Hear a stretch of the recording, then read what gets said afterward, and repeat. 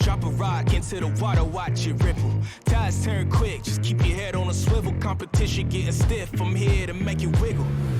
You know me, surround your whole town, make you yell siege. All-star, homie, this the king's speech. You can lock it down, we gon' still preach. Boy, preach. Who's next in line? Can you make that climb? Now is the time, get out of your mind. Raise up the lights, we all here tonight, so let's do it right. Yo, we came here to fight. Who's next in line? Can you make that climb? Now is the time, this world is mine. Raise up the lights, we all here tonight, so let's do it right. Yo, we came here to fight.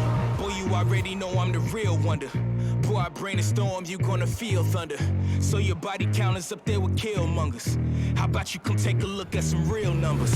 Might just double up on you while I still slumber. I'm the living proof, I'm just coming through for the thrill of it. Room full of all-stars, we all guys. Somebody gotta be Zeus, I'll take charge. Fight. Who's next in line? Can you make that climb? Now is the time, get out of your mind. Raise up the lights, we all here tonight, so let's do it right. Yo, we came here to fight. Who's next in line? Can you make that climb? Now is the time, this world is mine. Raise up the lights, we all here tonight, so let's do it right. Yo, we came here to fight. Positive, negative, I'll take charge and shake eyes, remain great while I pay homage. They always said that pressure can make diamonds, so keep climbing all the way up, that's where you'll find me. Right next to the legends, I go off my brethren. Said goodbye to the old me, I'ma make sure that you know me. After this here you gon' owe me. Didn't choose a game, it chose me. You know what G-O means to an OG, let's go. Fight, who's next in line? Can you make that climb? Now is the time, get out of your mind. Raise up the lights, we all here tonight, so let's do it right. Yo, we came here to fight. Who's next in line? Can you make that climb? Now is the time, this world is mine. Raise up the lights, we all here tonight, so let's do it right. Yo, we came here to fight. Who's next in line? Can you make that climb? Now is the time, get out of your mind. Raise up the lights, we all here tonight, so let's do it right. Yo, we came here to fight. Who's next in line? Can you make that climb? Now is the time, this world is mine. Raise up the lights, we all here tonight, so let's do it right. Yo, we came here to fight. Yeah, get your back off the wall. Come on, yeah. Come one, yep, come on, get up, yep, get your back off the wall. Come on, yep, come one, yep, come on.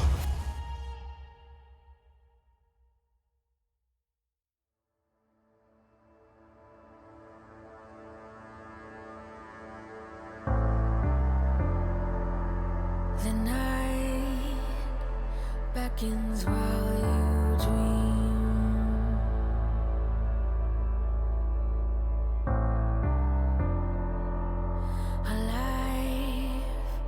Never lives in peace.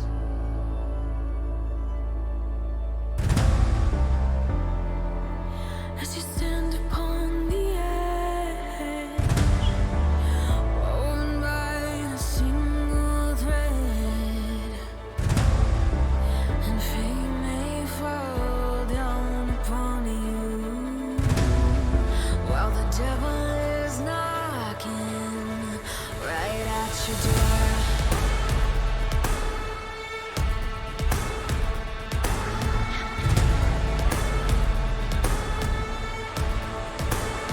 So are you restless? Each night you hear the drums roar. Awaken, awaken, the voice begins to call you while you hunger. A taste of destiny is searching for a way.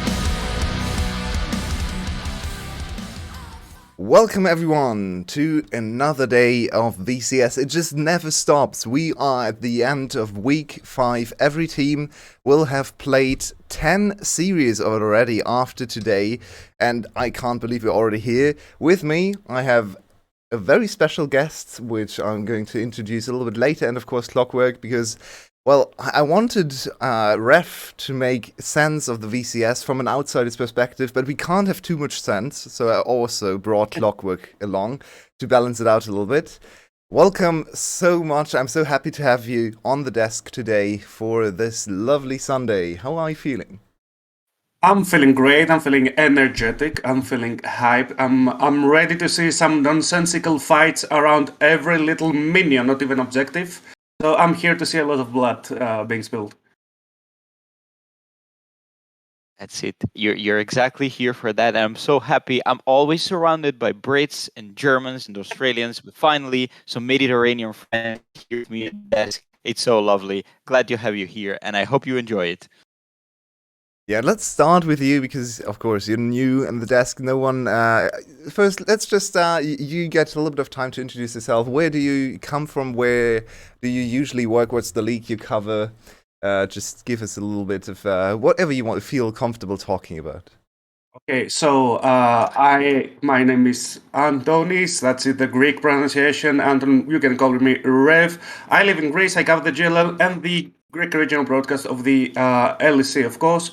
And I'm a proud cat father of 4 single cats. So if any cat ladies out there or cat boys are interested, they're here. I have 2 around me. They're sleeping like they do every single moment of the day. So everything's good. And to be more specific about the VCS, do you have any memory of a VCS team or player, and how did you come to be on here today? Okay, so first of all, as a GLL caster, I'm really accustomed to having a lot of scrappy fights and being all about the kills and all about the showmanship, not the good macro. You got to be there and give some good show business for the viewers. So I'm really fond of regions like the LPL and the VCS. And also, I'm an EU fanboy, as one should be from the Europe. And I was always so afraid of the VCS, because EU teams were always choking against the Shygon and the GB. So yeah, there are teams that I was always afraid of and always liked to watch because they played the game differently from everyone else, and they played it their own way and they won. So I'm actually a bit jealous about that because the Italian regional league actually tries to copy the LCK, so nothing happens. I should watch more Greek league if you tell me that it's similar to the VCS. Well, I think our playoffs were the only region league that had more kills from the VCS, but that's only the playoffs. That's very impressive to hear. So you will definitely fit in well because, yes, we have toned down the kills a little bit, but most of the teams are still on the edge of 1 combined kill per minute, which is way higher than all the other leagues. So even though the patch, the big one, has hit us as well, because we went from 1.2, 1.3 to 1.0, it's still very high, it's still very action-packed, and today we start with ASE Esports and their fight to potentially secure their position in this league, or even make playoffs, as we still don't really know how many teams make playoffs. We assume it's gonna be 6, but Leaguepedia says 4, so we don't actually know yet. They still have a chance to get to 6, they don't really have a chance to get to 4, so whatever the case, they are still in here. They have only won 4 games so far, so Clockwork. Actually, I want to start on the other side with SBTC because they are the opponents of ASE Esports. Apologies for that, but they are, of course, the favorites coming in, and I'm still not really sure what to make of them. So, Clockwork, can you describe them for me? Can you narrow down what this team is all about? Right. I understand your way that there is a bit of indecision in figuring out how SBTC plays because we've started the split with SBTC having great solo lane presence with Emperor that we have praised so much and Dia, this niche pick like the Gragas and the Swain. And that's how they started. But as the split went on, Dia took more of a backseat position and he's not as incisive as in the beginning, whereas Celebrity took more of a center role in carrying the team from the AD carry position. So there's this slight shift in identity that SBTC is trying to bridge from the beginning of Split to now. Now, we'll need to see what form they will actually bring to playoff, but I think this is the core that makes us a bit fuzzy on SBTC. On the other side of the matchup, as I teased already, because I did a bad job, is ASE Esports, our bottom team so far. They've only won 4 of their 20 games. Really bad win rate, if you look at it. 4 wins, 16 losses. But the 4 wins have actually been enough to win 2 series. So, Ref, if you look at this team from the outside, you're probably not too impressed. But do you have maybe a player to watch in this team? Well, I'm gonna take the easy way out, and I'm here for the Church of Uji. You see, 1/3 of his team's damage. From when he came, they won, I think, 1.5 of those series. So it's really the easy way out to look after him. Also, it's an AD carry focus patch. I mean, you don't really have to win lane, but you can win the game throughout the mechanical prowess of every AD carry. All those champions can carry games. So I think I'm gonna have my eyes straight down the bottom lane, gonna see how he survives the lane and how they're gonna play the team fights around him. I think that's actually probably everyone watching today. He has been the star player, the standard player, some insane plays, some insane mechanics. You can look for the clip where he 1v4s on Zeri. I actually want to take this opportunity to clarify something about his name, because he came onto the scene naming himself OUZI, right? So the way we can see it, and that's why we just read the name and pronounced him Uzi or Uzi. But he then later clarified that his name is actually the Japanese word for prince, which is usually actually written in Latin alphabet with OU or OOJY, because it's pronounced OG. So after a little bit of discussion, we actually came to the conclusion, or landed on trying to pronounce it the way he wanted it to be pronounced. So OG, which is prince in Japanese. So if you're confused about why the casters are calling him OG when his name reads Uzi, that's why. But yeah, it's a little bit confusing, it's a little bit annoying for us, but we want to honor his intention, so that's why we actually want to go with his actual name, the name he wanted to go for. But to get back to the matchup, if we just look at the standings, it's a team sitting at the top in SBTC and a team at the bottom, so Clockwork.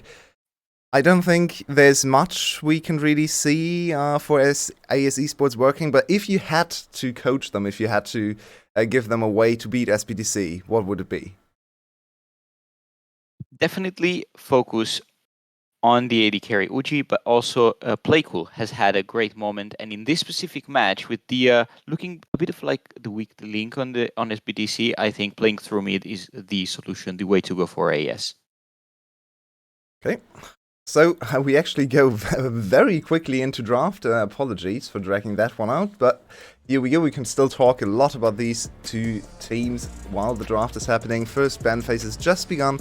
SBTC on blue side, ASE Esports on the red side. We see 6-3 against 2-7, and the bans are coming in pretty quickly. We have Wukong and Silas on the side of SBTC, while ASE Esports is narrowing down the AD carry champion pool. Well, it's really easy from the blue side to always target bans on champions. Silas is Playcool's most played champion. On the other side, Wukong must be the strongest jungle. And of course, Hio has played 6 times. I think it's his second most played. But I think we see ASE Esports target anything that would make Uji's life uncomfortable. Right, they also, like me, correctly identify that Celebrity has a major role on SBTC's victories. He always takes these aggressive AD carries to win lane and then snowball victories, and take the advantage also somewhere else on the map. So AS want to give as much comfort as possible to their bot laner. Also because Palet, if I remember correctly, he's quite the heavy lane player, and they also to avoid his presence, they take away the Yuumi and prevent him from playing his style. And of course, Zeri is heavily prioritized from the part of SC. It's one of the best pick from Uji. He has an excellent performance before with 1v4. so they want to take this power away from him. But right now, Sivir must be the most broken AD carry ever. Every time I see it, they never win lane. They go even, or they stay behind 1 kill, maybe 15 CS. And afterwards, there's gonna be a team fight around the choke point, and then the ricochet just melts through everyone. Okay, I have to jump in here because we actually have an interesting player change. Biggie on the stage for the first time. He was acquired by ASE Esports, I think, in the middle of the split. So after the cut-off phase for the first round robin, he's now eligible to play for them in the second round. And here he comes with his breakout game. And of course, as all the new junglers will do, he comes in with a Lee Sin. So I'm quite excited to see if Biggie can bring the change to ASE Esports that Show so far hasn't really been able to show. Right, that's the entry test for the VCS. If you're a jungler, you have to be able to play Lee Sin. However, I was a bit perplexed because ASE Esports has struggled a bit, just like Cerberus, with figuring out what their roster is going to be. And now that they've racked up a bit of wins with their 2T in the top lane, with Uji in the bot lane, even if Hayo wasn't an impressive jungler, substituting him now at week 5 is a bit perplexing. However, if they chose to put Biggie, you know, I want to be impressed by his Lee Sin now. Yeah, for sure. But there's a counter matchup for him. Rek'Sai used to be picked on as a counter for Lee Sin because usually Lee Sin wants to go on the flank, wants to surprise, you go for the insect play, and that's when you can realize where he is with the Tremor Sense, or even if he tries to jump on top of your carry, so you can flash and borrow, knock him up, and then try to deal with him before starting an actual team fight. Now, what is missing in the first 2 picks is the AP of the 2 teams, and we see that getting dealt with quite quickly, with Gwen and Akali being locked for either side. Right, I want to point out also that Akali is definitely a flex pick in this case because 2T is also a mid lane player, and it's my favorite flyer, frequent flyer. He always takes these unbelievable dashes, and Akali is one of his comfort picks. So this can be also a top laner that can do quite decently into Gwen. And the support matchup also has been made a bit harder because a lot of picks are being taken away. I did not like this Rakan pick on AS side because there's a lot more better support that you can take with Sivir, especially enchanters. But I understand if you only have Lee Sin and Akali, you need something to engage, so it makes sense to have a Rakan. And yesterday we saw Taki actually, Taki and B try to beat the roaming Enchanter players. So let's see if Palette, one of the most prolific Enchanter players of all of the VCS history, can also take a page out of B's book especially, or if he just dominates lane. But of course, Ref, take it away with this Ahri pick here. Yeah, there's the Ahri pick. Now the facility that the Gwen is indeed on the top side. There's the usual AP, AD, AP in the top, jungle and mid, and of course the Akali is locked full top lane. It's a good matchup into Gwen. You can match up the offensive summoner with the ignite instead of a flash because you do have 3 other dashes and an invisibility mechanic, so you can slip away in most scenarios. And since we're in 12.13, the laning is a bit easier yet. The resolve runes are not nerfed, and Akali dominates melee matchups early in the game. Yeah, and with that we have our 2 compositions sorted. Very interesting, very aggressive, a lot of assassins from ASE Esports, and Rakan on top of that. A little bit more standard maybe on the side of SBTC, which is interesting to see, as SBTC is everything but standard. Let's start with you, Clockwork. Looking at these 2 compositions, where does your eye immediately jump to? What stands out to you? Definitely this top side, full of assassins, full of early game, and AS are usually good at the early game in these early game skirmishes and rotations. However, with this composition it will be really hard to nail some team fights. So if you're asking me a prediction, this game 1, I would give it to SBTC. And Ref, your first prediction on the desk, who's gonna win game 1 looking at these compositions? Well, I really like the AS Esports draft. I think it's more of a standard. The one thing that really makes me doubt it all is the LeBlanc and the Rakan pick, because both can be polymorphed, both can be molted. So because Pilot is one of the better support players right now we have in the league, I think that they're gonna take the game. And with that, we are going to head onto the Rift, and it's my distinct pleasure to give over the mic to the relentlessly remarkable Rebel and the markedly magical Milky. Take it away, Jan. Thank you very much for that, Yulway. To be honest, Rebel, I thought that was going to be one of our VCS specials of giving you a really nice introduction and then just saying, and Milky. But I'm really happy to be alongside you. It's our first time casting together this split, so let's make it a banger. Yeah, it's always a nice time. Takes us back to the olden days of being able to when we used to jump into cast together. Can I ask you whether this is one of the okay? Why are we seeing Easy Love right now? Why are we seeing Easy Love? So here's what happened, right? We had the series of AS Esports against Wealth, and AS Esports did really good, and Uji had that play where he was like really cool on Zeri, and because he's Uji, he's a prince, that play was enough to turn him into the king. So he's had to go off to his coronation ceremony where he's going from Uji to whatever the Japanese word for king is, and then we'll see him back for AS Esports' next series. That or we'll see him in the next game when this one inevitably goes poorly for the side of AS Esports, but I guess we'll find that out once the series is over at least. But we do get a look at Biggie, which is kind of cool. We weren't necessarily expecting that. There was actually a couple of roster moves that came through for some of the bottom tier teams, and we're excited for the future of today being able to talk about that. Biggie is actually not somebody I usually track a lot of like VCSB stuff. Biggie has never played for a VCSB team, or at least not under the alias Biggie. And so it's kind of astonishing that they went out into solo queue. They found a really talented player, and they are just bringing him in for basically a trial run on this Lee Sin. Already throwing it to the king of top lane too. He's looking towards Emperor. The Ignite has already been dropped down now. Can Emperor find a solo kill? Absolutely not. And it is first blood for 2T Sakali. Goodness gracious, already right out the gate, Biggie going in for an aggressive bit of jungling here, wanting to make that early action happen, knowing to make that strike just as quick as possible, making sure to free up 2T, who, again, he was a mid laner, but one of the only champions we've seen them play to any extent in the past previously was the Akali. It's not my favorite thing in the entire world, but obviously it is certainly comfort for 2T because, again, it's one of the very limited number of champions that he's had success on in his tenure, not only here on AS Esports, but also in GAM. So Biggie playing very quickly to his solo lane. Hopefully that's a continuing trend because I do love seeing this early strike, and I don't even know what there is to say about this. Emperor was just so far up, wasn't expecting the level 2 gank coming out from this Lee Sin this quickly in the game.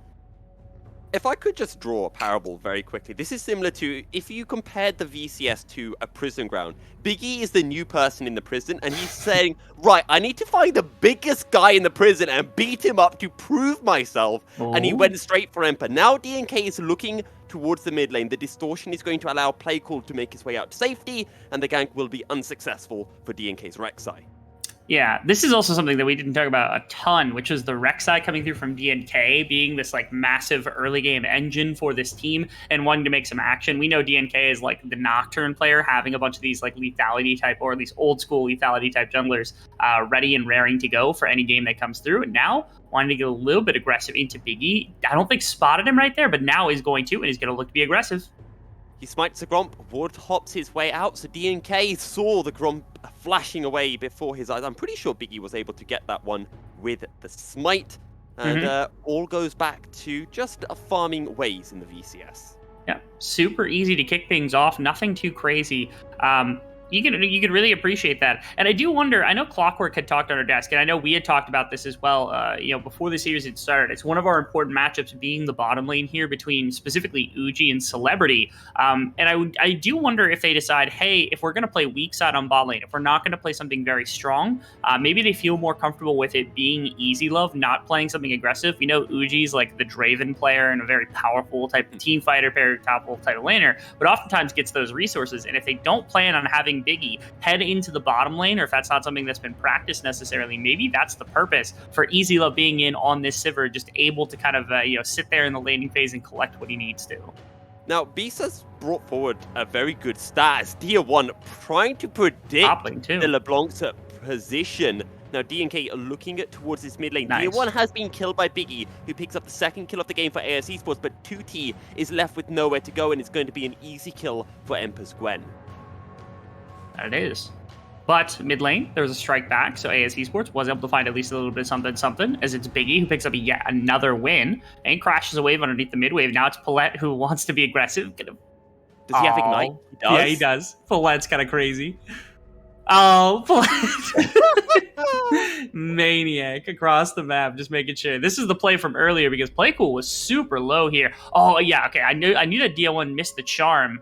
Must have just had absolutely nothing else ready to go, trying to waste it all on Playcool to make sure the kill would come through, and a nice just punish collected by Biggie as a result of everything else. So far then, Rebel, yeah. Biggie. Well, what kind of... I know it's very early in the game. I know it's very early in his VCS career, but what do we think of him so far in his first 6 minutes of gameplay? I mean, first off, you can't ever ask somebody to judge the first 6 minutes of gameplay. That's why I'm doing it. If you're gonna make me do it, the thing that has really impressed me about junglers previously, like prior to Biggie, for when it comes to new junglers, is usually ones that are smart and control the map. I know last split Flash had a couple of junglers that did that, and Hio really hasn't been that way. And usually when a mechanical jungler walks into this, walks into the league, they get kind of stopped because every jungler is amazing inside of this league. Biggie collected a couple of things, had some interesting pathing. I'm liking it, right? Like Biggie looked pretty good to start with. Now, I'm not giving him any sort of credence that is not completely earned at this point. Because again, Biggie literally walked into lane with burnt Emperor's Ignite and killed him at level 1, then came in on the cover of Playcool after the second level. So now we get a little bit more action. Xin finds the engage onto Palette, gets a knock-up, and Palette has no summoners on this Lulu, and it means it's an easy kill for Playcool to be able to secure. Yeah, moving down from mid lane, actually sacked mid wave specifically to move off of this one means that Playcool takes a little bit of an L right here in exchange for the kill on the bottom side, so at least gets to match the gold. And the Dragon got opened up there for a minute. I think the reinforce with Dia1 pushing in mid wave combined with the presence of DNK potentially being the bottom side was enough for ASE Esports not to strike for the Dragon. It is just the kill coming through. Because, in the grand scheme of things, I think Playcool understood that, after the first wave gets dumped, that's fine. But if 2 waves get dumped, now the experience and the gold really start to add up to more than the kill. And if they lose the Dragon there, that's just a complete disaster. So instead, they go back to lane. Playcool is going to stack up a wave really effectively. DNK and Palette are going to be able to punish him if he steps too far up here. And that might actually be enough to break open the mid lane here to move into the bottom lane position. You see Biggie's not really in a position to support this in any way other than if they extend really far. Here we go. He's here, the charm does land, they get the kill onto the LeBlanc, but kicked under tower is DNK, and Biggie turns it into a 1-for-1 play. And once again, I mean, this is just solid coverage from Biggie because, again, we're laying out the situation where, they are walking into mid to punish this so that they could go for a Dragon. But the mid push means that EasyLove and Xin get it back, and it's not going to be punished by a Dragon move from either Palette or Dia1 and DNK to try to collect anything. Again, you're asking me to give live kind of commentary on how Biggie's playing. Already, I'm really loving the way he's reading the map so far. And if this is the jungler they had in reserve, or at least they have in reserve to be able to work with, I'm really happy for the prospects of ASE Esports because he's looking good right now. Again, it's really tough to tell this early in the career. He's had exactly 1 game on the Lee Sin, but doesn't mean anything. Is now Rift Herald's on the board. Well, one might say he's not even had that 1 game on a Lee Sin. Yeah, a fight over the Scuttle Crab on the top side, secured by DNK and SBTC. Now, this game coming into it, we thought, okay, we're looking at ASE Esports. They're right at the bottom of the standings. We're looking at SBTC, one of the top teams in the league. This should be a relatively comfortable 2-0 for SBTC. And we were thinking, okay, what does this mean for ASE Esports? And for ASE Esports, it's a chance to kind of prove themselves that they are continuing to get better and better over the course of the split and try and avoid those 2 relegation spots come the end of summer split. And with this introduction of Biggie, it's looking like they're continuing to make the steps in that right direction. Yeah, when we were trying to kind of see, at least suss out a little bit of what was going to happen with this roster come offseason if they were to go into relegations, even if we were to pass through, I don't think it would have been ridiculous to say that a lot of them could have been replaced coming in. But this is a step in the right direction. Again, if this ends up being a solid play to work out, they've got enough players that I think this is a foundation I'd like to continue to see built upon inside of the VCS's 2T in the top lane. DNK. Void Rush 2T, perfect execution, survives. has to be careful because the missile could be coming through at any moment. But Zin, Biggie, Easy Love, Play Cool, they're all coming to help their Akali. But the Rakan is a little bit too late to the play. Can't get the shield off in time. Either way, Emperor will fall. DNK is the next one. Flashes over the Krug pit wall, but it doesn't matter because Zin and Play Cool are on the chase, and Play Cool will be able to secure the kill. Okay, now in grand retrospect at the moment, once again, it's AS Esports who have been doing a good job kind of collectively making these plays to cover for any aggression that SE has been able to bring to the table over the course of this game. The problem is Dia1 has been a menace when it comes to macro. That mid lane push that got dumped from Playcool, the attempted play in the mid lane also where they almost pulled the dragon off the back of it if it weren't for the save of Mickey. And right there, 2 plates on the bottom tower, 2.5 plates on the bottom tower, and most of that wave getting dumped for basically nothing is a solid trade-off for the couple of kills that they pulled right there in exchange for just like the 1 kill underneath the tower. There's always a trade-off here from the side of SBTC. That was also like DNK kind of misappropriated, I think, the E. If he throws it a little bit more to the right, gets the knock-up, then immediately executes 2T. And Emperor at least could split off of DNK instead of having to wait here. I don't know, 2T just like barely survived that one too. And it was dead as soon as that happened, right? Like this was the play. But also, again, keep your attention elsewhere on the map, because I think DNK also should have tried to stay as far up as he could have instead of attempting to escape, because if he keeps them far away from the mid lane, far away from the bot lane, it gets them even more. But you can see it netted 2 plates on the bottom side and a plate in mid lane, a dumped wave, at least 1.5 dumped waves on the bottom side for SE, who are, again, they're getting run through when it comes to some of the plays, but at minimum, the gold is still there for SE. And I want to go back to the point that you were talking about with regards to Dia1, the macro that he brings. Because when you look towards the top mid laners in the split, I would say, of course, you've got Artifact, you've got Dia1. I'd even say maybe you put Glory in there because he's just so incredibly lane dominant as well. But Dia1 has always been very good because he's able to roam so effectively. And you won't find him with like big CS leads in the laning phase, but his roaming is so good. I feel like in this game so far, we've been seeing play call enabled on the map a lot more than Dia1, and I don't know if that's just because he's playing LeBlanc.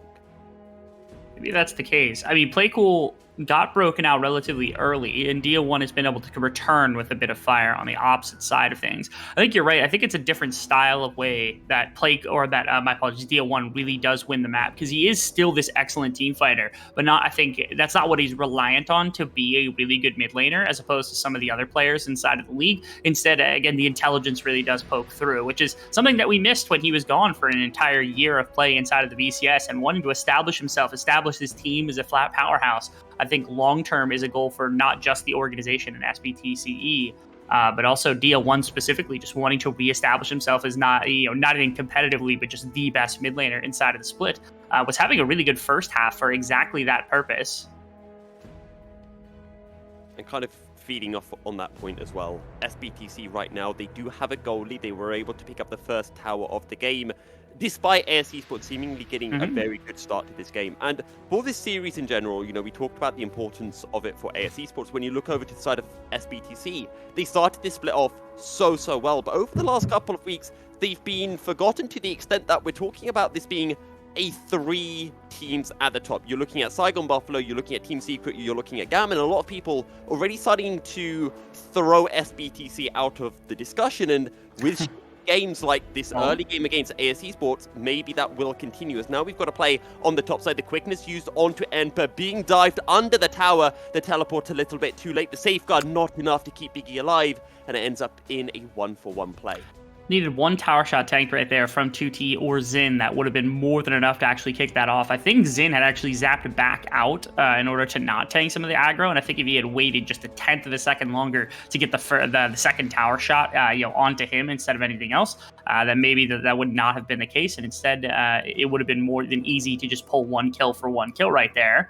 As underneath the mid tower goes TNK, that's a very dead easy love.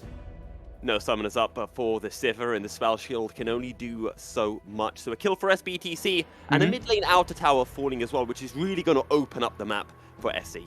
Yeah, and I mean, even 2T kind of getting collapsed on by Paulette right here, as I do not doubt in the slightest that they're willing to bully him quite a bit. Oh, goodness gracious, yeah, it's just another death. it's SBTC. They're doing such a good job at showing exactly what we were kind of referring to just seconds ago when it came to, at one point, this was a team that was vying for top 2 in the split. They went 3 full games with Team Secret before losing. There's just action all over the place. Biggie gets it, flashes over the wall, survives as well.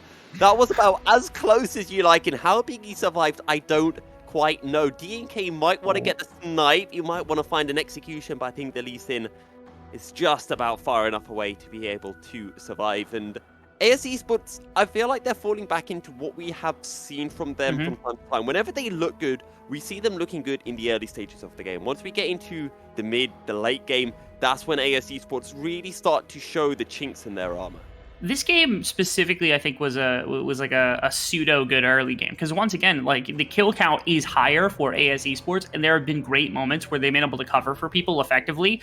The CS numbers don't look particularly bad, but you look at the structure damage that they've given, how much they've had to just exchange in order to make sure that these plays don't go as poorly as imagined, and it's been just so much that's just been given to the side of SE basically for free, right? Like, there's so many of these plays, they just happen with absolutely no abandon for what else is happening across the map. This was crazy as well. What happened right there? Did Biggie like auto the tower by accident? I'm not exactly sure, because it seemed like it was one auto away, and that one auto didn't really do anything, and I think he might have tagged the tower there, which would cause him to have to at least flash one more time. I think he might have had to burn it anyway, as Playcool jumps in, just gets Everfrosted up by Dia1 and dies as well. And this is ASE Esports, I think, now getting hands checked a little bit. At the beginning of the game, they tried as hard as they could to make sure that they'd be even in the kill count. But now, I mean, they're down over 3,000 gold anyway. It just does not matter.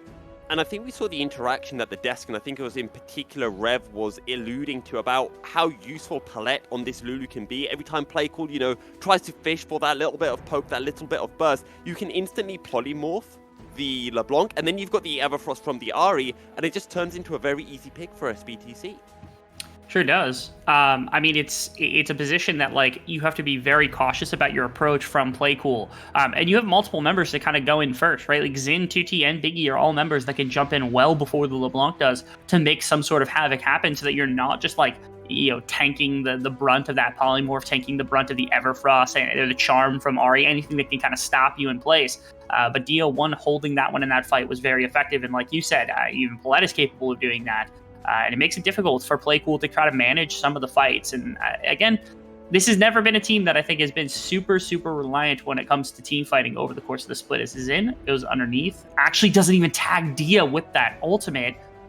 And now the teleports and the rotation coming through from SBTC, and Dia1 ends up dying following the teleport. It becomes a 1-for-1 as Biggie falls as well. Palette will pop the Shurelias. Do they look for more? Ultra Shock Laser will not land onto anyone. It's a double kill for DNK as 2T will bite the bullet. 2-for-1 overall in the top lane. Always just finding a little bit more here and there is the side of SE. ASE Esports go for another play. This time it is responded to from the side of SE, and they lose multiple on the back end. 2T going down as well, the Rift Herald going down as well. And again, it's this like snowball effect of these additional objectives, these additional gold values going over to the side of SE that have made the difference all game, right? If you're trading a kill for a tower, but you're dumping a wave, that's a good amount of gold that you're actually losing. This was an aggression against Dia1. Xin didn't even tag Dia1 to start with here. And I do appreciate that Biggie, in the midst of this, was able to at least turn for some kind of a play. Because if he does this individually, I think he gets the kill, whether Playcool's there or not. I can't tell how much damage that Playcool did versus what Biggie did right there. But neither one of them were the ones that ended up getting played. It was 2T that ended up dying going in after on the back of everything else probably goes down anyway. But the whole point of this is that like the one individual play they could have found to go 1-for-1 right there that might not have cost them as much map space or maybe done anything as wide sweeping as multiple kills, it again bleeds over to SE far more than we thought it was going to. Well, ASE Esports, I wouldn't say backs against the rope just yet, but they are definitely trailing in this game. You're looking at nearly a 4k gold deficit. We don't have a Drake up. I thought both teams were kind of posturing around that third Drake of the game, but still got 2.5 minutes for that. So right now it's just a case of throwing waves to each other, or in ASE Esports' case, looking for a pick onto Palette. They get a lot of damage down. Boomerang Blade chunks Palette low, but not quite low enough to be able to secure a kill. Yeah, and I think solid kind of return right there, because they could have jumped underneath that tower with the TP coming in. That could have been disastrous, especially if the jungler goes down. If Biggie dies in the midst of that, you don't have a smite to compete for the Baron. That's going to be coming up in 30 seconds exclusively. 2 minutes out from the Dragon, so that wouldn't have been necessarily under threat significantly, but that certainly would have popped the game wide open for SE if they pull a Baron this quickly inside of a game like this. Like you said, though, they're not necessarily out of it. I think the one biggest problem that they've got is that Easy Love versus Celebrity is not exactly an Easy Love favored matchup when it comes to late game team fighting. And I think Sivir is very good at team fighting, but Celebrity is on an incredibly powerful 2.5 item Zeri at this moment right now with a Lulu backing up. Like that, you are not beating this team fight if Celebrity is able to play a more front to back type style of play, which is something I also want to bring up, which is that SE, when it comes to the players we thought were going to step up for this team this split, I don't think anyone really expected Celebrity and Palette to do as well as they did. Like they've really stepped back into like the OG form for those two, where Celebrity is like the king of pentakills and Palette was this player that we thought was at or near the top of the support pool for like basically a year and a half. Palette basically died off and was doing nothing on Flash, was considered a hindrance to the point where they substituted him out, but has actually had a really, really big resurgence here in this split. That it's one of the biggest reasons why SE has been the contender that they have been and trying to prove themselves not just a playoff team, but a world's qualifying team. And let's not forget Palette as well, winning the spring and summer split back in 2024 Flash, and as you mentioned, had that off split or off couple of splits, to be honest. But this split has really been coming into his own, and we've been seeing him roaming around a lot more. And I feel like towards the start of the split, we kind of thought, the two best supporters in the league, Palette and Shu Hao. Then we've seen the return of B as DNK getting caught out. Nice, perfect execution from the wall from 2T, and it's enough to pick not just the kill, but the shutdown onto the Rek'Sai as well. Not just that, but it also opens up the Dragon here for a mini. And it's not a huge Dragon because it's not going to be third one for the side of AS Esports, as we jumped away from 2T at the exact wrong time because Emperor pulls himself a little bit of a bolo right there, as the rest of AS Esports is kind of engaging out of the mid lane. But the Emperor teleport without ultimate, without Ignite, is going to be enough to drive them away from at least the mid lane. And I honestly don't think they care if the Dragon goes down at this point. They just pull mid, inner tower, maybe even a little bit more, as they could just kind of hold the entrance here very easily. They could walk into top as well, and no one's here to respond to this. It feels like AS Esports once again just got completely out macroed, especially again if they end up losing top tower off the back of this, would be completely destructive. And I really want to praise Palette in that previous play, and it's quite nice how we were talking about Palette improving, and then he made that play, because as soon as Xin popped the quickness, Palette just polymorphed him, and Xin just couldn't do anything at all. Okay, so this was DNK. He was going after the Scuttle Crab to try to set up for the Dragon inevitably. And also, I think it was actually really nice from 2T because 2T waited out the timer specifically to try to use the Shuriken flip alongside the ultimate. And DNK, rather than attempting to flash in a unique angle, actually ended up attempting to flash right as the end of the Shuriken flip came through when 2T was already in the air. And it made it so that there was absolutely no way out. But of course, everything burnt, delivers him into the waiting arms of Emperor to pull him. I don't even know if that counts as a solo kill, unfortunately, because he did knock him up. Yeah, that almost certainly doesn't count as a solo kill, even though DNK basically did nothing right there, because I think he did a small amount of damage that led to an assist. He forced 2T to burn his spells, and I think that counts. If the Akali doesn't have a Shuriken flip or an ultimate available, it makes it slightly easier to be able to get on top of the champion and find a kill. Emperor currently, for those people who don't know, Emperor is currently sitting at the top of the solo kills in the VCS, has 30 solo kills from, I don't know how many games he's played, probably like 20 something. Either way, a very impressive amount, and will almost certainly be increasing over the remainder of the split as well. Yeah, I know before the desk I had kind of thrown the stat out because one of our somebody else had mentioned it inside of the back room, and I said it was 11,000. And yeah. I know you said like, oh, I don't know where you're getting that statistic, and I'm like, is it really that much different from 30? Like 30 kills is so many kills. I mean, like, to be honest, Rebel, you do physics, which is the same as math. You take 30, you put it to the power of itself, and you're already well above 10,000. So, what is the difference, really? That's what I'm saying, though. It's like it's just so many solo kills that Enper's been able to bring. And again, it still just bodes this incredible performance that SE has had over the course of the split, right? A lot of these players are kind of coming into their own, not even necessarily for the first time, just coming together for the first time as one cohesive unit. Paulette coming off Flash being this contender, Celebrity coming through and being this massive contender we wanted him to be, DNK living up to expectations. I don't think he's had the most miraculous of splits, but at minimum has been, in my opinion, it's never been the case that DNK has been so bad that he couldn't have gone to playoffs or been a playoff jungler by any standard. Is Enper, he's looking for... Don't ruin this. Don't ruin this for him. Don't ruin... Oh, my Wait, goodness. the Shurelius is enough. It was a solo kill waiting to happen. Come on, Celebrity and Polite. Give him another one. What are we doing? His team is actually ruining Enper's statistics. But to go a little bit further on SBTC right now, I feel like this is a team where you can make an argument, and a very strong argument, about every single player arguably being the best player in their role for this particular split. But yet they've been struggling that little bit. So for you, what do you think has been the difference between a team like SBTC and, let's say, Team Secret Gam, or in recent weeks, Saigon Buffalo? I would say one of the biggest ones is that their team fighting is not always perfect. I still think that they're lacking in some of that department. And the other big thing is that they're a very momentum-based team. It feels like when they fall behind, it's very easy to stay behind if you're SE. They don't have a lot of ways to dig themselves out of bad situations.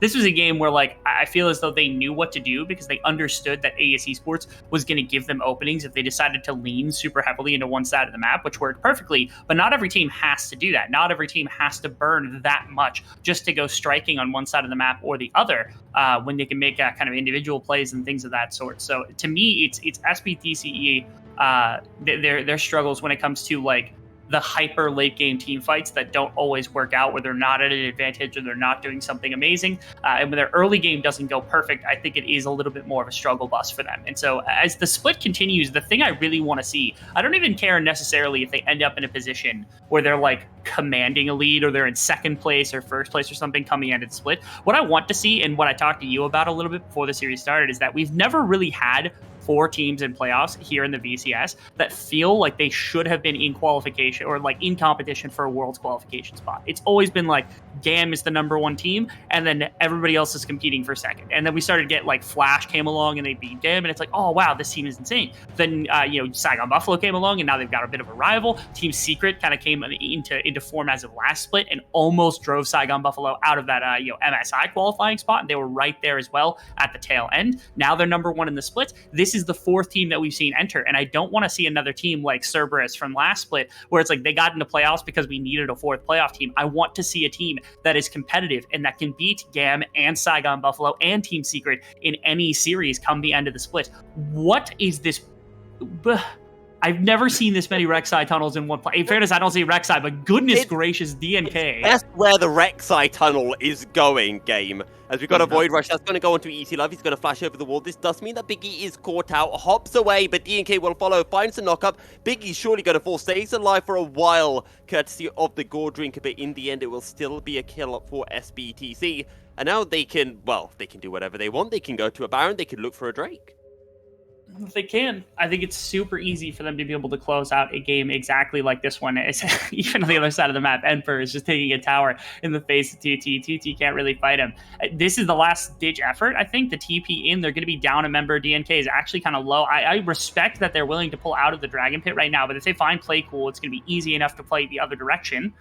Xin again gets polymorphed during the quickness. In goes play cool. DR1 chunked out low, but not low enough play cool though. With the distortion, we'll be able to find the kill. Look how low DNK is. As in goes 2T, cleaning up SBTC. It's a double kill for the Akali and 3 kills for AS Esports. And we said it seconds ago where it was such it's not really that difficult to see that this team sometimes has their struggles, has their problems. And that right there, SE was not understanding the position they were thrust into. And I got to give props to Playcool during this to be able to throw the Zonias up and to be able to deny them access to fighting top side of the river directly into fighting back down the river, which I think was the optimal play here. Because as soon as they got pinched between the two, they lost. And Nat is going to flip this game on its head. AS Esports gets so much. Enper might be able to solo kill 2T here, which would be at least something to get back. The rest of AS Esports is going to run at Enper, who doesn't have ultimate, and might actually not be able to find him. Ooh, Enper. Okay, no, he's just going to get Yeah, he's gonna die. He got the solo kill, so it's worthwhile. Even if he gave a shutdown over to Biggie, which I feel like considering the situation, ASE Esports maybe could have given that gold over to Playcool or Easy Love. Maybe. But again, props to Playcool, because again, look how much he burns. He burns the Charm, he burns multiple members. 3 came in from the backside of the fight, and then the Zonias, look what they burnt over the course of this fight. Now it's all up to Celebrity to be able to do some work, but nobody was really in range for them to be able to accomplish that. Chuti also on the backside of this fight, getting dropped insanely low, but finding 2 kills, making sure there's nobody else to really stand in front of Celebrity. And without Emperor's ultimate, they just didn't have much to work with in way of team fighting, and it means ASE Esports right back into the thick of things. 3.5 items on the Sivir. They're feeling great about the position now, or at least a lot better about their position at this moment. They're tied in Dragons 2-2, which does suck because they were on the board potentially to set up a soul point on their next Dragon, which could have given them a lot of momentum walking into the back half of this game. As right now, it is still slightly SE favored, although I think again, it to me ends up being a challenge between Easy Love and Celebrity in the later stage of the game. That last fight was indicative. Celebrity was having trouble putting damage into the right members. Now, whenever a Baron gets secured against, let's say the flow of the game, and in this case, ASE Esports coming from a position where they weren't doing well as 2T, getting caught out, can he find a kill here? No, he's just knocked around in the Twilight Shroud, and DR1 will be able to find the kill. But to go back to my previous point, Baron buffs in this situation usually means that the losing team gets to stall out the game. So my question that I pose with it is, what are ASE Esports looking towards, and does stalling out the game really help ASE Esports get to a strong point in itemization or for their comp in some way?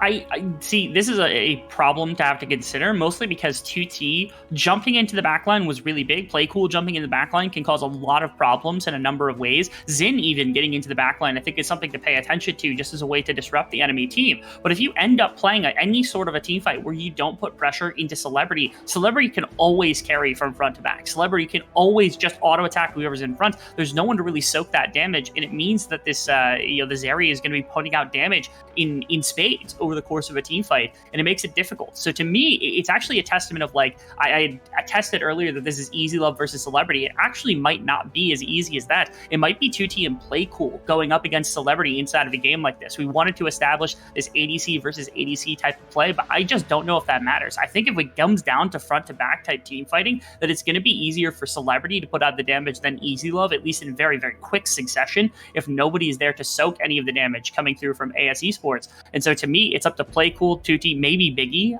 All these divers have a lot of weight on their shoulders right now to make sure that Celebrity can't just carry out a fight, that Emperor can't even necessarily just carry out a fight very easily. And being down a lot of items right now, both their divers sitting at not even 3 items for Playcool, only just now 3 items for 2T, does still make it difficult, but they showed just how talented they are in that previous fight, being able to do it. So I don't think it's out of the discussion yet. And let's not forget as well, when you've got that many divers as ASE Esports have, it becomes really easy for Xin on a champion like Rakan to be able to follow in with the battle dance into the quickness. And in the previous fights, every single time I see these fights and I see Xin looking to go in, Pele instantly with a polymorph on this Rakan stops the or throughout the team, Charmer Xin, trying to be engaged on by SBTC, but just has the grand exit to hop away over the red buff wall.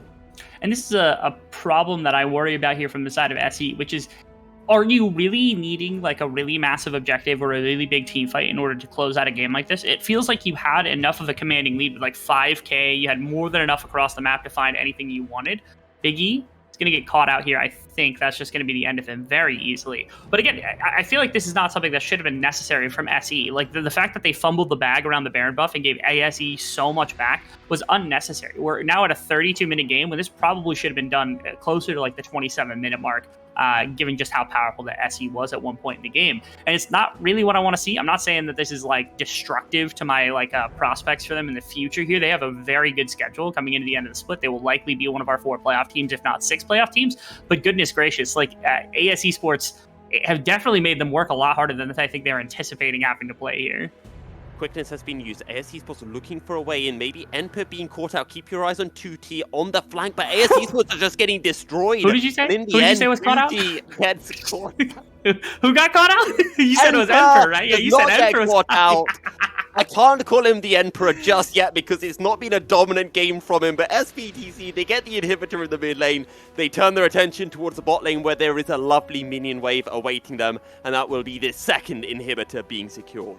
Emperor Scissorhands coming in clutch right there. It's just not had like the miraculous game I think we were anticipating. Like, this hasn't been like 4 solo kills against 2T and just like commanding every team fight, but he showed up when he's needed to. And honestly, Flame Horizon 2T right here, like, he's an absolute menace on the Gwen, has a ridiculous amount of damage for team fighting. To me, this is like him and Celebrity are two of the best team fighters on this team, and they show up when they need to, which I think is the most important thing about this squad, and something that I'm hoping that SE can try to build on as this play continues. Because to me, DNK is a lot more of an early game type jungler, somebody that wants to make action as quick as possible. And Dia1, like you said, having like more roam potential, having more intelligence, to me is a lot more valuable in the earlier stage of the game than in the hyper late game, hyper kind of team fight stage of the game. And so they have to use Celebrity and their Zoomer top laner in order to actually make the massive effect that I think they really want to have when it comes to closing out games, closing out big team fights. And Emperor's been able to stand up to that, be able to do that very effectively over the course of the split. And now back into an incredibly powerful position, 6k gold advantage, 3 dragons.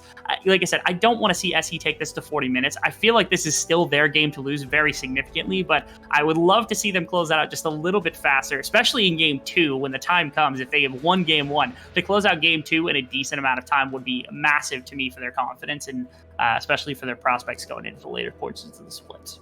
But this comes back to what we were talking about, SBTC, and their weakness. If they don't get that really solid early game, they can look sketchy, and we've been seeing their team fights looking a little bit weak. AS Esports finding ways back into the game, and when SBTC greeded for that early Baron, that allowed AS Esports to end up winning a fight, getting Baron, stalling out this game a little bit longer, and now we're seeing SBTC back in control of this game.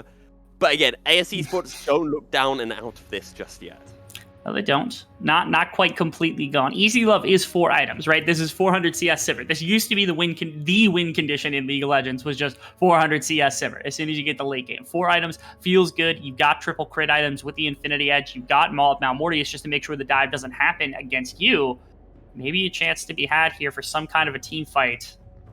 Biggie looking for a way in. He finds the kick onto Celebrity, but Playcool just can't follow up. In goes in, looking for the multi-man quickness, but just gets polymorphed. And Emperor comes in from the side. Easy Love will fall, and Playcool and 2T are the only 2 members left standing as SBTC crash on into AS Esports base, looking for Celebrity, but somehow Celebrity survives by the hair on his chinny chin. SBTC will take down the final 2 Nexus Towers, and SBTC will take game 1 against AS Esports.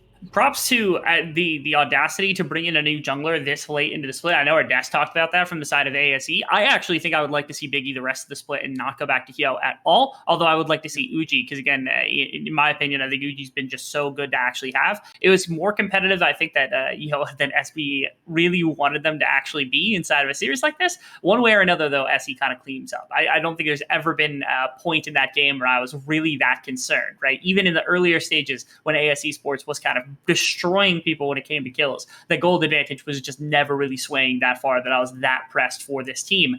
Again, I want to see it go faster, but if that's my main complaint from a team like this, that they fumbled the bag really hard once and they had to take another 10 minutes to win this game, I think I'm okay with that being my problem.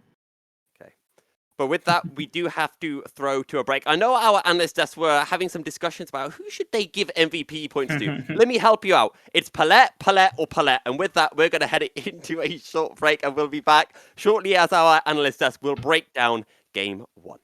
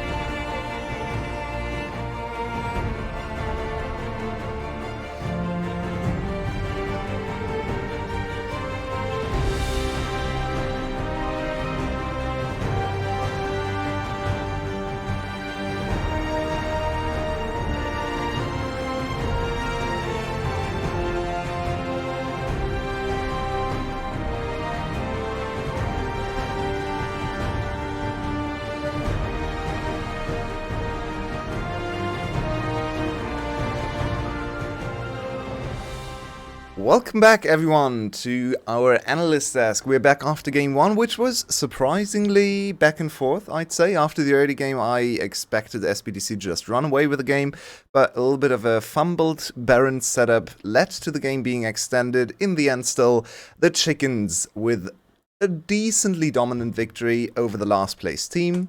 So, Ref, let's talk about this game a little bit, as we have time to think about what ASE Esports can also do to maybe right some of their wrongs in the next game. What did you like from either team in this first game? I really liked the composition from the side of SBTC, because they knew that they can stay behind in the early stages of the game. The only lane that could not be behind was the Rek'Sai, and he actually played them up really well. He got his team ahead, and everything was rolling smoothly from now on, except from the Baron fight. We don't talk about the Baron fight. That's strictly forbidden now. On the other side, I have some very big question marks I want to apply on the whole side of ASE Esports, because what was that? Why was Isilov playing? Biggie was okay, so his start was good, but actually no, because after 20 minutes I've been told I'm kind of harsh, but he didn't know what to do in the map. And the draft, oh my god, the draft. Well, let's start with the two players. We can dissect the draft a little bit later when we go into draft number 2, maybe.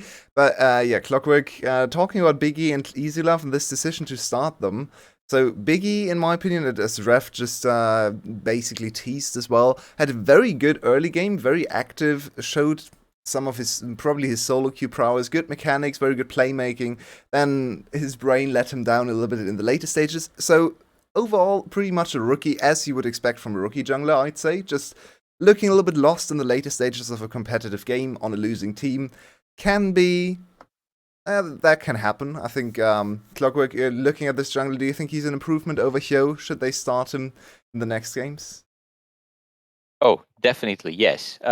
The problem with Hyo is that he struggled a lot to have an impact on the lanes. Usually he would gank in, force ganks and try to come out with situations that were not really favorable, and the setup was bad. However, this new jungler, Biggie, actually had a very smart sense. Despite the losing matchup in the early game, he knew exactly where to be and when. His counter ganks were extremely on point and saved many situations, especially around mid and top. So that is a glimpse of talent that I would like to see again, and I would like him to practice more on stage. That is something that we cannot take away from Biggie. And then eventually SBTC took over, and on Lee Sin, there's really little that you can do. And on the other side, Ref, as you already mentioned, Isilov back in over OG, which I really didn't expect they would ever play Isilov again, honestly, after these breakout weeks from OG, who basically carried them to 2 serious victories, just through his mechanical prowess, through his dodging, through his champion pool as well, just bringing the Draven ban in every single game. This time they actually banned Draven. We should have actually read that and understood that he can't be in if they ban Draven themselves, because usually it's the enemy team banning Draven. So before we go into draft, why was Isilov playing? Do you have any idea? Do you think they're going to just try to rely on his veterancy, or what is going on here? Well, my vague guess would be that they never play Sivir. That just UG, he was asked, "Can you play Sivir?" And he's like, "No, you must fire me before I play Sivir," because that's the only explanation. Isilov did not play the game quite well. It was he played the lane. That's okay, and then he was also lost in the fights. He was not guiding the front to back very well. So I really don't know. Did he scream and played Sivir like a goat? That could be the case, but we know that the scream bubbles are like fake news most of the time. And with that, we go into draft, and ASE Esports on blue side has banned Draven, so it is pretty likely that Isilov is starting again, unfortunately for everyone watching. But maybe he can have a little bit of a redemption story here in this second game. Zeri might be the first pick as we head onto the draft phase. Right, there's a lot of power picks still open. a reminder that Seraphine and Senna and alternative bot lanes are still viable. We do not know, of course, if either EasyLove or Uji decide, are acquainted to that playstyle. However, I do not want, despite Biggie's performance, I do not want to see a Lee Sin V1. We know that can happen in the VCS. Thank God it's a Sylas, which is not only quite a strong pick, many teams have banned it, but also plays really well into ASE because 2T, as I mentioned before, is a mid laner, so he can also play this as a flex in the top lane. It really looks kind of strange to me, however, to first pick and blind pick the Sylas. You can blind pick into his lane, but you usually don't first pick it because he's quite heavily reliant on what the enemy team picks. If they pick something that he cannot use, like ultimates, I don't know, Twitch, Vayne, it's kind of, he loses one spell, he plays only with 3 spells, and yes, Kingslayer is really strong. He has kind of a power hidden there, but is it enough? And right now it's looking that ASE again picks just solo queue champs. Like, you got into a random lobby with 4 more players and everyone's picking what they're comfortable playing with. And on the other side, SC is picking the meta. Hello, Zeri, Yumi, hello? Where are those 2 champions? The champions? The cat in the room? Hello?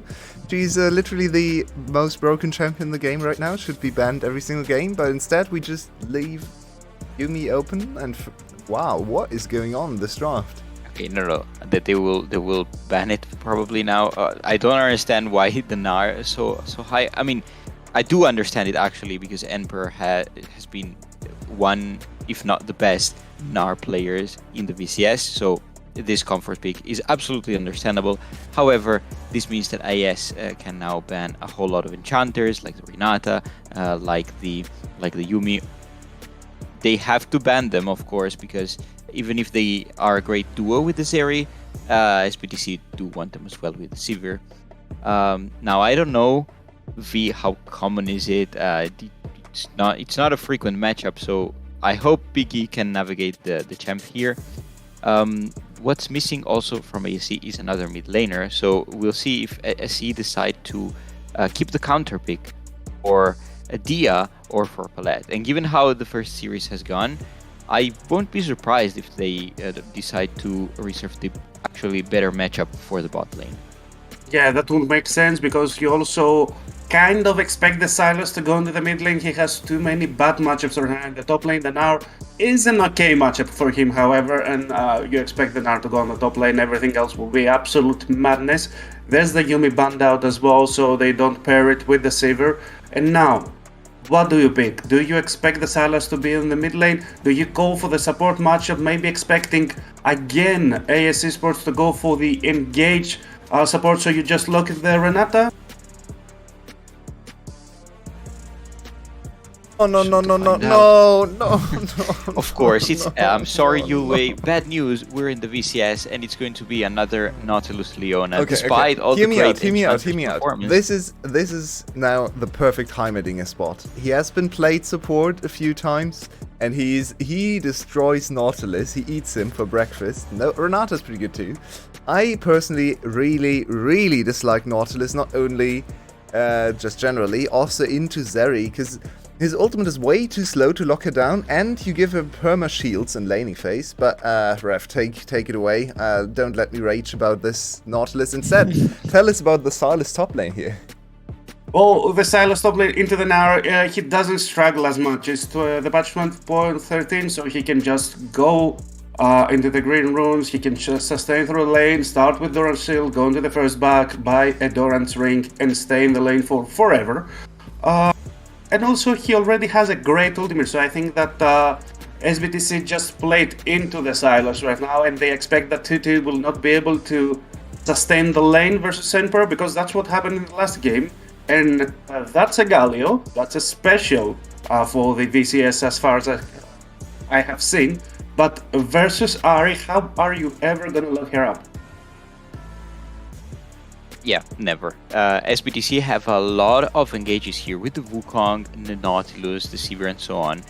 So this, in a Void, it would be a great composition to initiate and to team fight with. However, on the other side, there's a Renata and there's a Silas and there's an Ari.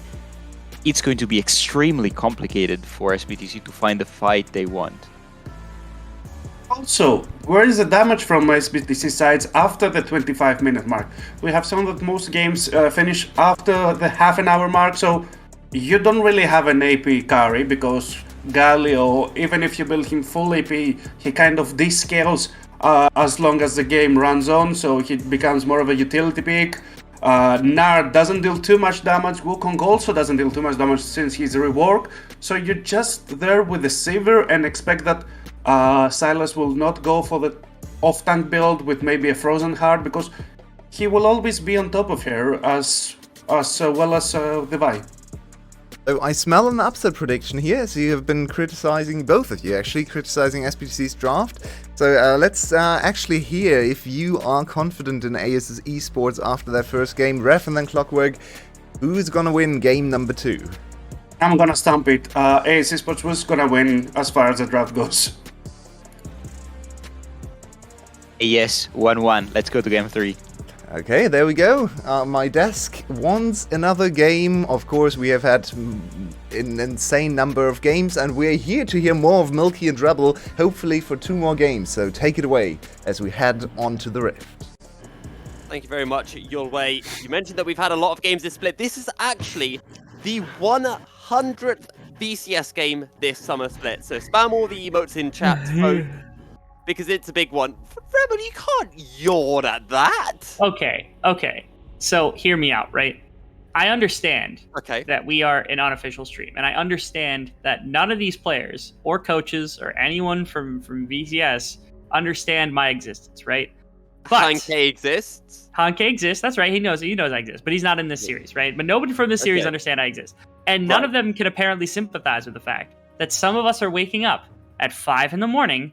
to cast this SE composition.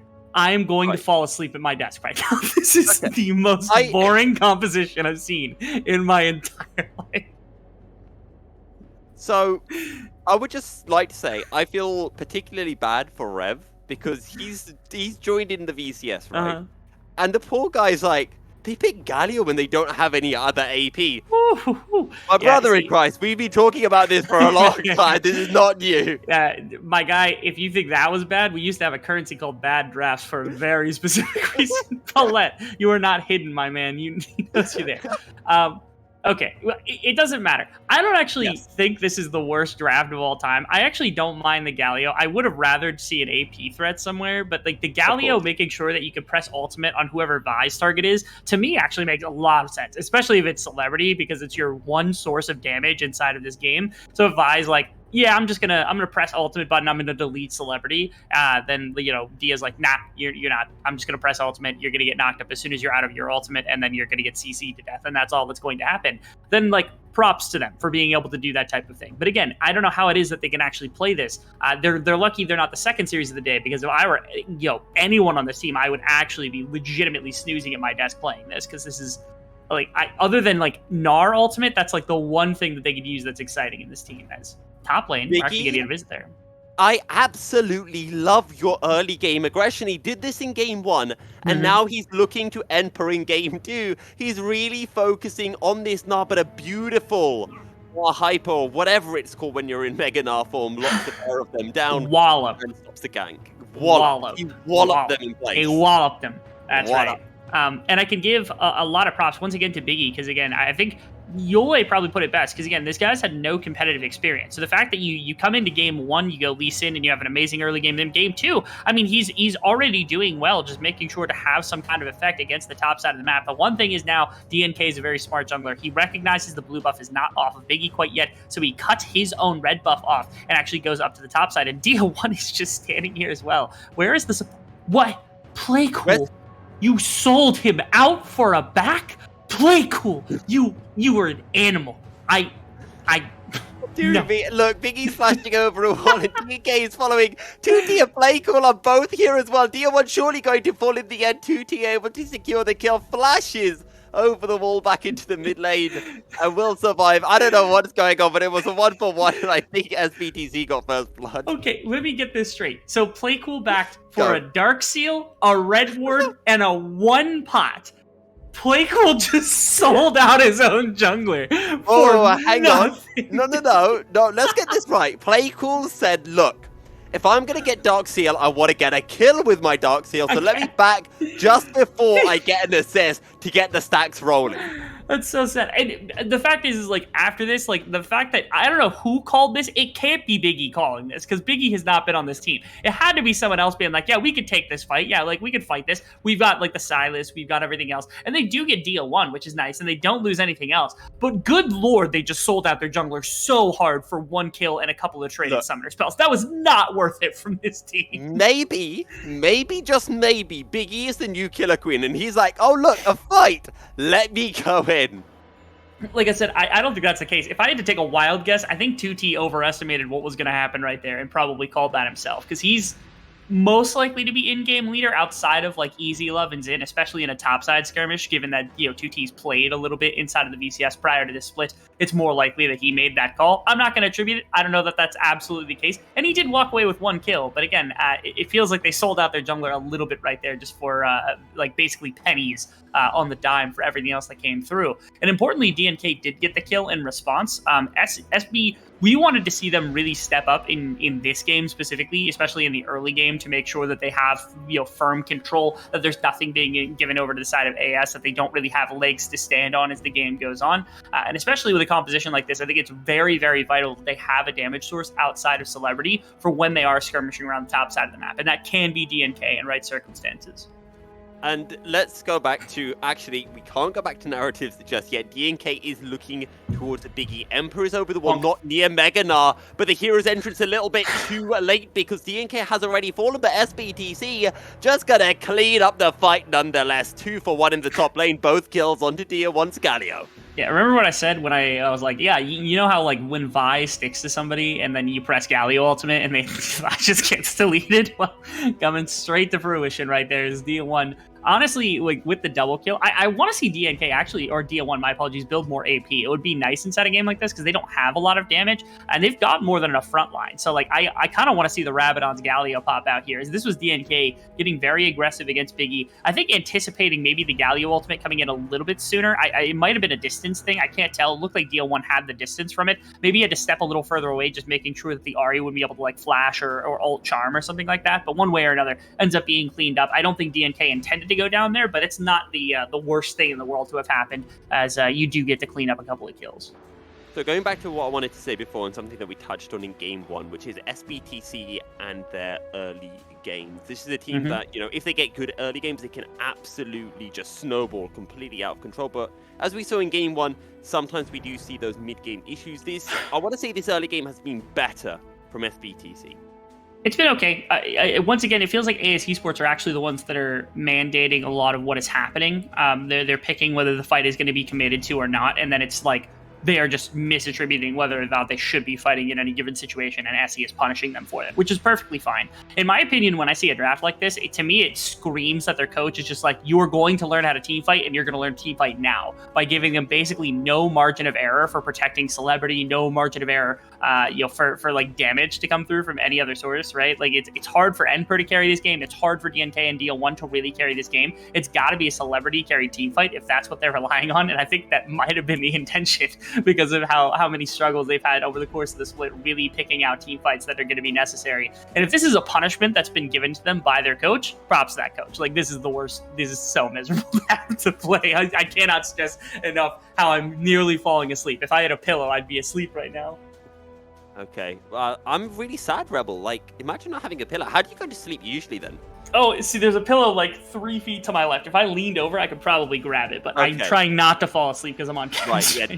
Don't lean over. That's not a smart decision. As DNK making the play now, looking towards Biggie, flashes overall, gets killed, and the Rift Herald gets secured by SBTC. Meanwhile, Emperor in the top lane actually got taken very low by 2T. Palette could look for the dredge line, but instead he sees a ward. He sees 10 gold, and he decides he wants it.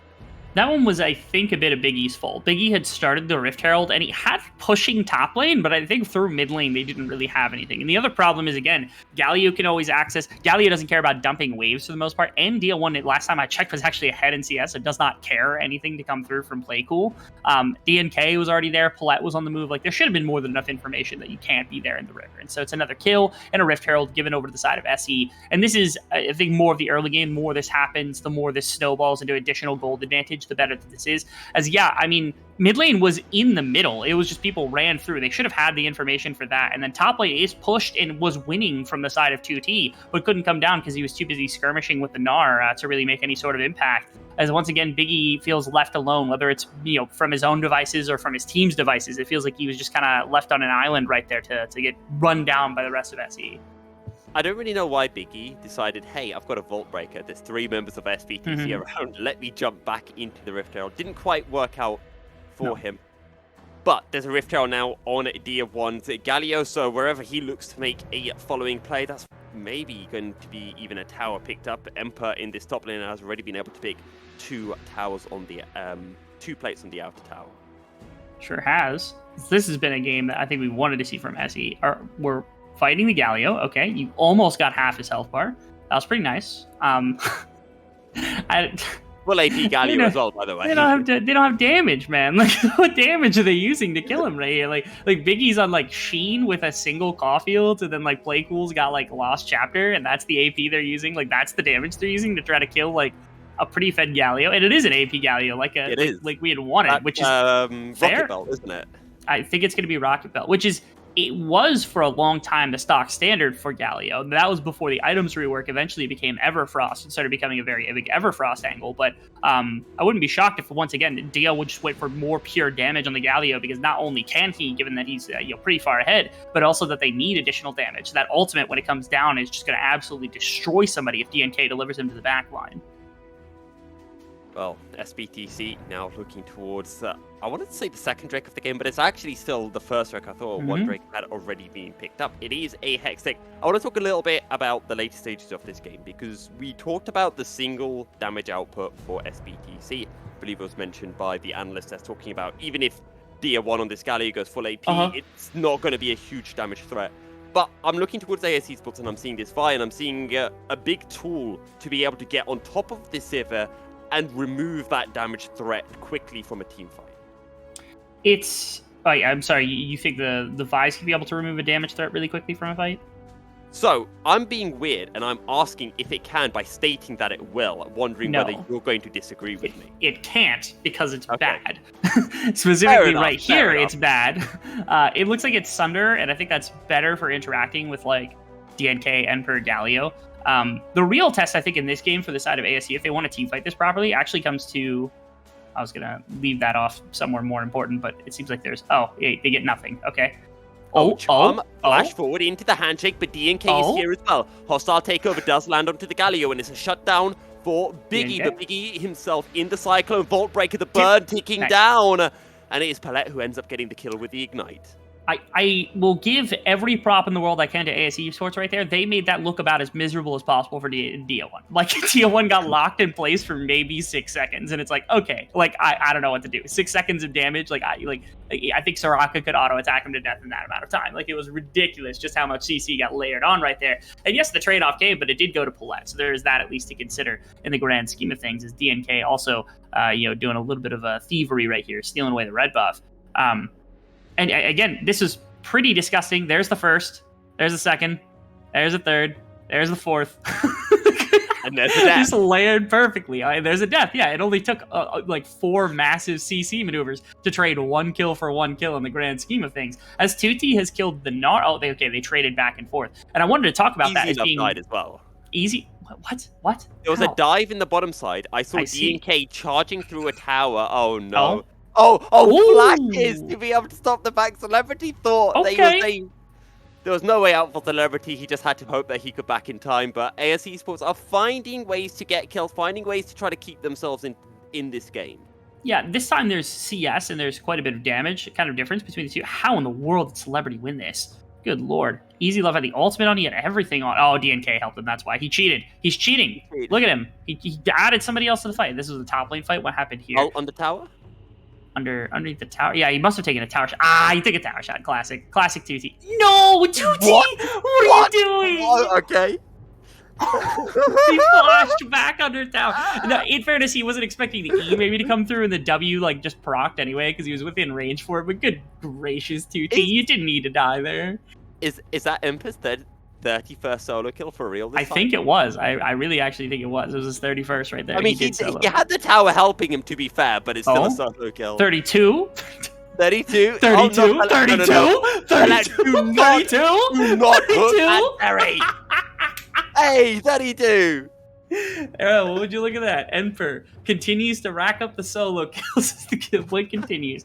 And the big thing I wanted to hype up about this team for ASE Esports, again, if they're striking back, was like they have ways to counter engage. 2T is just gonna die. And on the way in, Biggie got knocked up. Oh, poor Biggie. Oh, poor Biggie. You can't. He's doing it. Jump into the cyclone and Run. Biggie's gonna die. Winds of War does a lot of damage when you're full AP Galio, to be fair. That's absolutely true. Their counter engage is good. It's just they don't, I think, have the gold really to try to team fight. They're down 3,500 gold at this point in the game. It feels not great right now to be the side of ASE Esports. Just because, again, if you've got Xin on Renata and you press the ultimate when you've got DNK, Emperor diving, Paulette running forward, even like DL1's ultimate coming through, you actually have a way to not like push off Celebrity, make sure Celebrity can't kind of deliver damage forward and buy space. 2T can jump into the backline with like Gnar ultimate, Playcool can put in pressure, Biggie can put in pressure, and it becomes a really nice, like, it's like a lot of forward-facing like engagement from SE versus counter engage and dive, contesting the position of Celebrity. And I think in the long run, Easy Live ends up winning in the grand scheme of things with a proper amount of damage. The problem is I just don't think that they've got the ability to do that in any way. I don't think they've got the damage to be able to contest the way that they want to in the back line, nor do they really have the damage on Easy Love to be able to work a front-to-back team fight in any significant way, especially now they've actually dropped an additional 600 gold in the last few seconds, as well as Second Dragon is ready and raring to go. They've got Sivir on the way. DL1 can teleport at any point. Feels like if they claim Second Dragon and if they get everything else, things are going very badly. Playcool's just getting run down by Emperor. How far do you want to go? You're going into 3 members of ASE Esports, and in the end, Emperor decides, you know what? Maybe let's just play it safe. I've got a bit of a bounty on my head. Don't want to give over any extra gold to ASE Esports, and let's just play for this Drake.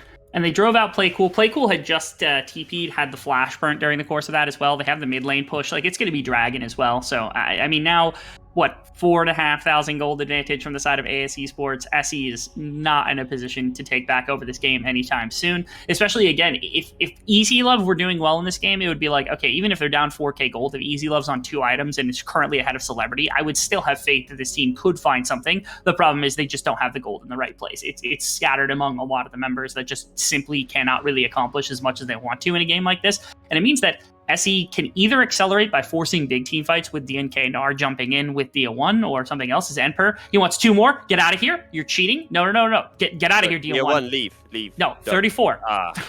Okay, well, he can't get 34 from this one. Oh, he can. He still can. Esports lands the Gnar onto Biggie. I think Emperor is definitely going to die here. Charm, the hero's entrance. I think he's just going to throw DL1 into his death, looking for Biggie. Tragic. But the jump is a stop by Playcool. DL1 goes gold in the Charmer, not going to land, but Easy Love times the burst fire to perfection.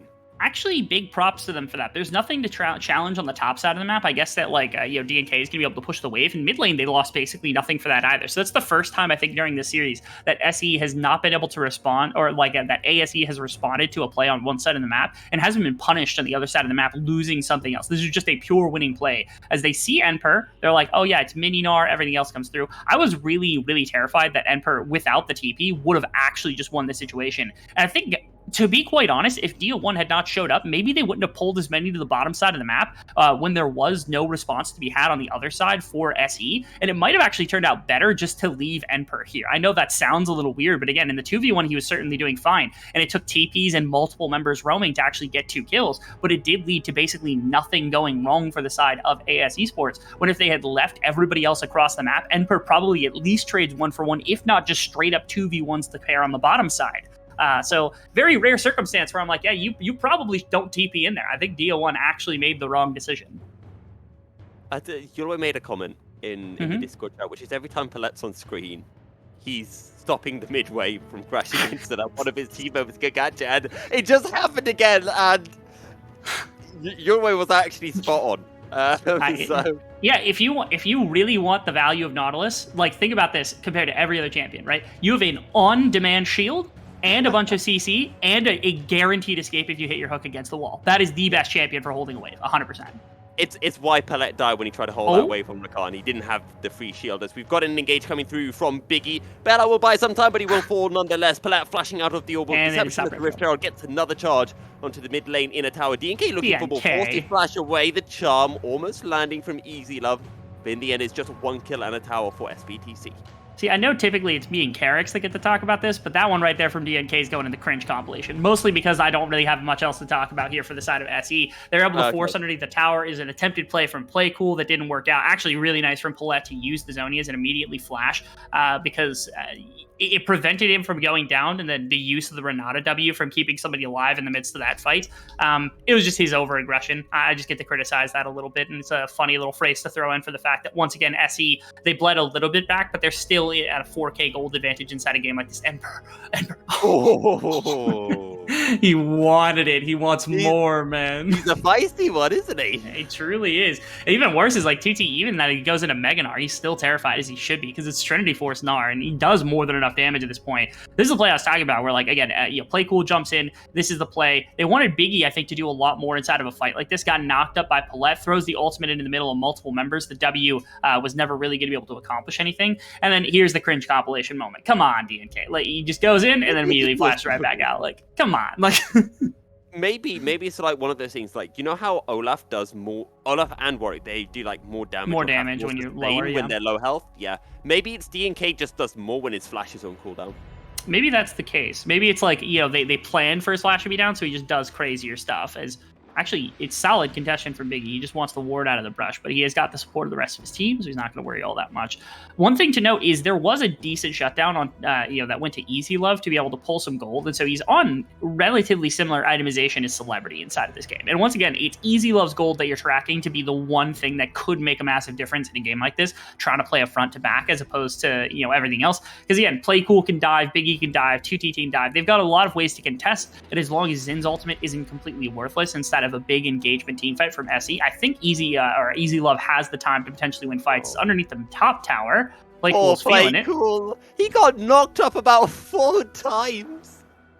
There's a lot of CC in this game, Milky. There's a lot of CC in this game. We saw the 17-second play just a little bit ago as well. As Emperor, he's on the wrong side of the map right now, and he's still 1v3, and he is still terrifying them off right now, which is kind of awesome to think about. Okay. Is this a Baron angle, or do SBTC just want to go for Drake? Oh no, ASE Does Sports take any pincers. There are 3 pincers collapsing onto ASE Sports. Nice. Emperor flashing forward, finds a 3-man Gnarled. 2 of them sent into a wall. Hostile takeover D1 looking for Zin, unable to get on a top of the Renata. Nobody has fallen just yet, and Playcool is going to be alive now and can teleport in. SBTC are forced to back away, and this might allow ASE Sports to be able to sneak away the Drake. Yeah, it grabs him a dragon, which buys a little bit more space. And once again, it's SE whose team fighting is the one that's kind of like contended a little bit. The dive doesn't come through as well as they want it to. ASE Esports, they have no vision in topside river, so Playcool and 2T had to play a little risky there for a second, but enough members were low health and no one can stick around. And it means that they actually get to posture for Baron a little bit themselves, push some vision in for themselves, and get back into the game a little bit, at least positionally get back into the game. Because now it's another 10 minutes minimum before SE are able to grab the Dragon Soul, or at least to force a fight around the Dragon Soul. Baron is going to be up, but I don't think it's as comfortable for SE as you would have thought, given the fact that team fight didn't go great. Signs of life. Not big ones, but pulse is had from the side of ASE Esports inside of this game. We're talking about only a 4K gold deficit for the side of ASE Esports, 23 minutes into this game, and they have been able to take 1 Drake away from SBTC, so denying that soul, it is only a Cloud Soul, although, as I say that, for the likes of Celebrity and DNK, that is very useful, as Playcool might be finding himself in the bouncy castle once more, but just far enough away to be able to survive from a potential DNK engage. One thing I do want to talk about is the fact that our ADCs are swapped around. In Game 1, we saw Sivir and Celebrity on this area. This time, it's the other way around. And now this time, it's Easy Love who could be the big threat for SBTC. That is. The Zeri always a menacing prospect. My only one problem, once again, is that, again, on 3 items should be doing more than enough damage, but there's quite a bulky front line in front of them, as opposed to Celebrity, who has, some bulk, right? It's like Divine Sunder, you got Everfrost and Zonius for, like, the Silas, but there's nobody really menacing. As Zin hits a beautiful ultimate right there. Biggie, just let him move for, like, a half a second, please. But the jungler is down, quick as you like. SBTC pick up the inner tower. Meanwhile, Tutti and Emperor duking it out. 34! 34! 34! Will it? Right, actually... he told he's out of cooldowns. Surely. Yeah, there we go. 34th solo kill for Emperor. Goodness gracious. I think 33, right? 33. I think it's 33. Yeah. I don't actually remember if he had a solo kill in the first game, but yeah, he's pretty bad, actually. He got 1 in the first game. Okay, but Easy Love is going crazy right now, at least a little bit inside of this one. Is role-playing OG right now. Deal 1's going to fall. That's a shutdown for the Zeri. Does he look to go for more? I think he should. I don't think he needs to. The play on the bottom side was big. I was actually thinking maybe Baron, if they've got the opportunity. They've got their jungler up. The problem is they didn't kill DNK. If DNK goes down, almost certainly that's an immediate Baron call, because Emperor didn't have Narbar really readily available, and instead it's just going to be a trade across the map, as this was the play. You got to love Emperor versus TT here. At least TT put up a pretty solid fight, right? Like, this was actually pretty messy. Flashed him through too, yeah. Pretty good. And Emperor I think like wallet checked him at least a little bit right here, because he had so much gold. This is a fight on the other side. And once again, Easy Love, nobody got onto Easy Love. There's DNK, there's Dia1. Neither one of them really hit him effectively. The ultimate got popped, and he can play this front to back. And you could see just how menacing that the Zeri really is in the right circumstances, that Easy Love can carry a game like this. It's not impossible to actually happen.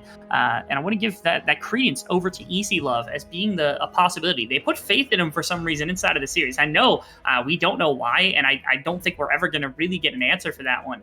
But for some reason, they believed that he was the right choice today. And so now 3 items has the possibility, has the posturing to maybe be able to help carry his team. Is going to have to put a lot of the load on his back inside of these fights to really make things happen if they want a chance at a game number 3. Oh, no. Poor 2T. I'm just feeling bad for members of ASE Esports. Just they're literally getting a free send in a bouncy castle, but nobody wants to be in the bouncy castle today. Not at all. And now, I mean, I don't think there's really anything stopping SE from necessarily going for Baron.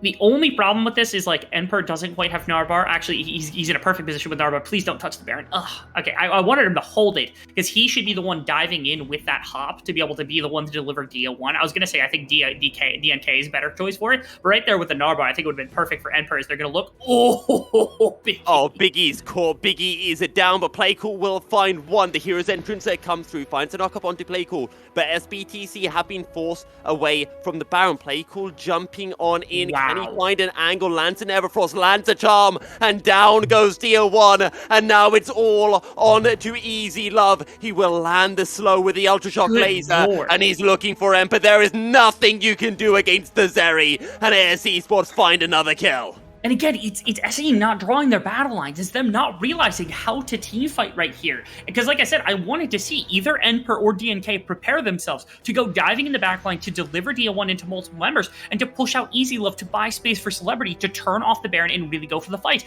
And they kind of half-heartedly do that, but they don't do anything to Easy Love. They do absolutely nothing to prevent Zeri's positioning from just getting hyper-aggressive and being able to put out damage. And so once again, ASE Esports come out with a really massive teamfight win around the Baron, and it's going to net them second drag into the game. Once again, it feels like the life is never there. Like they might be a zombie, but goodness gracious, ASE Esports is always around in the fight against SE during the course of this series. And this one's even more menacing in my opinion, because last game, it didn't feel like Easy Love had the biggest impact on Sivert, wasn't really positioning properly, but this game, with all this additional mobility, feels like he's actually taken things over.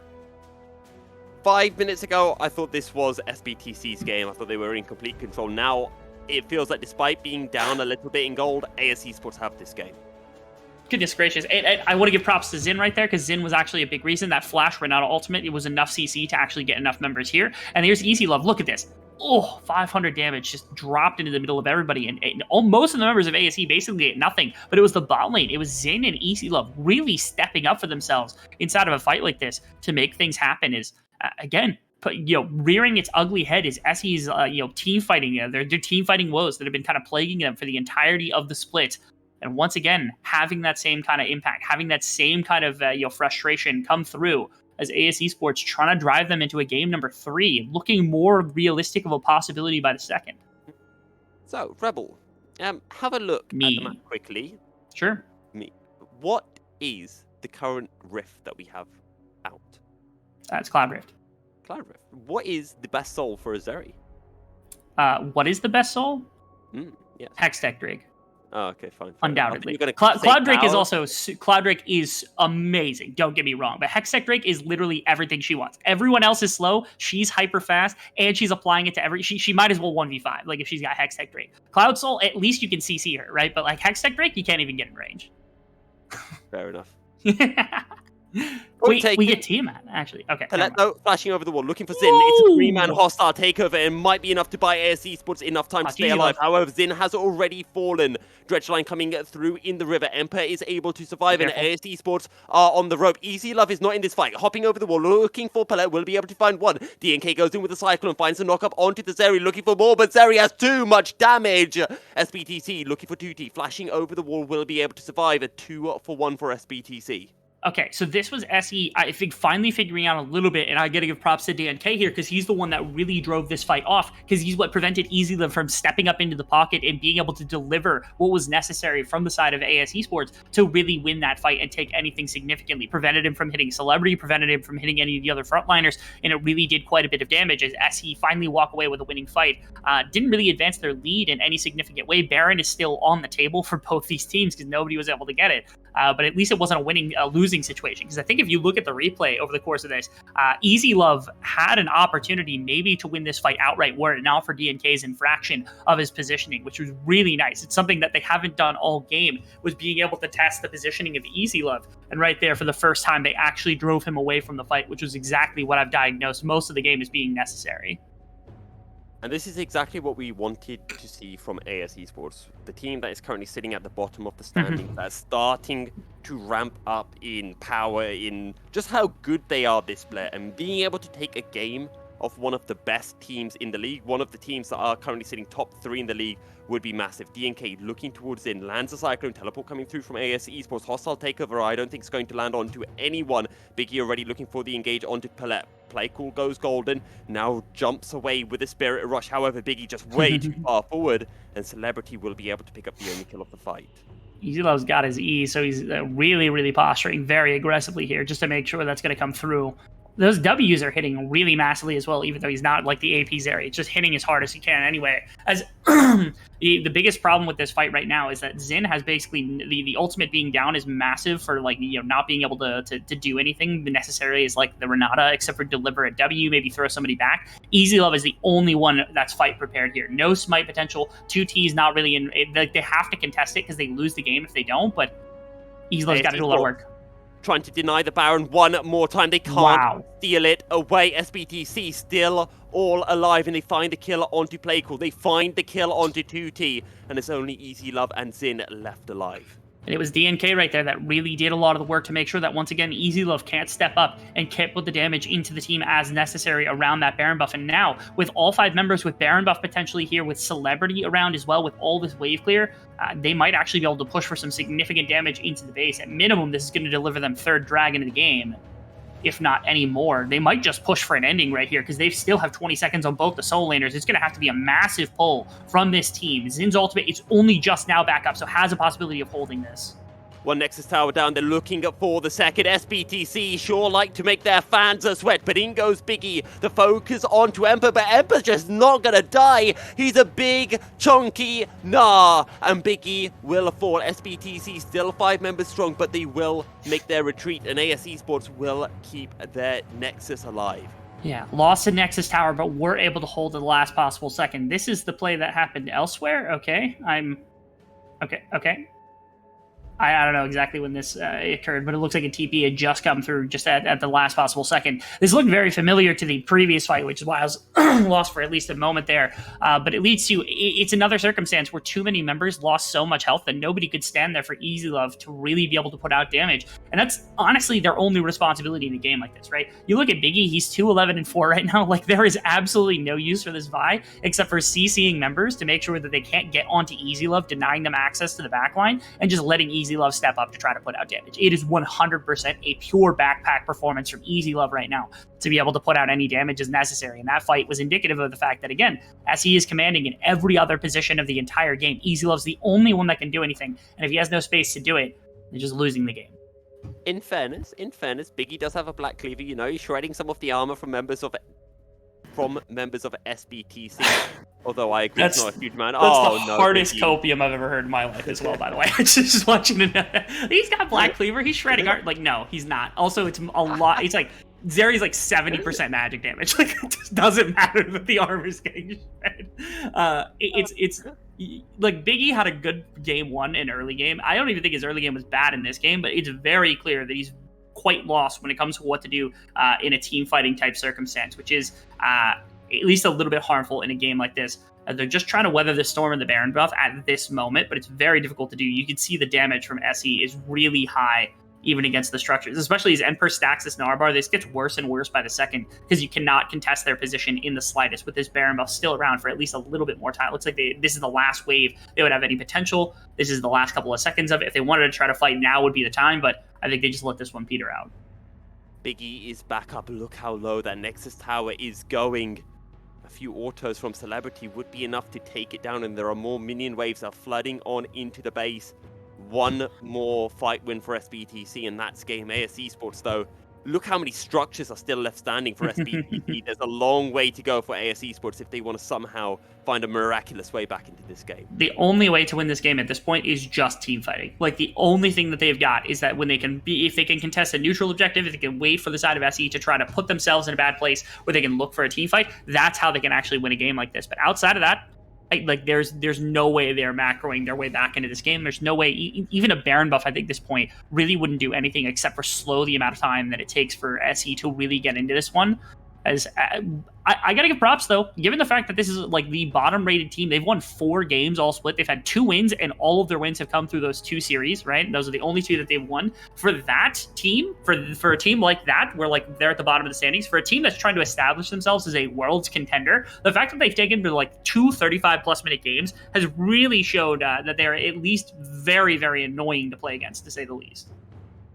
Biggie is on the flank, but Dia1's just looking to end this. The Biggie's left all by himself. Down goes the next tower, the hero's entrance as Dia1 literally, as you said, Rebel says, ciao, see you later, I'm out of here. Your Nexus is laid bare, it's exposed, and things just got a whole lot more tricky for AS Esports. Yeah, see, now a big problem that you have is that if you're not careful about, like, oh, actually, they're going after Celebrity.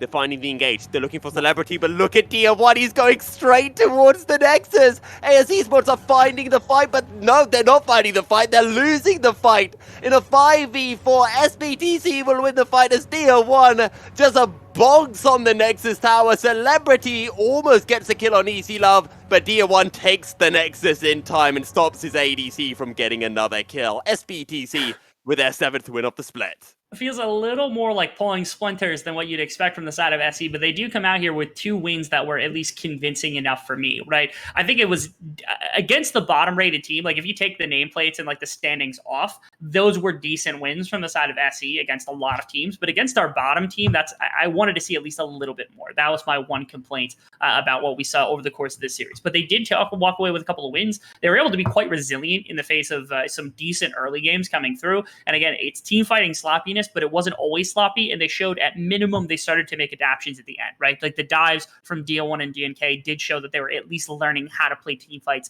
as the game kind of progressed of its own volition. So props to SE walking away. AS Esports, I don't think anybody expected them to walk away with a win here today. 1 game maybe at maximum, but that was at least enough resilience. I think Biggie versus Hyo is a very legitimate question for the remainder of the split that we have to ask, at least in the long term. Yeah, and Biggie's had some fantastic early game aggression, but as you mentioned, the late game, what he's doing in team fights, not quite there. Either way, SBTC take a 2-0. I wouldn't say a clean 2-0 because AS did make it hard for them. However, our wonderful analyst desk will be breaking down not just the game, but the series. Thank you very much, Milky and Rebel, for that incredible cast. I had a lot of fun watching this unbelievably silly game, and of course it was enhanced so much by your casting, so you can rest a bit as we are going to have another series later, but first let's address this weird game to Rev. Are you entertained by the VCS team? I think being entertained is an understatement at the moment. I have so many questions, so many different answers. I mean, there's so much I wanna talk about. I don't think I have the time, first of all, and I don't want to take it all away from you. Well, Clockwork, let's try to slowly unravel what we just saw in front of our eyes and try to make a little bit of sense of it. I actually have a little bit of a replay prepared because I just want to understand what's going on here. But let's first talk about outstanding players in the series. So we had an interesting performance from a lot of players here. Biggie, of course, after his first game, I should say, was under a lot of pressure in Game 2, and it all started with an invade early. I'd say DNK, Emperor, and Dia1 just looked at Biggie from Game 1 and said, okay, we need to shut this rookie down. He ended with 13 deaths or 14 deaths. I don't quite remember. Definitely double digits. So, Clockwork, the early game, do you think this was just DNK supremacy or SBTC just trying to really demoralize Biggie?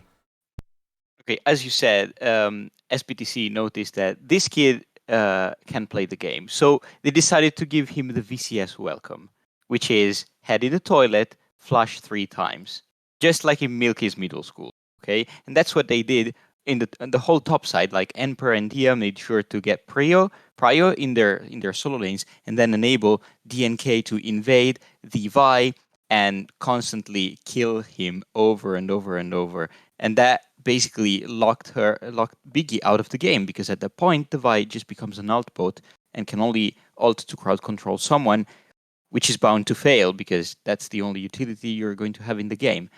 And eventually Rev's concern about lack of damage kind of showed later in the game, because the teamfights were a bit shaky.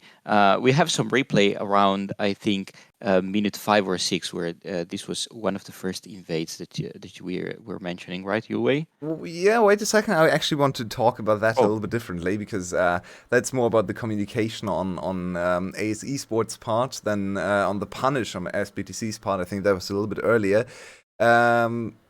But yeah, every desk with Clockwork has some interesting surprise interactions, I guess. That took me off guard.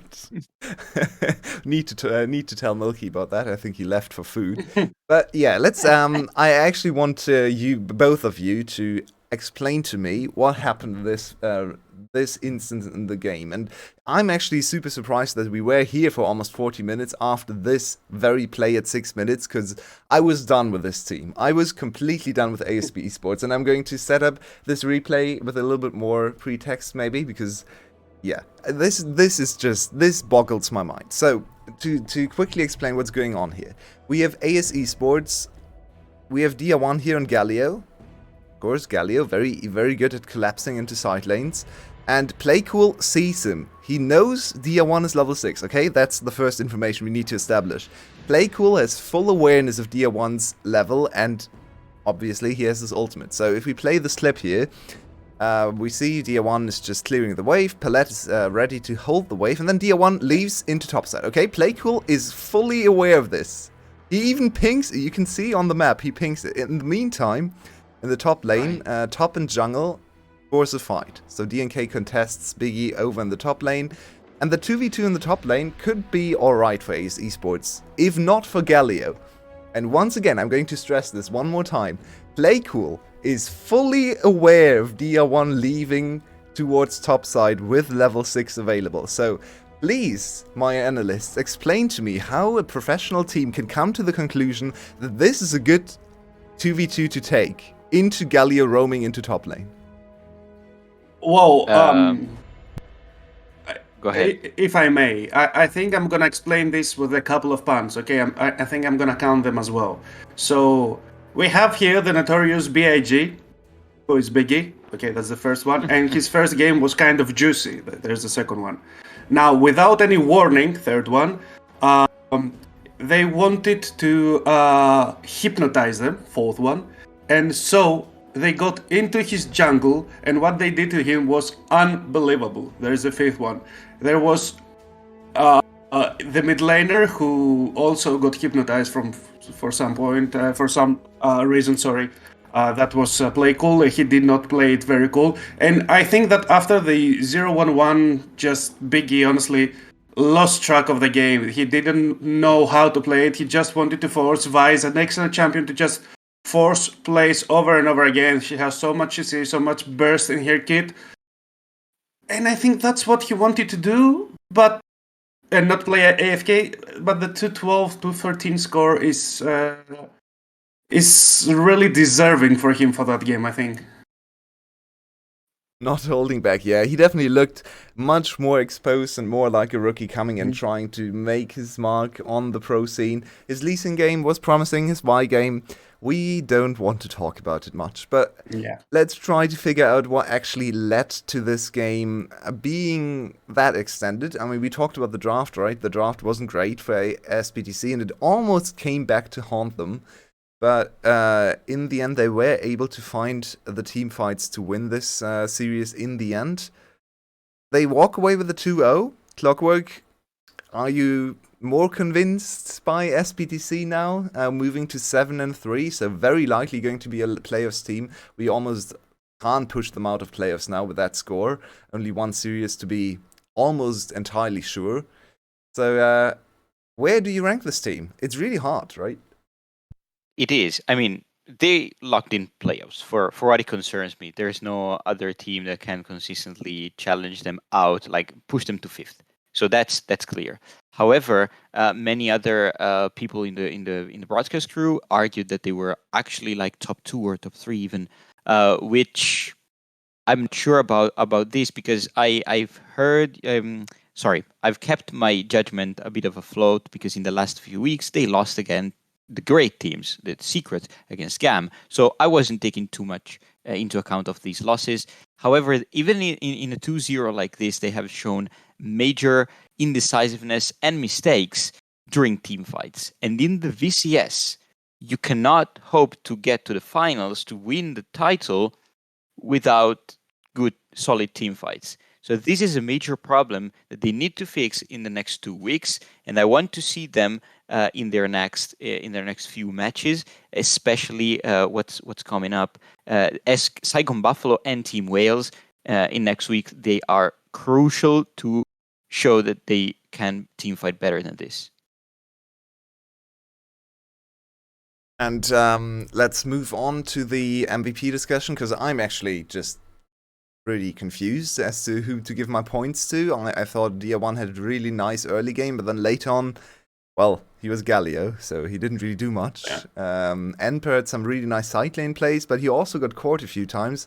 I'm leaning towards DNK. Rev, where do you look for your MVP for this second game? Well, I think Emperor still gets the MVP from me because solo kills, and solo kills are always exciting runs. Actually, you can write some really good lines for exciting and for MVPs. I think they go hand in hand. I think, however, I must cut a lot of slack for Azelov because he proved that he might as well have something that makes him worth staying in the team, or at least having half the games with OG. I still believe that OG have shown some mechanical prowess, which is a step or two above, but in this game he was the only reason why ASE Esports kept the game until the 35th or 40th minute that it ended on.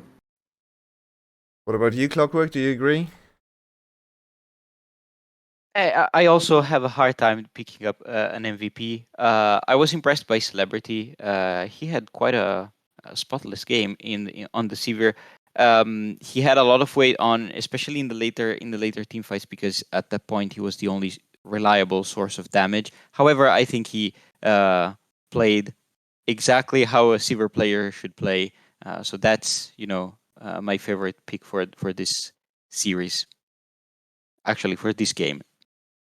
And before we move on, I actually want to shout out Palette on this Nautilus, because he did something very interesting. I pointed this out, and I think Milky actually mentioned it on cast once. He was constantly holding waves in mid lane. This enabled DR1 to roam towards the side lanes all the time. Every single time he was on screen, he was holding a wave in mid lane. Very cool to see. So we actually see some good macro concepts put into action. And this is something almost no other support champion can do. Maybe Tom Kench would be able to do a similar thing because he's also tanky and has a little bit of mobility to get away. But Nautilus especially just stands on top of the wave, and if he gets attacked, he can just Qs towards the tower and is out. So that was remarkable in this game. Actually, really stood out to me. So I'm inclined to give him a few points, even though that might also be team communication. But just the first time I've seen something like this. We are going to move on towards a little bit of a pause, probably about 30 minutes or so, maybe a little bit less, as we talked about this series already, so maybe 20 minutes. And then we are going to move into series number 2, the last one for this week, which is going to be Genius Esports facing off against Team Wales.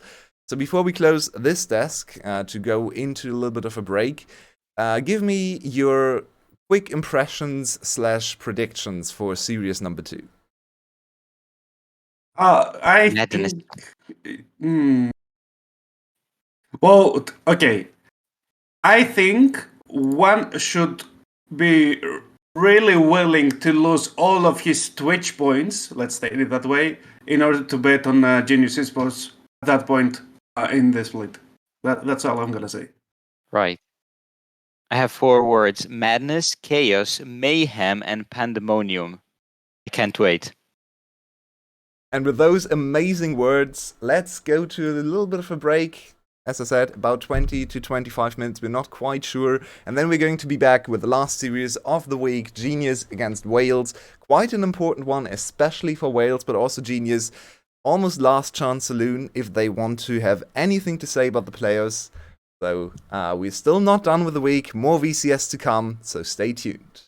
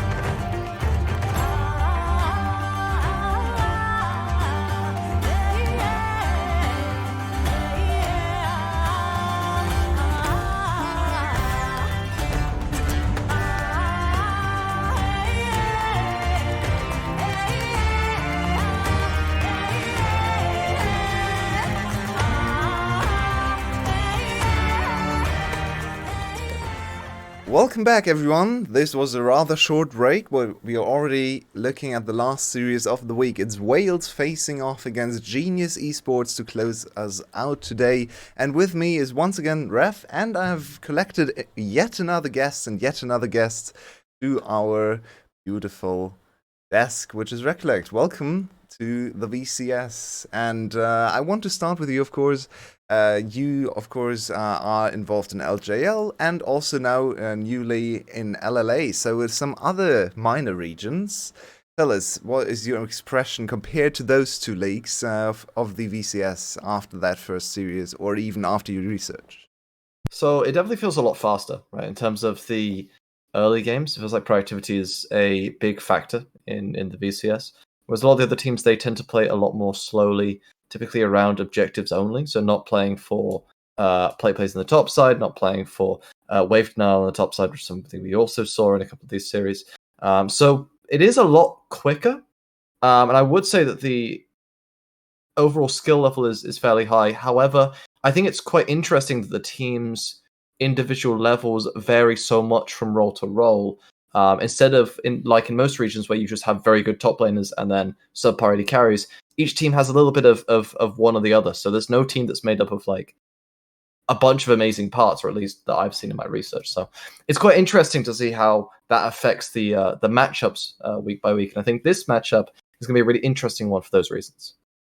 Yeah, and for the same reasons, we are currently probably in the most competitive split we've ever seen, at least since I've been covering the VCS, so since 2019. No other split was this competitive from top to bottom. We don't really have a clear number 1 team. We kind of have a clear number 8 team, but even that team is competitive, at least in games. Maybe not able to win a lot of games, as we just saw ASE Esports get 2-0'd, but at least they pushed it to 35, almost 40 minutes, so every single game can be interesting to watch.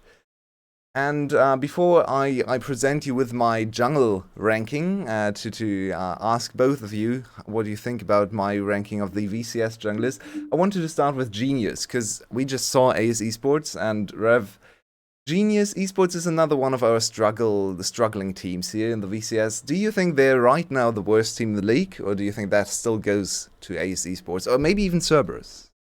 Well, if I'm gonna be speaking fully objectively, I think ACE is the worst team. But compared to what we expected to be the ceiling, Genius must be the most disappointing team right now in the league. There are some players who have good past experiences, who have showed us some really promising stuff. And right now, there's none of it. They are tied with ACE at 2-7. Now, ACE, of course, is at 2-8. But they show nothing that would inspire any hope to any one of their fans. They go into the series, and most of the times you see that they lose hands down. Yeah, they're currently on a 5-game losing streak, which was the second, which right now is the second longest losing streak. The longest actually goes to Cerberus, I believe.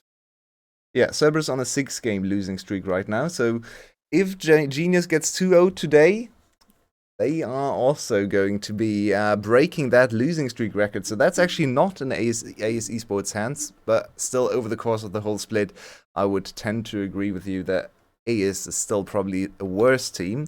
But let's take a little bit of a detour, because I want to present you with my jungle list, which I made a few days ago, so it doesn't actually include Biggie or even Hyo, because I didn't really see any reason to include Hyo, to be perfectly honest.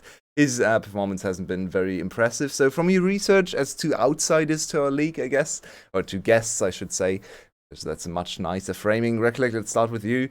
What do you think of these rankings?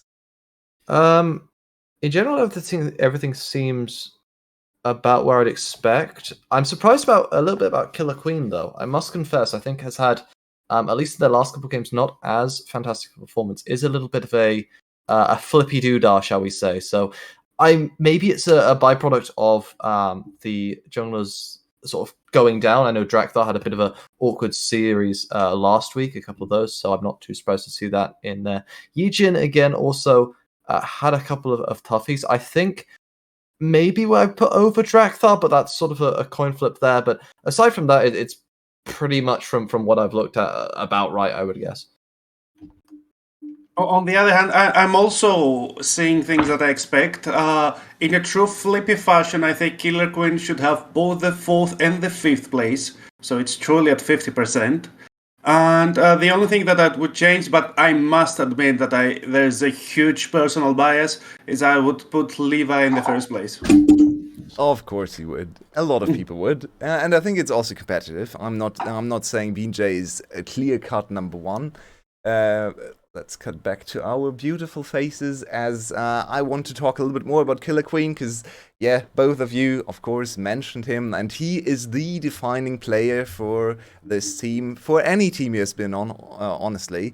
He has been both amazing and very disappointing at multiple points in his so far pretty short career, but he's also one of the players that might be able to push Team Wales into the playoffs. So, do you think we have to look at him, or is there another player you think that has to carry Team Wales? Do you think Killer Queen can really shoulder all that burden himself, or is there another one that has to step up?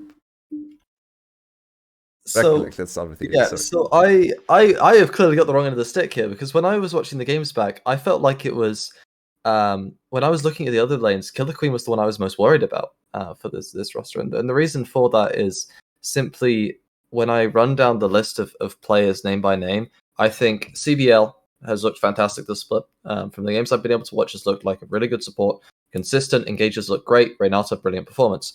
Glory outlanes basically everyone every single game. Makes Killer Queen's job 10 times easier because you have that winning mid. And I think Nagia has actually had a really solid early amount of lane control in the first sort of 5 minutes, but sometimes throws the advantages, and that's where things get a bit tricky. Ariety obviously can carry in the later stages. I wonder what will happen in this particular series, because I don't necessarily know if matching up against Genius Esports, their laners will be able to match as well. I think that Coated has done quite well in terms of early aggression in 1v1s, looks for a lot of solo kills in scenarios where I don't think it's possible, they find it anyway. Combine that with Slater being a solid AD carry, and maybe Blazers isn't playing amazing themselves, but I think that Killer Queen might have some problems here because they might not have as much lane support as they used to in some of their other series. That's a very interesting read, and this is also why we all love to have some guests on every now and then, because we might get stuck in our own ways and our own views, and that is why having people on that don't have any prior experiences is always interesting.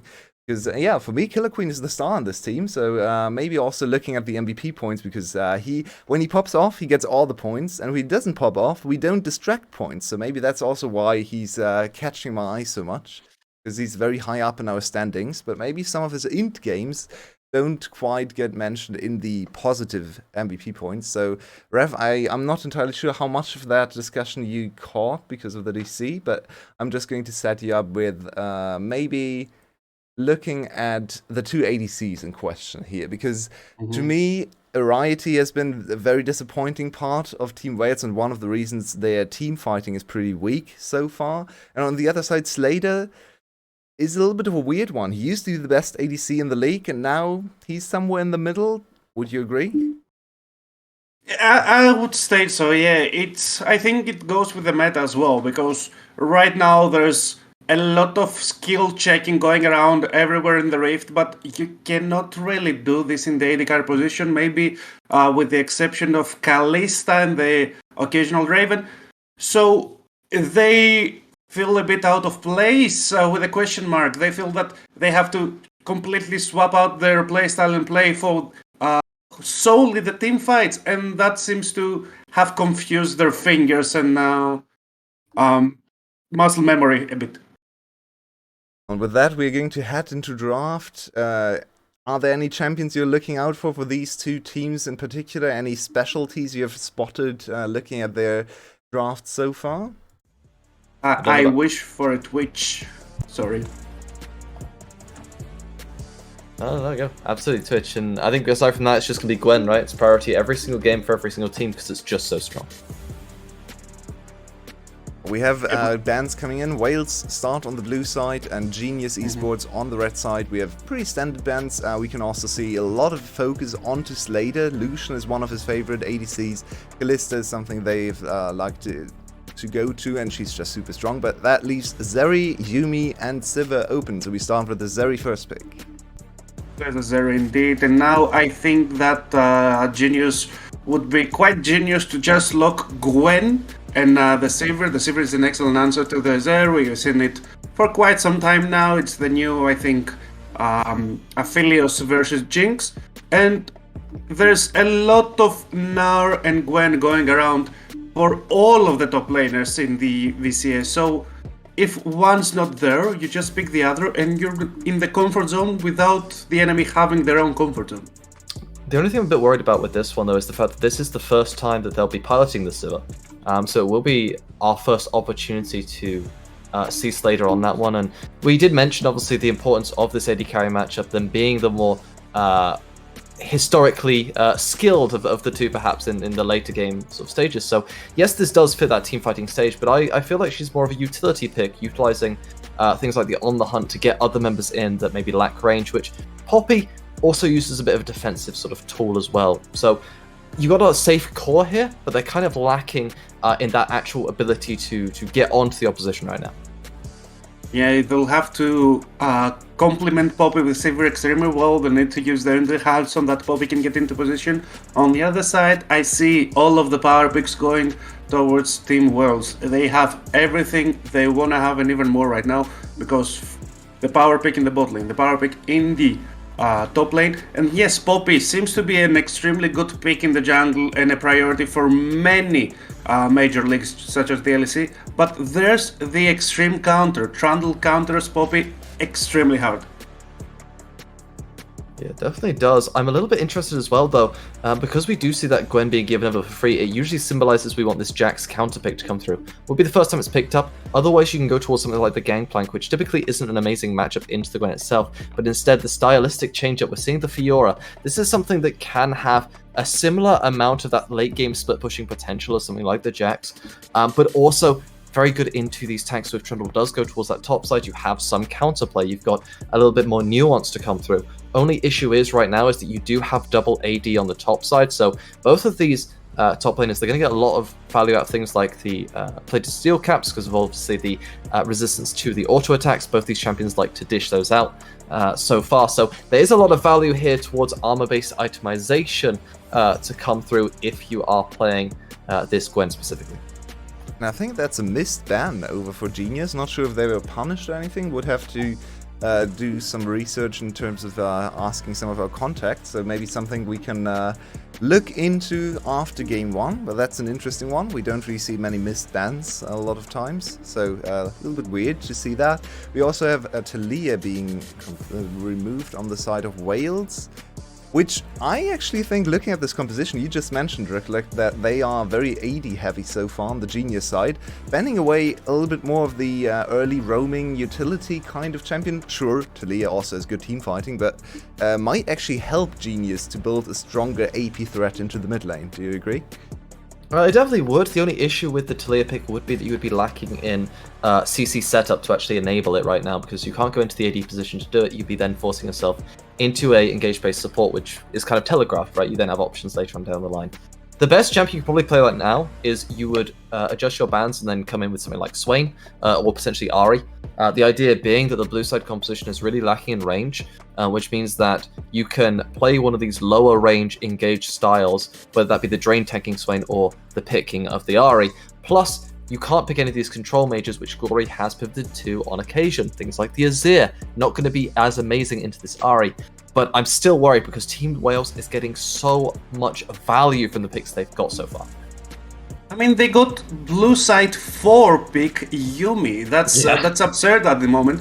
And she has 2 excellent axes, also 3 excellent axes to just attach herself onto. Trundle is more than enough for the early game, and on the late game, if your Zeri has gone through a rough laning phase, you just go for the Gwen. If the opposite happens, you just go for the Zeri. There are so many options, and you cannot go wrong anywhere.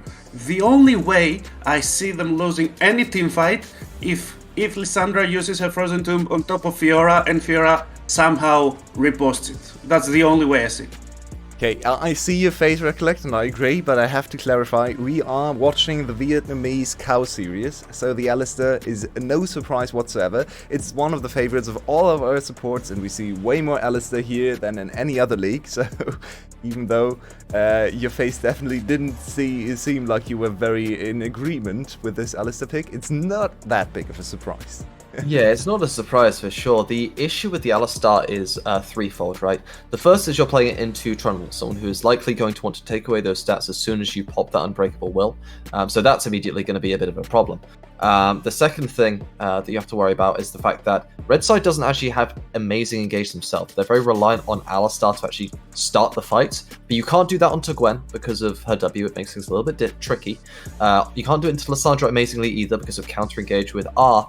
And also, Zeri's got that dash, which makes things a bit difficult too. Thirdly, Hex Flash is disabled, so you don't have that extra bit of gap closing too. It makes Alistar, in my opinion, drop in priority a little bit, as opposed to those other engagers like Nautilus and Leona that can engage from range. Yeah, Nautilus was banned in the series, but Leona would have been better, I think. Of course, yeah, you can miss her ultimate, Gwen can be immune, Zeri can dash away, it's still the same things. But you can do that from the safety of any distance. With Alistar, if you engage and that fails, you're done. You're just a big old piece of beef.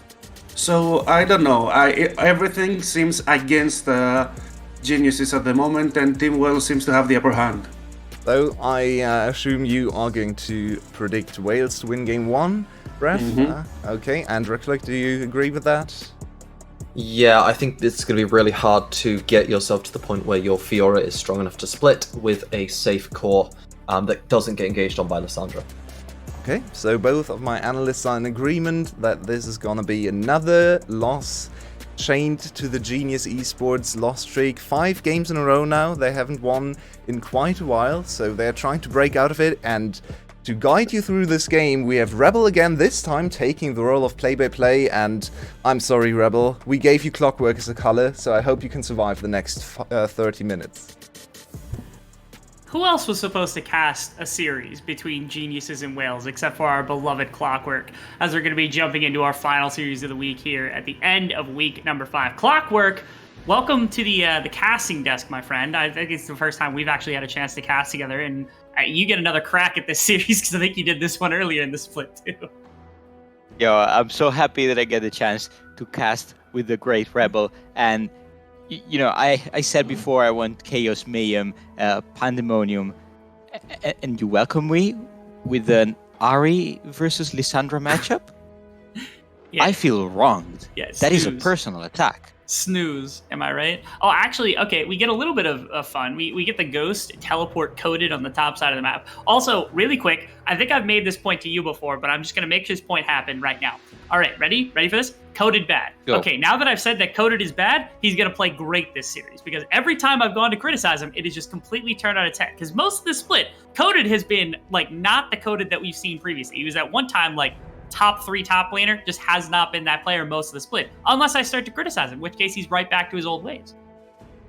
This has seemed to be the whole story for everyone on Genius, because also Blazes kind of nosedived after Spring Split. Like in Luxury, he was one of the key members for Luxury's performance, and now his mid lane performance is really disappointing. It's a really weird situation to find yourself in, because really the hallmark of Genius's split was beating Wales earlier on, as you get an immediate gank from Yijin, who's going to find some play onto Glory. Has to burn the flash very quickly. Is a well-played use of the buckler and the abilities from Yijin, gets the phase rush, which really did threaten Glory.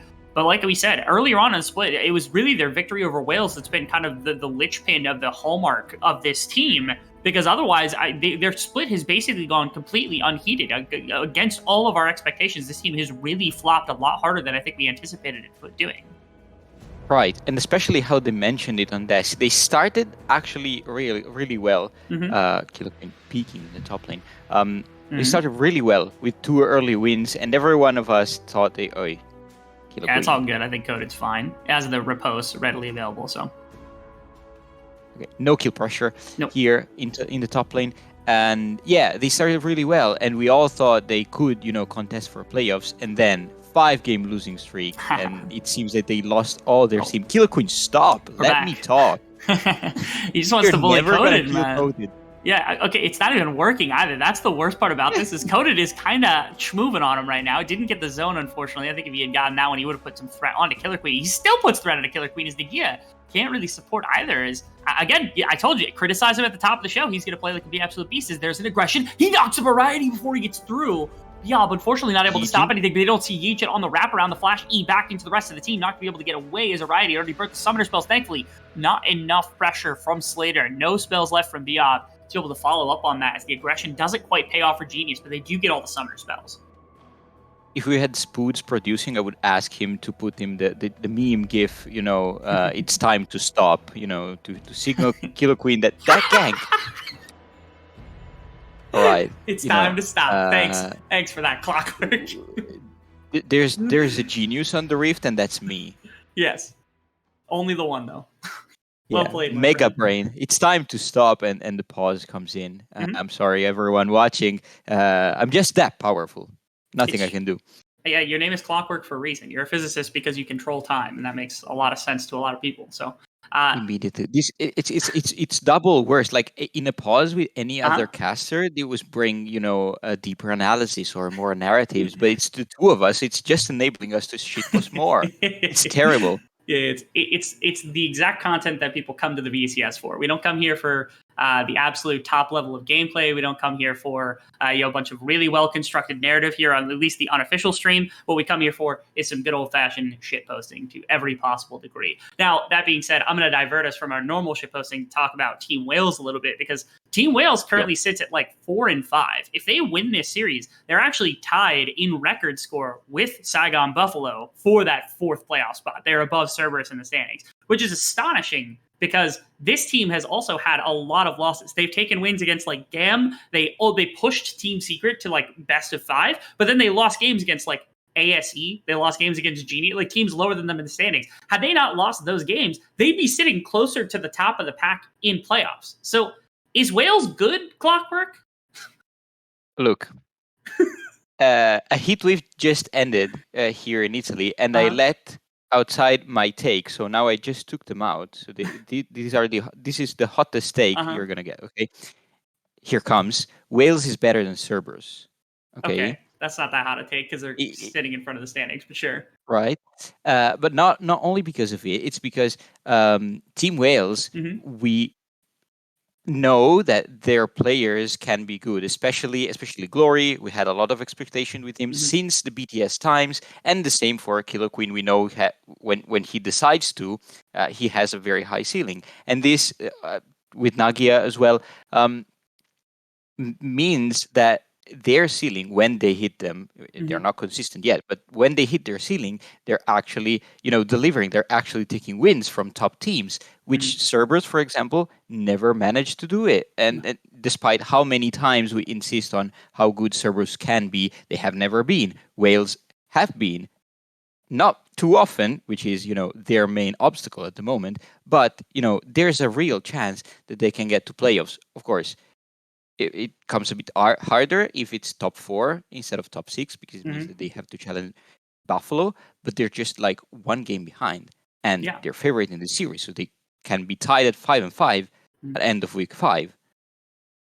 They can be. Not to mention, both of those teams actually play up against SE next week, so SBTC Esports, who are sitting just above Saigon. They're sitting at 3rd, and I think they're actually, with a 2-0, they're actually sitting in 2nd. They're 1 game score above GAM right now, so technically they're in 2nd place. But given their more recent, again, we criticize SBTC for a number of reasons, but they're on the horizon for both the teams competing for that 4th place spot next week. And so we get this amazing litmus next week, where we get to see the 3rd place, 2nd place team right now in terms of the standings up against our 4th and 5th, who should be, for all intents and purposes, tied at the time, unless of course Team Wales gets beat up by Genius in this particular area. So I guess I'll divulge to you a little bit more, which is just, how does Genius take this? How did they do it last time, and what do they need to replicate? Yeah, this is a really hard question to me. because I don't remember the last match actually. But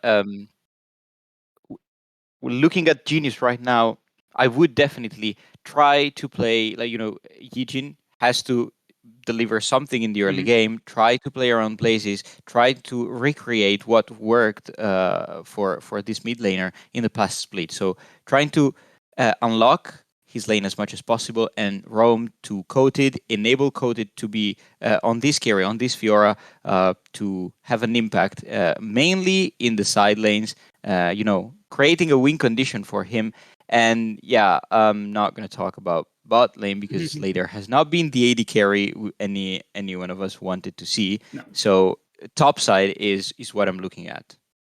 Yeah, I think a really big part of that also the last time that these two teams played was that Slater actually had a much better performance. I think Blaze's performance was good, but Slater also just beat up Ariety, and especially in team fights, that's a really big deal because he was able to take over. And so to me, it's stepping back up for the positions that really have been falling short, at least a little bit in the grand scheme of things, because we expect higher. Blazes expect higher of Slater, that type of thing. And they have not been the ones that have really been standing up to adversity in pretty much any given way. So it's a tough position to find yourself in. Genius Esports also trying to dig themselves out of the basement.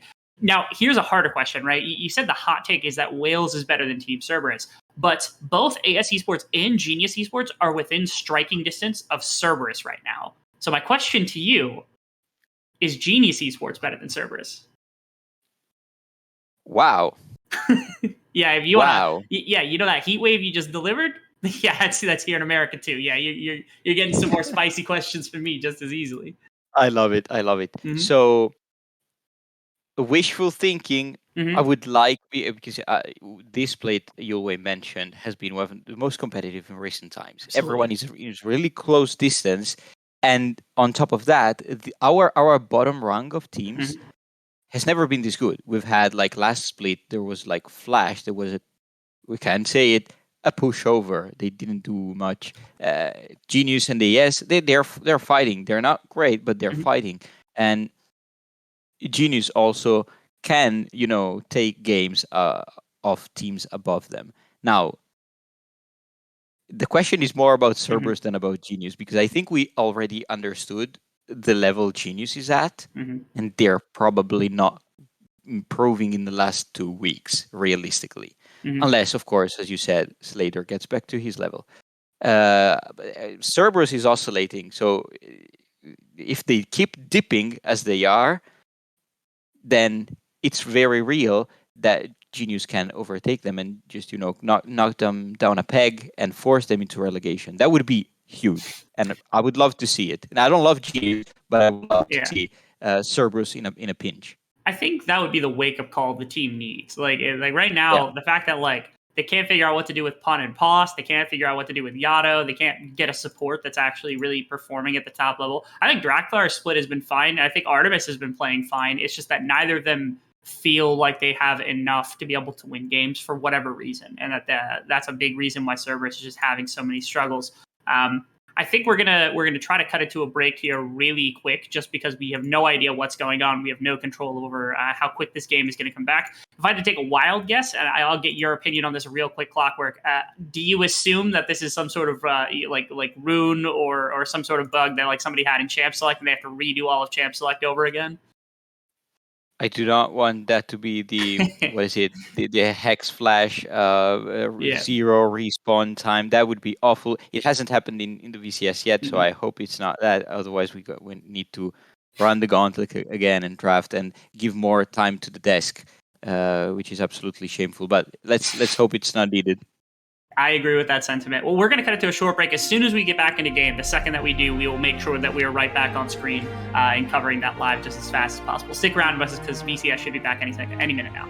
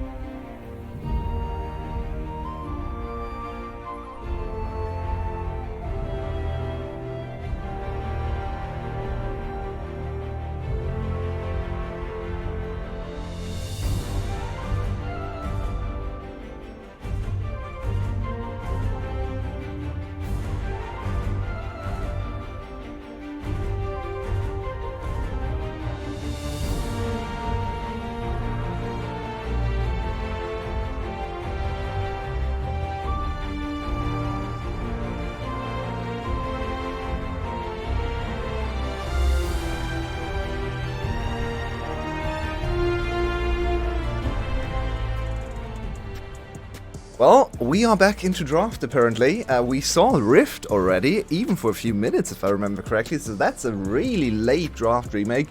They told us rune issues, so it's very likely to actually have something to do with the Hexflesh ban, which was still taken by Alistair, as we would probably guess, and GE is getting punished, as you can see. They're missing ban number 1, so it's very likely it was very likely just an oversight from the side of GE, but it's just conjecture, so don't take everything I say for the truth, but that's what I would assume. So here we are, back. Oh yeah, they're getting punished really badly. Ooh. 2 bans. Wow. What do you mean? I don't understand. We just got into the second series of the day, so I have no recollection of this draft re-happening. So they're gonna lose the 3rd ban as well, right? Oh my god. Fortunately, we have really- Recollect on the desk today, so maybe Yeah. he can recollect about the first draft. I don't even remember the compositions at this point. What can I we can change? tell you is that we're going to be able to avoid the unfortunate Poppy Sivir 1-2 giving Gwen Yumi later on. So we actually have this, ironically, might be better for GE. Yeah. Now they're not going to draft themselves into a corner where they just gave 4 of the best champions out of the 5 best champions on the patch. They are still going to have to give the Zeri, because it is still first pick for blue side, but they can at least deny that Gwen, that we know both these top laners love to play, love to pilot, and is so strong. However, we don't have the Gnar ban now. So there is that option for the top laners to now trade them, and the question becomes, which one do you prioritize more? And before we actually dive into the discussion, I want to, of course, let you two take it away. We are not entirely sure if this is actually a free draft or if they have to remake draft. Just take that into consideration. It could also just be a remade draft. But yeah, Ref, take it away. Oh, no. Your internet just took you away, so recollect. I would be surprised if it was it wasn't a remake draft, though, because there would be no reason to get rid of the bans. You'd just do A bans, right, and just speed through it. But the Wukong pick gonna show us that it is going to be a fresh draft here, because obviously that Wukong was not picked up the last time, and the Gwen, whilst it was picked up, I believe it was Gwen Trundle topside for the side of Team Wales, if I'm memorizing correctly, with a Fiora counter pick over here, and definitely no type catch. So we do have some new stuff on the table. The Wukong, so powerful, is often considered to be sort of a counter by the Poppy. So I'm surprised to see it sort of come through, but it does give you reliable engage. It does give you an ability to potentially bully this Gnar in that top side. If you get a good mid matchup now later on down the line, you can set up those 3-man drafts that we love to see in the VCS. Yeah, and I think that right now Team Wales have out-team fighted the team fighting comp that Sivir always brings with her, because she is the most team fighting champion, the most team champion with her ultimate, all that movement speed that you're gonna give to your whole team. But I'm really curious what they're gonna go with the bans, because right now the Tamkins looks to be like a huge overkill, because of course the Sivir will most likely play with the Ghost, will have access to that spell shield. But do you want more engage? You already got the Poppy and the Gnar. I think you're in a really awkward position here where looking at what blue side's already drafted for yourself, realistically on red side, your only real options are look to maybe a 1-4 type split, or something with incredible dive potential, but your composition isn't exactly functional in either of them, so perhaps they look more towards a longer range poking style. You can use the boomerang blades from the Sivir, maybe you can play Nara as a more defensive option. In that case, you would want to play something like the Azir, in which case Ariban makes sense, but you do still have Lissandra up, and it does create a lot of issues here for GA. They're going to try and rectify that with the safety of the Tam Kench, but that means you can play a scaling type of sort of support pick, but no, they pivot towards that Azir like I mentioned. They're looking now to play a more ranged, slow approach to these fights. It looks to be like a front-to-back teamfight draft from both of those teams, but I still kind of favor Team Wells. Of course, this time the Yuumi will not be an option, and the Yuumi would just be an overkill. I think that with the Yuumi you just gave an instant win to Team Wells. You can still win some of the early skill checks that go around throughout both of those teams, but as the game progresses and goes further into the late game, you're gonna lose. They don't have a fifth member, but all of their members count as 2 or 3 after a single point of the game. Now, the Rakan Galio combo is one that I haven't seen in quite some time, but it's really strong to engage. Yeah, Can we talk about the Poppy countering the whole enemy team? Sorry, Recollect. No, it's no biggie. So it is applicable to an extent, right? The Poppy obviously can deal with a lot of it. You don't want to obviously overload too much into the Poppy W blocking everything, but the Rakan engage is the only real one that needs to be blocked out. So I am a little bit surprised to see that Rakan come through. If I were in an ideal world where every champion could be played, my thought would have been maybe you could go like a Karma Echo 1-2, in which case you then have 1-3-1 options because Gwen will outsplit push Gnar, and Echo is known to be a counter into the Azir, and then you have safety core with Karma. Instead, we are seeing that sort of dive-based composition, so there is a bit of a problem, which is Poppy sits on top of Sivir Azir with W up, and you can never engage on the backline, and now you have this poke advantage from the Azir that can just come in before objectives if you set up first. You've got the ricochets to give you wave clear to make sure you get to those objectives first, so it's really reliant now on Team Wales to utilize that Galio-Rakan combo in these early skirmishes, pre sort of 14 minutes, to really snowball the game in their favor so they can set up for objectives first later on. I completely agree with that point, but we're talking about Yijin, we're talking about the VCS, we're talking about some bloodthirsty junglers. Are you really expecting him to just stay on the backline and protect his carries? I think that he's gonna go for the engage. He's gonna try to trap Sivir, trap maybe Gwen even inside her Hallowed Mist so that she cannot skip and jump around. But that opens up so many opportunities. It's just one Poppy. She cannot be everywhere all the time. And if they manage to get out, so get the Azir or get the Sivir out of a team fight, it's already so much easier to play around it. I think there's also another dynamic that needs to be applied, and it's stylistic, right? Because when we look at these players, I think of Glory as a strong laner that gains advantages through CS and then plays for the rest of the team after that point. But on this Galio matchup into the Azir, yes, it's a matchup where you're fine, quote unquote, but you don't really get push early. You're going to struggle against the Sun Soldiers, and you certainly aren't going to have kill threat to threaten anyone. So I wonder whether or not that, whilst the composition can, quote unquote, function in theory, how well it will work specifically for Team Wales when your mid laner isn't on the type of champion that they want to be on for the way that you play.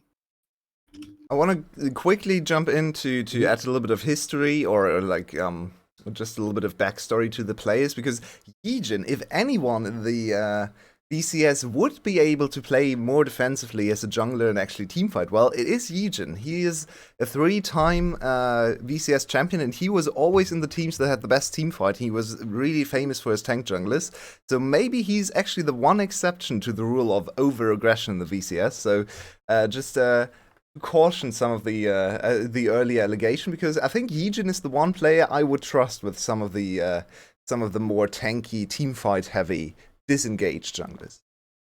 It's still just, I don't think that one Poppy, there's a saying, okay, in Greece, it's one old does not bring a spring. And I think that one Poppy cannot save your entire backline. You're picking the Nautilus, you're going aggressively. And that's the trend in this season and in the late previous seasons as well in the VCS. Are they going to position both of the guys on the same line with the Poppy just AFKing on top of them? it doesn't seem that likely to me, especially considering the Genius Esports history throughout this split. There's definitely a lot of problems, I'd say, with both of the compositions. And so, to me, when you create dynamics where there is a lot of factors, where things can get scrappy, where there could be problems, usually teams will default to what is easier to play of the two. And in this case, I think we need to just simplify all the variables and think about the one engage that matters. It's Rakan W. When we talk about the rest of it, Wukong to get in, he's going to have to close the gap first. Well, that's already got other issues such as the Emperor's Divide. Rakan is the only one that can really gap close easily alone, and the Galio needs someone to get in first. If you can immune that initial grand entrance, I think the rest of the compositional engages start to fall apart from there, unless we get some crazy Wukong flank, in which case, if Killer Queen wants to make me, eat my words from earlier, this is the game to do it. This is the one where you have to make your champion do more than it's meant to do, and really come into its own if these steadfast presence usage from Yujin is on point. We had a lot of time to talk about the two compositions. I'm going to skip over the predictions because at this point we have seen so much game and so many drafts. No one has any idea what's going to happen. So let's once again introduce our casting duo for this second series. It's Rebel and Clockwork. Have fun, guys. Welcome into game number 2, ladies and gentlemen, of Team Wales versus Genius Esports. As we get a complete redraft of this entire game because somebody doesn't understand the rules. Clockwork, why did you do this to me? Game 1 was fire, though.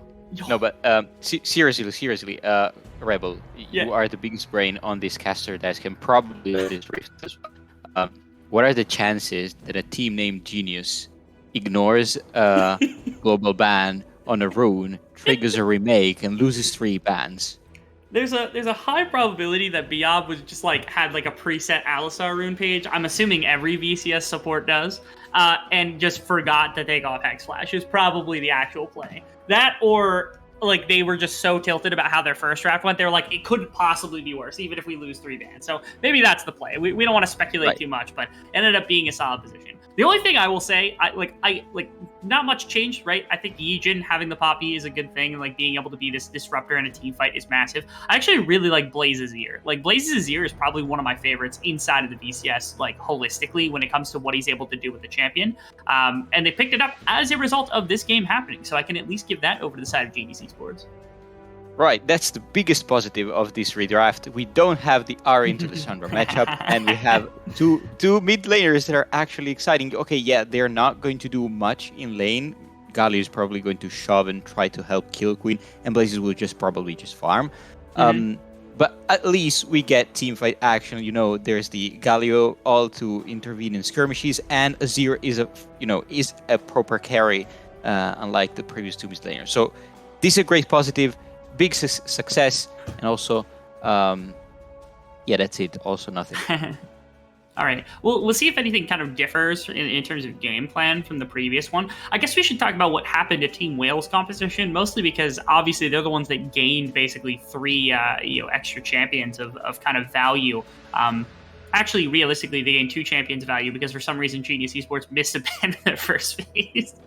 So I don't know. It never ends. It never ends. The VCS is literally the worst drafting region in the entire world. If there was a tier list, we'd be F tier. Absolutely, 100% positively. But how is this composition different? Because obviously, Nagia gets the Gwen. We have a different mid laner. Glory's playing instead the Galio for the Predator, that type of thing. How do you expect this composition to work now that we've seen at least a little bit of difference here from this squad? Okay, so I don't remember the first composition. Neither so do I. I was hoping you would remind me. Dang it. All right. Throwing me under the bus. My bad. But I can tell you very quickly that this puts a lot of agency, a lot more agency on the Killer Queen, on the CBL. They have a lot of tools to engage with the Wukong, Dash, and ultimates, and then the Rakan that dives in, and the Galio to follow up. So there's a lot of engages, a lot of CC. Dota lovers here love the CC. Yijin, what are you doing? My guy. He went into Okay, so since I visit Finland and then Northern Europe a lot, there's a law. There's actually a law called every man's right. It means that you can walk everywhere. So Yijin truly a expressing. Nordic citizen, just walks wherever he wants. I'm so dumbfounded because he saw the Killer Queen in the jungle, right? Maybe he doesn't have the scoreboard up just like us, and so he can't actually see the CS number. But I'm 99% sure the Killer Queen would have been spotted by Yijin. Yijin could see the CS number, and then to have the audacity to walk in and be like, "All right, did you leave any camps up for me? Like anything? Can I just have scraps?" And just not to It was find just anything. topside. Like, what are the chances that he is topside and not clear the top side? It's a great question. Like I said, it's genius esports. They're trying to big brain something, but I can't figure out quite what it is. Perhaps my IQ is not high enough. I wasn't able to make it through more than one episode of Rick and Morty. That's on me. Okay, I'm willing to admit my faults where the faults lie. But in this particular circumstance, Yijin was in a very weird places. Glory got a little feisty right there. He popped the Predator. He wanted a little bit of smoke, but thankfully Yijin was in the right position to be able to deny that gank at the time game. Very aggressive posturing. Yijin needs to come there to kind of cover because Glory just walking up to the PG. This is does Glory have the Birdio skin? Because it could be a bird matchup here. Mm-hmm. I don't think he's wearing the right skin for it, unfortunately. Like, he's not wearing the fried chicken skin, unfortunately, which is really, really horrible, because Blazes was putting on full bird display for us as we entered the game, but doesn't get the reciprocation from Glory, because Glory is a chump. I'm going to call him a chump. That's it. You heard me. You heard it here first, folks. Glory's a chump because he didn't put on the chicken skin. Strong words. To do double bird. Strong words. Bold takes right here, only at the VCS English unofficial broadcast stream. The viewers will have to forgive us. I mean, as long as the game is quite chill and therefore, okay, finally Biob takes some action. Okay, Biob, he's able to land a hook. There's a bit of battling between these two. This W is doing quite a bit of work for Slater. The lethal tempo also helping quite his bit as it's going to knock CBL out of lane. With all the wave clear that they've got, all the damage they put onto these two should be sufficient to at least lock them out of being able to contest anywhere further up than just underneath the tower. If only Biob had a Hex Flash, man. Like, he'd be able to close it. Yeah. Okay, so we in the VCS, on the VCS broadcast crew, we hate the Nautilus and the Leona, but it's undoubtable that in these early levels, like 4, 5, 6, they do provide a lot of lane presence with... Biob. Yep. You know what the problem? No Hex Flash. Gotta be it. No Hex Flash. Unfortunately, Biob not able to take the rune that's superior. And I gotta give props to Killer Queen, who played with the vision there really, really effectively, was able to kind of find himself in a position where he was able to get just a little bit of extra distance before he got spotted out. And he's able to make the bottom side play happen, be able to punish Biob. Look, one thing that we are really missing in League of Legends as a game is stealth plays. There are some champions like the Evelyn, like the Twitch, that are maybe appearing once in a while, but stealth plays are really uncommon, and I'm so happy that Killer Queen is showing up with these little mechanical tricks, because factually it's, you need to be smart to execute it at the right time. So great execution from Killer Queen, already nailing the first blood. I guess you could call Killer Queen a whale. You thought I was going to say genius, didn't you? Nope. pull the fast on the entire audience. Anyone who's paying attention, which is nobody, unfortunately. It Blazes gets a little coverage from Yobi. And you talk about stealth plays, right? And I know you wanted to talk about this. This is my transition. There's a character in Dota that's just permanently invisible, right? Like no way to determine, you have to buy an item to detect them specifically, something like that. I have heard you lagging a bit, so I will request you to repeat the question. There's a character in Dota that is permanently invisible, correct? Correct, Ricky. He is giga terrible also. Okay. Yijin? Yijin, underneath the tower, able to get Glory, actually flashes out the back of the tower. The same gank actually came through on the other play, but it forced Glory's flash. But this time, Yijin's the one to get stuck up, as he also has to burn the ultimate just to get rid of Killer Queen. This is a highlight play. This, if I'm Yijin, I would pause the game and request it to put this on a montage. Yeah, Glory's not allowed to have health. That's a remake. Right? I don't know what was the idea, because Blazes did not have the wave to pull off this dive, and Poppy is not a champion that with boots only does any damage to kill a Galio. So I don't know what was the play there.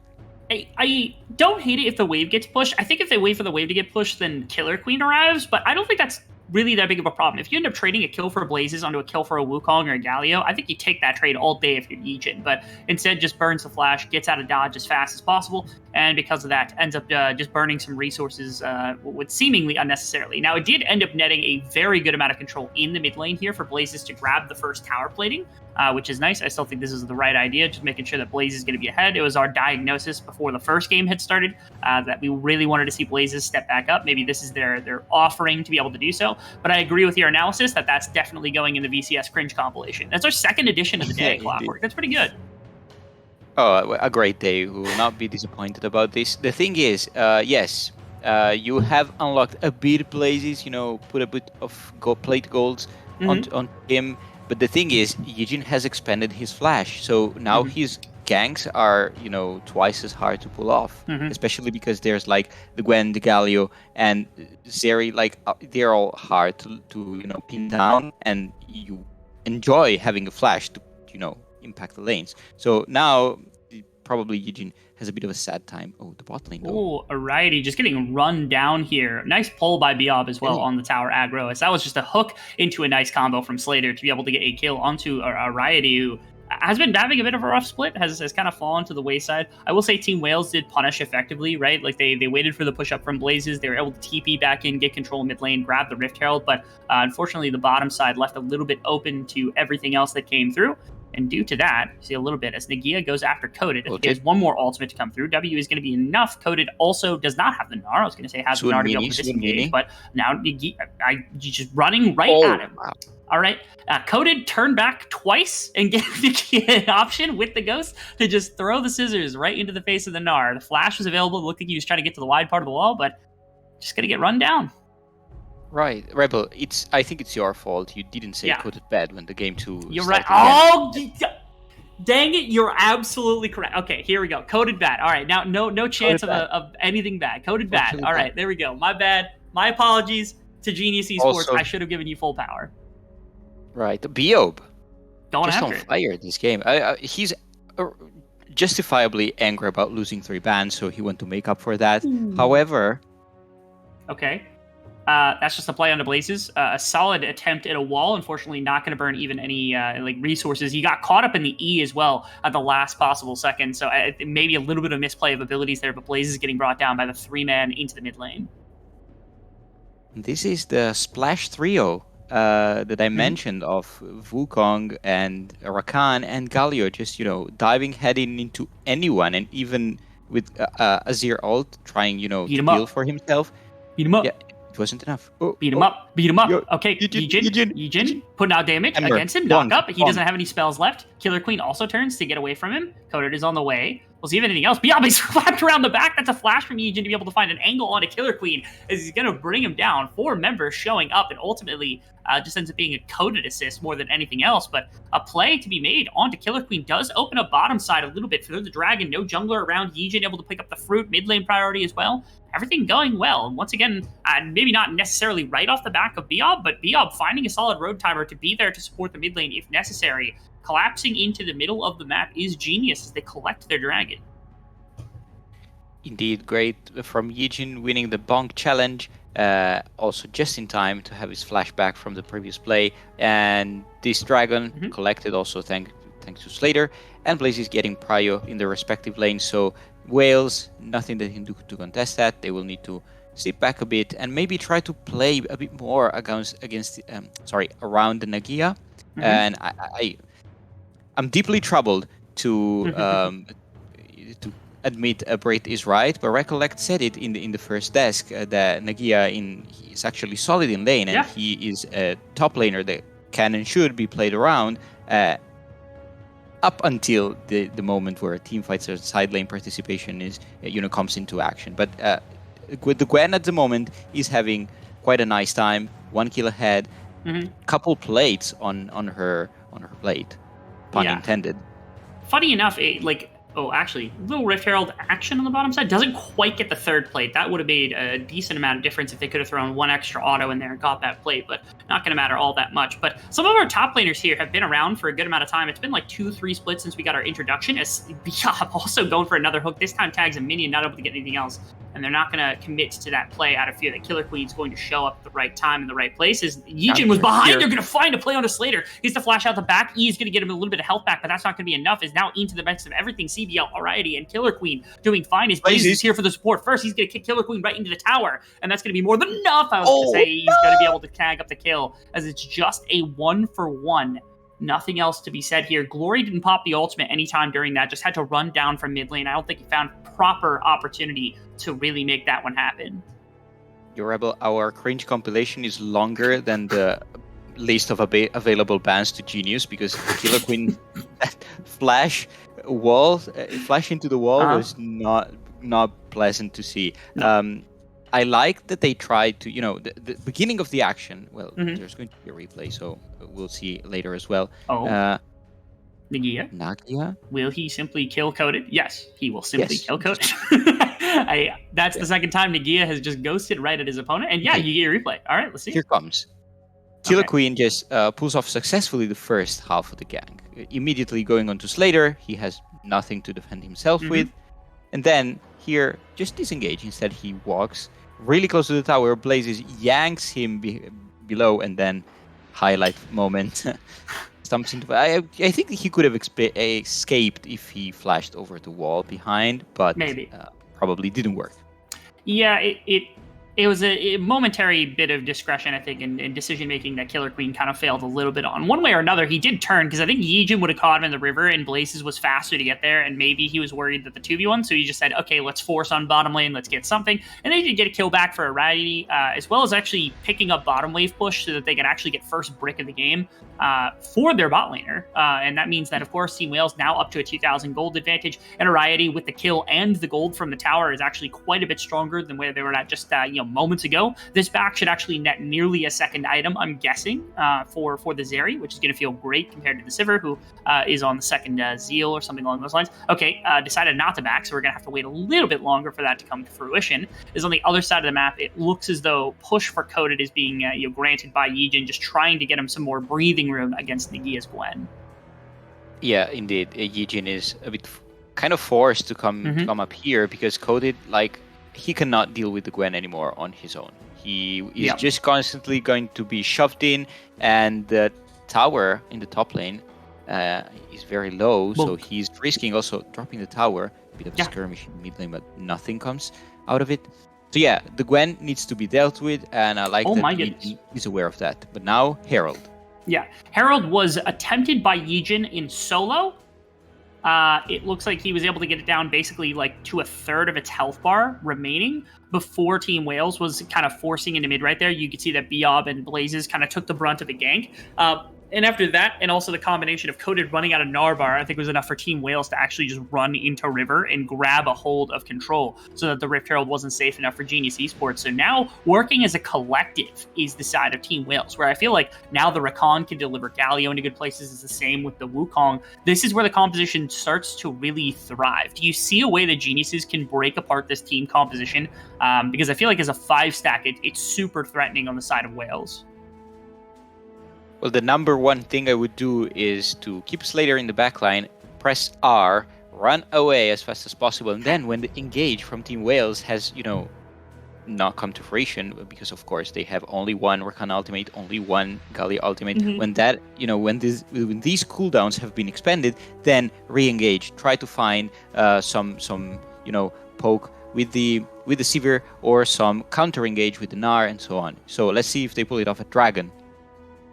Going to go over to the side of Team Wales. This is a teleport into the background. Killer Queen is going to die in the pit pretty much immediately as Coded on the other side of the map. As he TP'd in, is going to get caught out, is going to Gnar multiple members into the wall right there, as the Gia is going to try to chase him down with the ultimate. Yijin over the wall to help out his top laner. He's going to buy him a little bit of space as Blazes comes through the bottom side, and he's going to put out some additional damage. Now Arietti and Nagia, the only two remaining members, Nagia able to at least close down one, as so far it's just a 1-for-2 in the grand scheme of things. As Genius Esports, they don't walk away with the dragon, but they do get a solid fight win. Okay. Actually, I'm going to praise Genius, because they did the other option that is also very smart: attack the engage. They kill the Killer Queen, remove their ultimate, damage into heal the CBL. He is able to escape effectively. Yijin wrapped around the tower is going to shove them off of this one. It actually might buy enough space for Slater to get this wave in position to be able to pull everything else. As we're going to see a replay in this pit. look here. Regardless of the dragon, kill the Killer Queen first. Okay, one engage is down. Then go immediately onto, where is it? On the Glory, right. So he cannot ultimate. Okay. Then the fight is simply, downhill from here because Wales run out of engages. And, the Gwen cleans up 1 kill onto Coded, but Riot and CBL cannot do anything, and the fight is smoothly won by Genius. And Killer Queen now getting run down by Coded. He's going to have the Hyperprocs coming through. Boomerang should be enough of a slow, going to force the flash. And Coded not willing to flash as well, as Nagia is right there. So if you don't, best case scenario, you probably trade 1 for 1 right there if you're Coded flashing over the wall. Instead, not going to give that one up. And it's another game where, again, I have been impressed previously by Blaze's Azir. Azir is one of the better champions to take blind in this meta, and we haven't seen this team leverage this nearly enough, but I feel as though Blaze's has been so good at this that I want to see more of it, just as much as possible. This game already has looked pretty clean on us. It hasn't had to burn flash nearly as much in the mid lane when aggression is put on. They did catch him out that one time with multiple members kind of jumping into mid lane, but I'm perfectly okay with the way that the game has played out for Blaze's so far on this Azir, and it's certainly on a path to be able to help his team really kind of clean things up and carry their way to a potential win against Team Wales. Definitely one of the members that has been able to stand up to our expectations and really start to put his foot down. Indeed, this might be too much of a compliment from my side, but if you cover the name tag, I could mistake this for Artifact. Very quiet lane, not much done around lane pressure or such things. But when skirmishes, when mid game and this action around objectives comes up, he's there, provides the damage, provides the peel. A lot. Blazes, please do not. Okay. Does get jumped on by CBL, who delivers glory. His flash gets him out of a very rough situation. Is Coded on the other side, fighting up against Nagia. Has the flash. They're going to find him with a little bit of something as a Riot. He should be able to clean that one up. On the other side, the Rift Herald gets dropped. They won't be able to get it before the charge comes through. And now a flash in from Glory to try to find some kind of engagement. Slater's in the back being able to put out damage just as much as he wants. Blaze is also untouched so far. As the Soldier's going to go in and the engagement comes through. Team Wales is now taking a lot of damage. As Yijin was able to find a little bit of something, 2 but damage all pushed out. As Beelob's going to find a little bit more. And he's going to be able to put in damage into the rest. CBL now on the engage on the other side. Nobody's able to follow up for Blazes, who's got plenty of soldiers out and about on the map. He jumps into 3 members. He's able to clean up 1 and he gets traded back pretty much immediately, as that's going to be too much. We not be able to dodge the laser as Slater stays up both of them. 2 members remaining as a scrappy mid lane fight leads to basically even plays. W's not going to be enough as Slater gets some healing back. I think he wants to push forward for more, but it looks like we're going to be done. Okay. So what happened here? Coded gets caught on the side. Then the other just abandoned him, just tried to clear the Herald. Everyone jumps in. The team is split. Genius is split now, but there's not enough damage. The crowd control on Genius' side is too high, and then Slater and Blazes put on so much damage in this choke. The fight looks over, but Bio engages again. Slater here fakes face checks, really dangerous, but ends up saving. I did not understand this by Blazes, but could turn out really, really much worse for Wales. There's a grand total of 500 HP remaining on the Rift. That was the mayhem that I wanted to see from this game. Yeah, see, that's a scrappy fight, and there were a lot of really pivotal moments inside of that one. Both damage dealers on both teams, or all the damage dealers on both teams, really able to stand out and shine. And I gotta give props once again to Yijin, who always seems to catch my eye inside of games like this, where he was maybe pixels off of putting Ariety into the wall in a full stun, and that might have bought space to where, Ariety can't move around the backside of the fight, might have taken slightly more damage. It might have actually been enough to actually win out a situation there for the side of Genius Esports without having to, go down to 500 health total between 4 members of the entire map.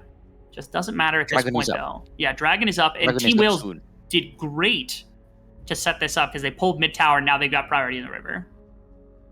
Indeed, and they seem to be awarded this objective for free. Genius, I think wisely, not contesting it, actually preferring to take this mid lane tower. Very great trade on their side. Now they're trying to sort of protect their access to Baron, which is alive, but not a feasible objective. Coded on the flank.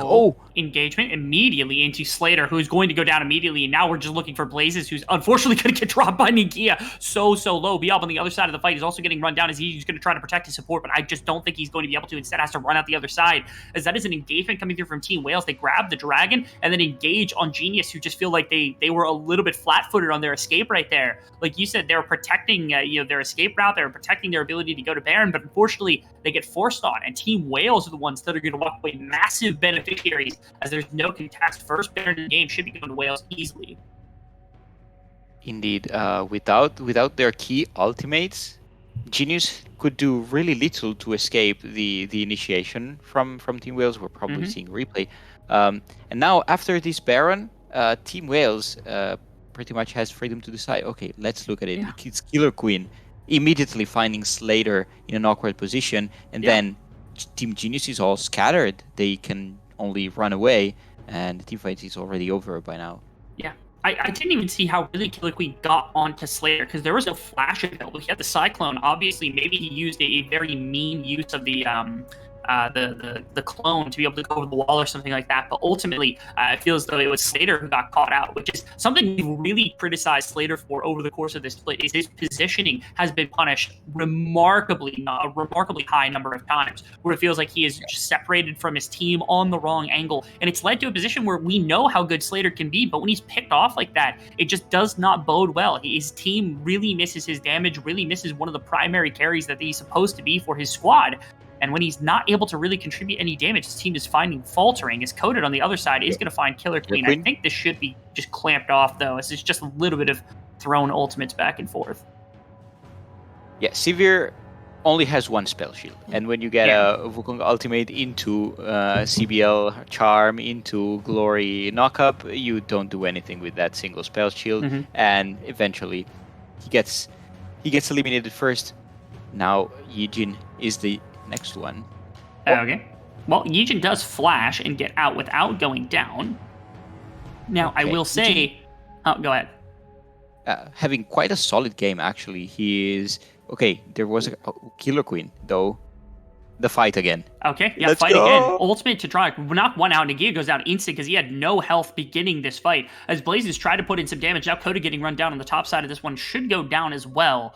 Oh, okay, he's able to flash over the wall. Unfortunately, I think Arietti is going to be able to chase him down relatively quickly underneath the tower, and because of that, now Team Wales is just in a massively winning situation. They've got the Baron buff. They can push in multiple lanes, got a huge play for top side. You see bottom side even under some potential threat. I mean, there's plenty of places to attack. As Slater's going to find Glory, he blocks his E to try to get him out of that situation. Will he win the one-on-one? Blaze is able to find a little bit of something. Can Slater have enough speed to actually get him? He's going to try to heroic to Justice Punch Slater. Cannot quite get it before the pizza ends up bringing him down. Okay, Killer Queen is the smartest dumb in the league. He has no idea what he's doing, but he's baiting all the enemy team into these awkward choke points, and then the rest of his team actually cleans up the fight. Yeah. I don't know if this is intended, highly likely not, but Killer Queen is finding all these moments, all these angles that are extremely unlikely and unadvisable, but, you know, the score kind of reflects it, 1-4, but, you know, all the engages are winning team fights. So something is right. I cannot point what, but something is right. And on one hand, I will give props to Killer Queen for baiting them right there and making them walk into a choke point, but I want to give a ton of props to Variety, who, like, he stood resolute right around the Raptor wall, making sure that if members like Blazes and Slater were going to step up for the fight to try to, you know, slide in and use the wall, try to put in a couple of ricochets from Slater, that they were going to take a ridiculous amount of damage on the way in. And Variety prevented that, was able to clean up kills on the backside. A surprisingly adequate fight coming through from Variety, who, again, somebody that we've really criticized, I think, alongside Slater as a fight. It's just Killer Queen in the same spot as always, confusing himself for a wolf, as CBL is going to get absolutely eviscerated off the back of some knockups coming through. Once again, team fighting tool from Killer Queen down. Nobody able to help support their support right there on the side of Team Wales. Okay, this time the killer bait not happening successfully. Okay, we are in very weird position as Yijin is going to put Nagia into the wall. Going to use the face rush to just absolutely schmoove out of there as quick as possible. Coded on the TP in as well. Happening? No ultimate from Killer Queen. This is the Scooby-Doo chase when everyone goes indoors and exit from different doors. I cannot understand what is happening. You have hit the nail on the head. The dragon is happening, but Ariety spoke completely. Oh no, Biob. Okay, Biob is going to get caught on the front end of this fight as Nagia is just going to absolutely clink him with the scissors, and it should open up for third dragon here from Team Wales. They did lose one member, but they were not weak by any standard, especially when the resolution or the reinforcements coming through for Nagia means that they're able to push their way into the river relatively effectively. You already mentioned a couple of times how well Riot is playing this game. We often criticize him. AD carry is a very stacked position in the VCS in the current split. So Riot always gets the shorter end of the stick when it comes to our opinions in our broadcast. But these, Zeri is being piloted to a great effect. It's like Genius had the priority access on this dragon, and Riot completely denied every consequence of it with his great poke on the W, and really actually he made the fight possible. So great stuff on this area. I think, well, if Genius has access to ban, they need to consider it. Yeah, might be something to consider unless they want to really grab it for Slater. But this matchup is one we've seen a number of times, and it's kind of flopped in both directions depending on who's piloting which champion. It appears as though Riot feels really comfortable, or at least looks more comfortable in this series, specifically on the Zeri into the Sivir matchup. As I believe he played the Sivir too to pretty solid play, so he must just understand the Sivir specifically as a champion to be able to work with. Not out of the woods yet, though, for Team Wales, because obviously they're up 3 dragons to 1. They're up 4,000 gold advantage, and they've got a really good team fight to put together, right? Like, they've got a lot of members that can do quite a bit, but they're not out of it because, again, it's still 3 items here, still 4 item Sivir that you're playing into. You've got quite a bit of meatball in front of the composition as well. You've got a full tank in the Poppy to have to deal with, so they're going to start up the Baron. This could prompt yet another team fight here, Clockwork. Yeah, look at CBL. CBL is already hunting on the back line. Oh, Killer Queen is not even going to wait for the rest of the team. He's going to jump over top of the Baron Temple wall, and that's going to be one brought down immediately as Coda just gets completely destroyed. Blaze is going to throw in some soldiers trying to put out some damage. He already popped his wall, so he has no way to disengage anything else. As Legion is getting chased off, he's going to pop the W. He has just enough healing to get him out of a bad situation, as Nagia can't quite chase him down. The Warmogs is enough to really put his health back up to full health now. As damage is here, Blaze is going to be around with Biob. They're going to try to pick off Glory. I think they're going to be able to get him here, as Legion is also going to put an additional one into the wall. That's going to be Killer Queen, who has to sneak out the back with just his W. They're not going to be able to put in enough damage. Now Nagia is inside of a choke point to be able to close out this from everybody else. He's going to put damage into Yijin, not going to be able to get him in the wall. As a Riot, he's going to close that one out, and that should be the Baron from Team Wales. How is Glory alive? He literally jumped into death personified and made it out. I don't... I couldn't tell you. I didn't actually see what happened. I assume he flashed out of a bad situation. It seemed like the Killer Queen, the distraction came through at the last second as Blazes and Slater are all the damage. They're going to try to put something in. Ultimate's back up, readily available as Blazes tries to split the lines. It's not going to work as Ariety is going to be able to hit him with a laser, and he's just going to get absolutely devastated right there. And that's going to be a flash from Ariety to chase down the Soldier Baron, King of Shurima. And just like that... This is probably game. Yeah, very easily. Blazes is dead. Much of the wave clear on Genius' side is down, and the Baron is already bringing the minions up to the mid lane. They decide, however, Wales to reset first. I mean, smart. They want a team fight, and then a Baron, and then another mini team fight. What is Glory? He's farming raptors. Chickens. He's farming raptors. Glory ulting the chickens. He's like, okay, I understand he still wants to win the bird matchup, but Blaze is dead, so hold on. He had a chance to win the bird matchup. He chose not to put on the skin. Okay, like let's not give him more credit than credit's due. Okay, CBL is actually in a pretty rough situation now as well. He's going to get locked up by Poppy W. That's going to be enough. Going to put him in the wall. That's going to be one dead. Now Ariety is under some real threat. Biob was able to get on top of him. That's going to be a knock-up. The Guardian Angel's going to get popped, but they can't put in enough damage afterwards as Biob's going to try to sneak out the back of the fight, and it's actually going to work to start with. Coda is just going to get run down as Glory's going to try to chase down BOB.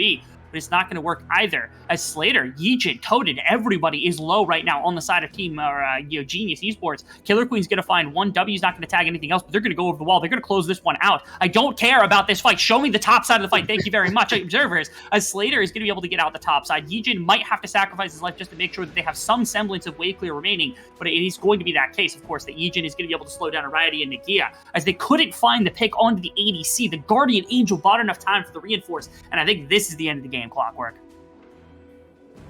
Okay, this is I had a prescription, to curb down adrenaline from my doctor. I failed. Yeah.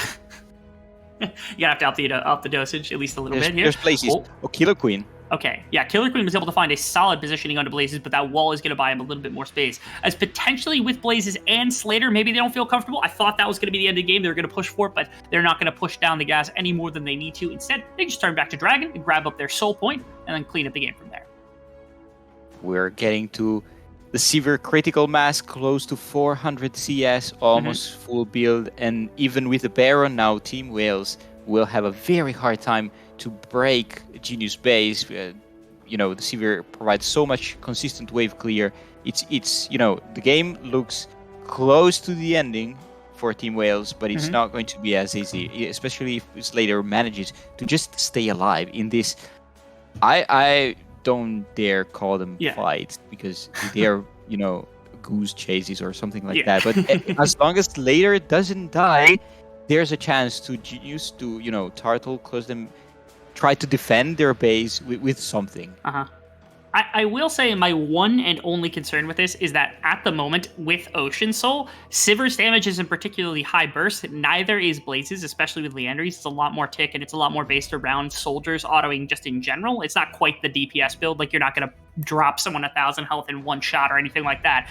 And so Ocean Soul actually gives a fair amount of sustain over time, which makes it more difficult for Slater and Blazes to get through health bars. And I will say that's probably the death sentence. I think that's going to be held as out battle lines. Killer Queen going to take all of his health bar. He's going to be able to W. Oh, Slater is able to get him. Ultimate. Yijin charged it. I think he wanted Nagia. Isn't able to find him. Nagia broke vision. Well played from Nagia. But at least a little bit of breathing room now as Genius Esports don't have to worry for a second as they were able to bring down Killer Queen. Okay, so Wales is going to win this eventually. The thing is, Genius can literally drag this till 60 minutes. Yes. Do we want that, Rebel? No, I do not want that. You are wrong. Yes, I would like to go to bed. Wrong. There's 2 more games and 6 more remakes of this. So get ready. Okay. Please don't curse us like this. This is not the curse that I want. This isn't. I can't do that type of. Severe. It's a Zir. We're past 35 minutes. There's an Ocean Soul. Team fights are going to be, very long. Okay. And bringing waves into the base is going to be very hard for Team Wales. Okay. They don't have, that excessive wave clear to compete with Genius on that side. And the Galio does not provide a lot of damage anymore. The Gwen cannot, if you go to the sideline with the Gwen, it's not really effective because there's a Nazir, there's a Severe parked there just waiting for you for the wave. So the Gwen is not effective in opening up the map. Team Wales need to bait Genius into some fight. Okay. Diab is going to die. Ultimate from Yijin is massive. Not going to do anything as it appears as though he's going to be able to run him down. Blazes was literally backing as his teammates were getting run down. I don't know what that was like, but that should be the nail in the coffin as all of your copium that you were dealing with seconds ago, your prescription for copium obviously ran out as well as your prescription for anxiety is. It appears as though Team Wales has now caught more than enough to be able to close out a game like this. It's only in the last second. That's a jump in from CBL as Blazes also is going to be able to get knocked up, but he's going to find a way out with the flash outside of Glory's range. As like you said, the wave clear is at least high enough. Perhaps it is my copium subscription that has run out, as it appears Team Wales will not close the game again. There's 23 minutes missing. Team Wales cannot push that. They don't have a Jax that Fiora that can hammer into towers as fast. They don't have that much range also because Zeri is the only one that has a slither of range. No, you did not just do him like that. Cody, Glory, you did not just add him to the cringe compilation. Please. No. I see that in League of Legends TikToks right there. This is a replay of the fight that had happened as Mia actually just getting run down. Yijin had to flash the other side of the fight. This is where Blaze is just This is not a fight. This is not a fight. We need a new word for this. However, Team Wales, during the replay, they took the Baron. This is, okay, look at this Nagia. He's a 709 Gwen. I have never seen a 709 a Gwen with a 25 stack Magi's, yeah. So little relevant.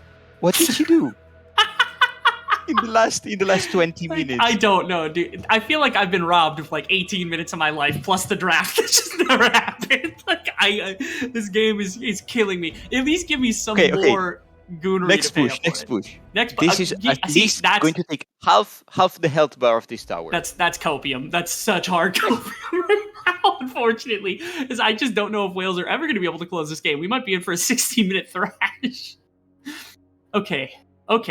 Let's reel back in because there's plenty of resources to use on the side of Team Wales. They obviously can't lose this game now, right? They've got Baron, they've got Ocean Soul. Worst case scenario, they just push in and they go grab Elder Dragon and then walk at the enemies, right? Like they can't possibly wait any longer. Oh no, Blazes. Okay, Blazes doesn't get caught quite up by Killer Queen. Another gets knocked out as Egan's getting just completely destroyed by Nikia as Biob is trying to slow down people on the other side of the fight. CDL is actually taking quite a bit of damage. Nikia is going to do quite a bit. Yeah, like you said, Slater's putting out decent damage here, but Rioty's actually beating him in the DPS battle. And Slater can't even get close enough with Rioty, throwing auto attacks in. And I think finally we're going to get the close of the game. I think finally Team Wales is going to be able to wrap this one up. It feels like it lasted way longer than it should have. But Team Wales will get their revenge in game one over top of Genius Esports. Wow. Okay, Rebel. My doctor also prescribed me to get fit, and I got a lot in fit. Does that count? Yes, I believe that does count. You should tell your doctor that 100% here. Okay, game 1 out of 7 is done. It's in the books. Great performance by Wales. Also great performance by Genius. They stalled out the game as much as they could. Not as much as I wanted, but, enough. Absolutely. And even after only just one win, we are walking into a game 3 in this series as the first one got completely remade. Not trying to joke for anything else, as we got 8 more games coming up for all of our fans that have been here alongside us for this one. But we're going to cut to a short break before we join back to the analyst desk, who have quite a bit of a task to do to analyze that 48-minute absolute slobber knocker of a match between these two teams.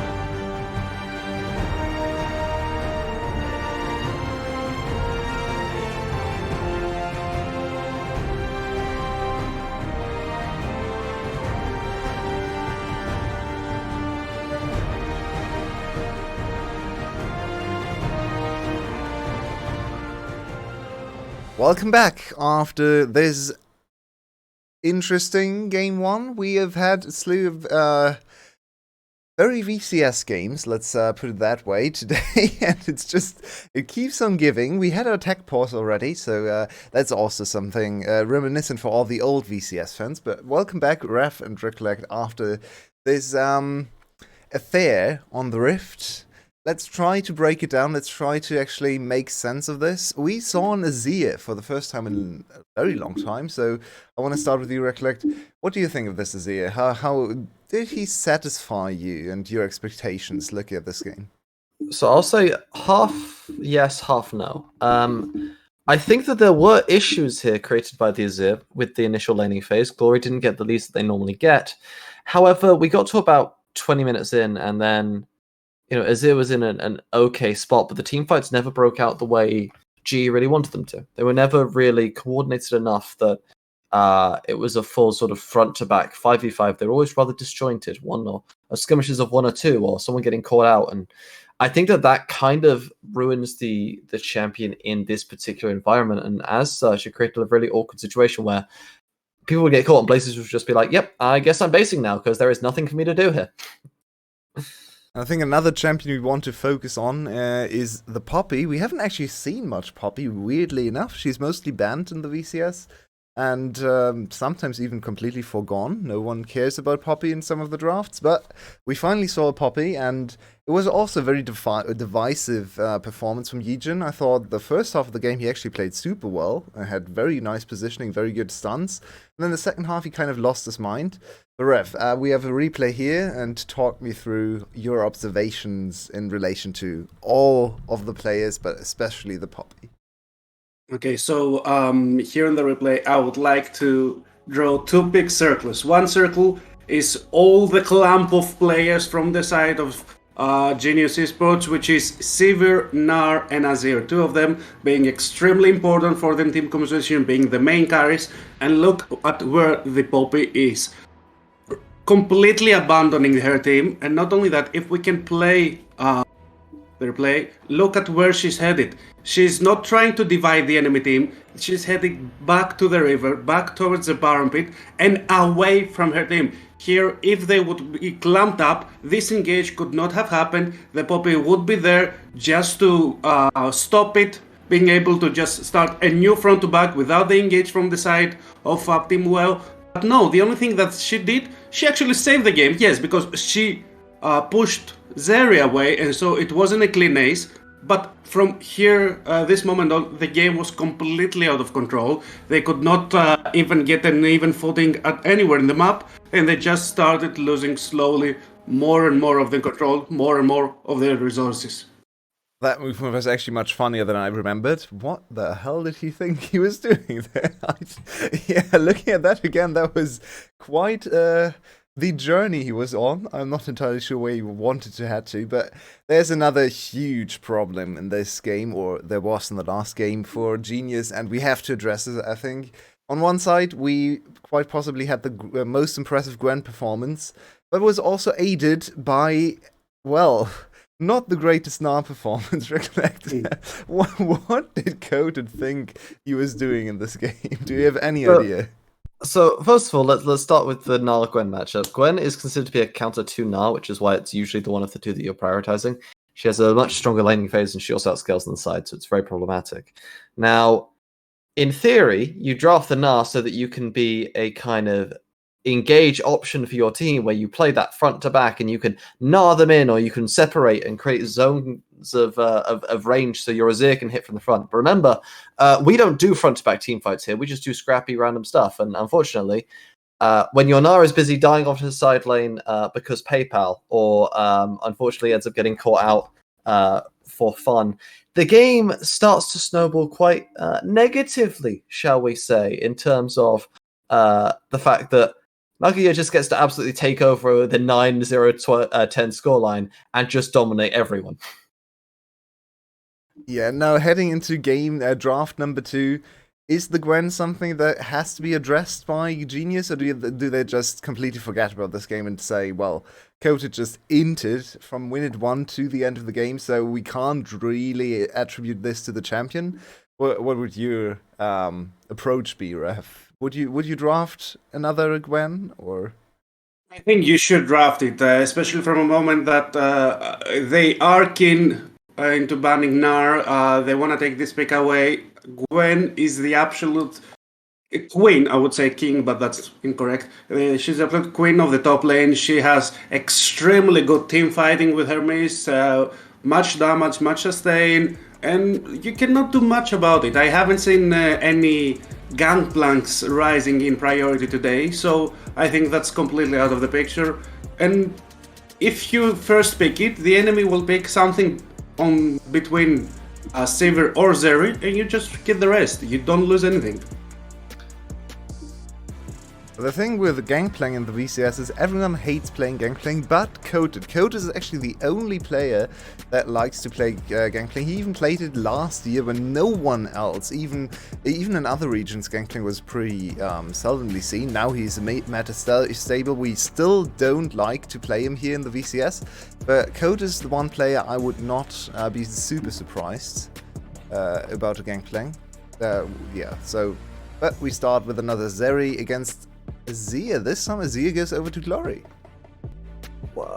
So we're just giving Gwen for fun, or do we have anything planned here? Because this is not looking nice to me. I feel like, unless you're planning on counterpicking it with the Jax, which is the other counter that we've seen rise to prominence, you've got yourself a lot of problems now, because there's a high likelihood of just going, you can take, Gwen Trundle here if you want to, and then you're going to have a winning topside if you choose to, enable that option. But you also have things like the Yuumi that are unbanned, right? So technically you could have gone Zeri, Yuumi, Gwen in a 1-2-3, but instead the Talia with zero setup is being locked in. What is happening here? Why is the drafting so bad? I did not see the last game that they played like 10 minutes ago. It's really weird. Gwen was really good. She's still there, okay. And I think that right now, Genius will need to ban it, because with the Sivir, she gives quite a good teamfight prowess. She can go into the enemy backline, be able to be a really annoying piece of champion. So I think that should be the R4 for Team Wells. However, what can you answer to the Gwen? I don't know. The Jax is banned. Why would you ban Jax? Surely Gwen is gonna get banned, right? Surely.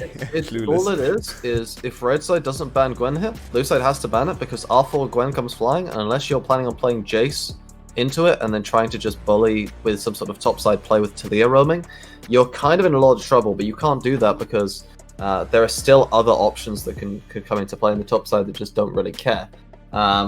I am expecting, though, that with these bans, it's going to be Gwen, and then, as I say, there's not a whole lot else you can play. You can play to sort of dive it after slow pushing, which is why I would suggest Jace. You could run something like, I don't know, you could run maybe like Cannon to an extent, but it doesn't feel amazing. Like, it's just going to be Gwen. We all know it's coming, so unless they are going to play the GP, which used to be a skill matchup, but I actually think is now Gwen favored because of the way the champion has been hit recently, there isn't a whole lot else that, off the top of my head, is great. I mean, we saw the Fiora come out in pseudo game 1. That's what we're going to call it, I guess.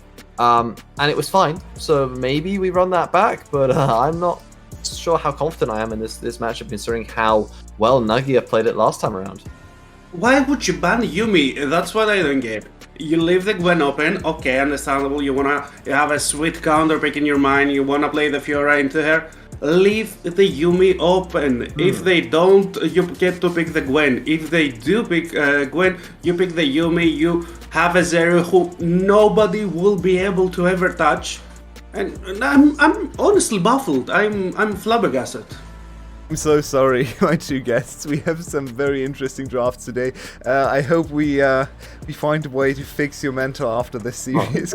Don't worry, we're about to get support Ash to follow it up. Yes, so let's don't worry go. about it. I like the support Ash, honestly. Into Renata, she's a really good matchup. She has an engage every 35 seconds, and you can throw it from the other side of the map. If it doesn't hit, it's okay. If it does hit, you get a free engage. However, I'm speaking to the void because Rakan is locked in.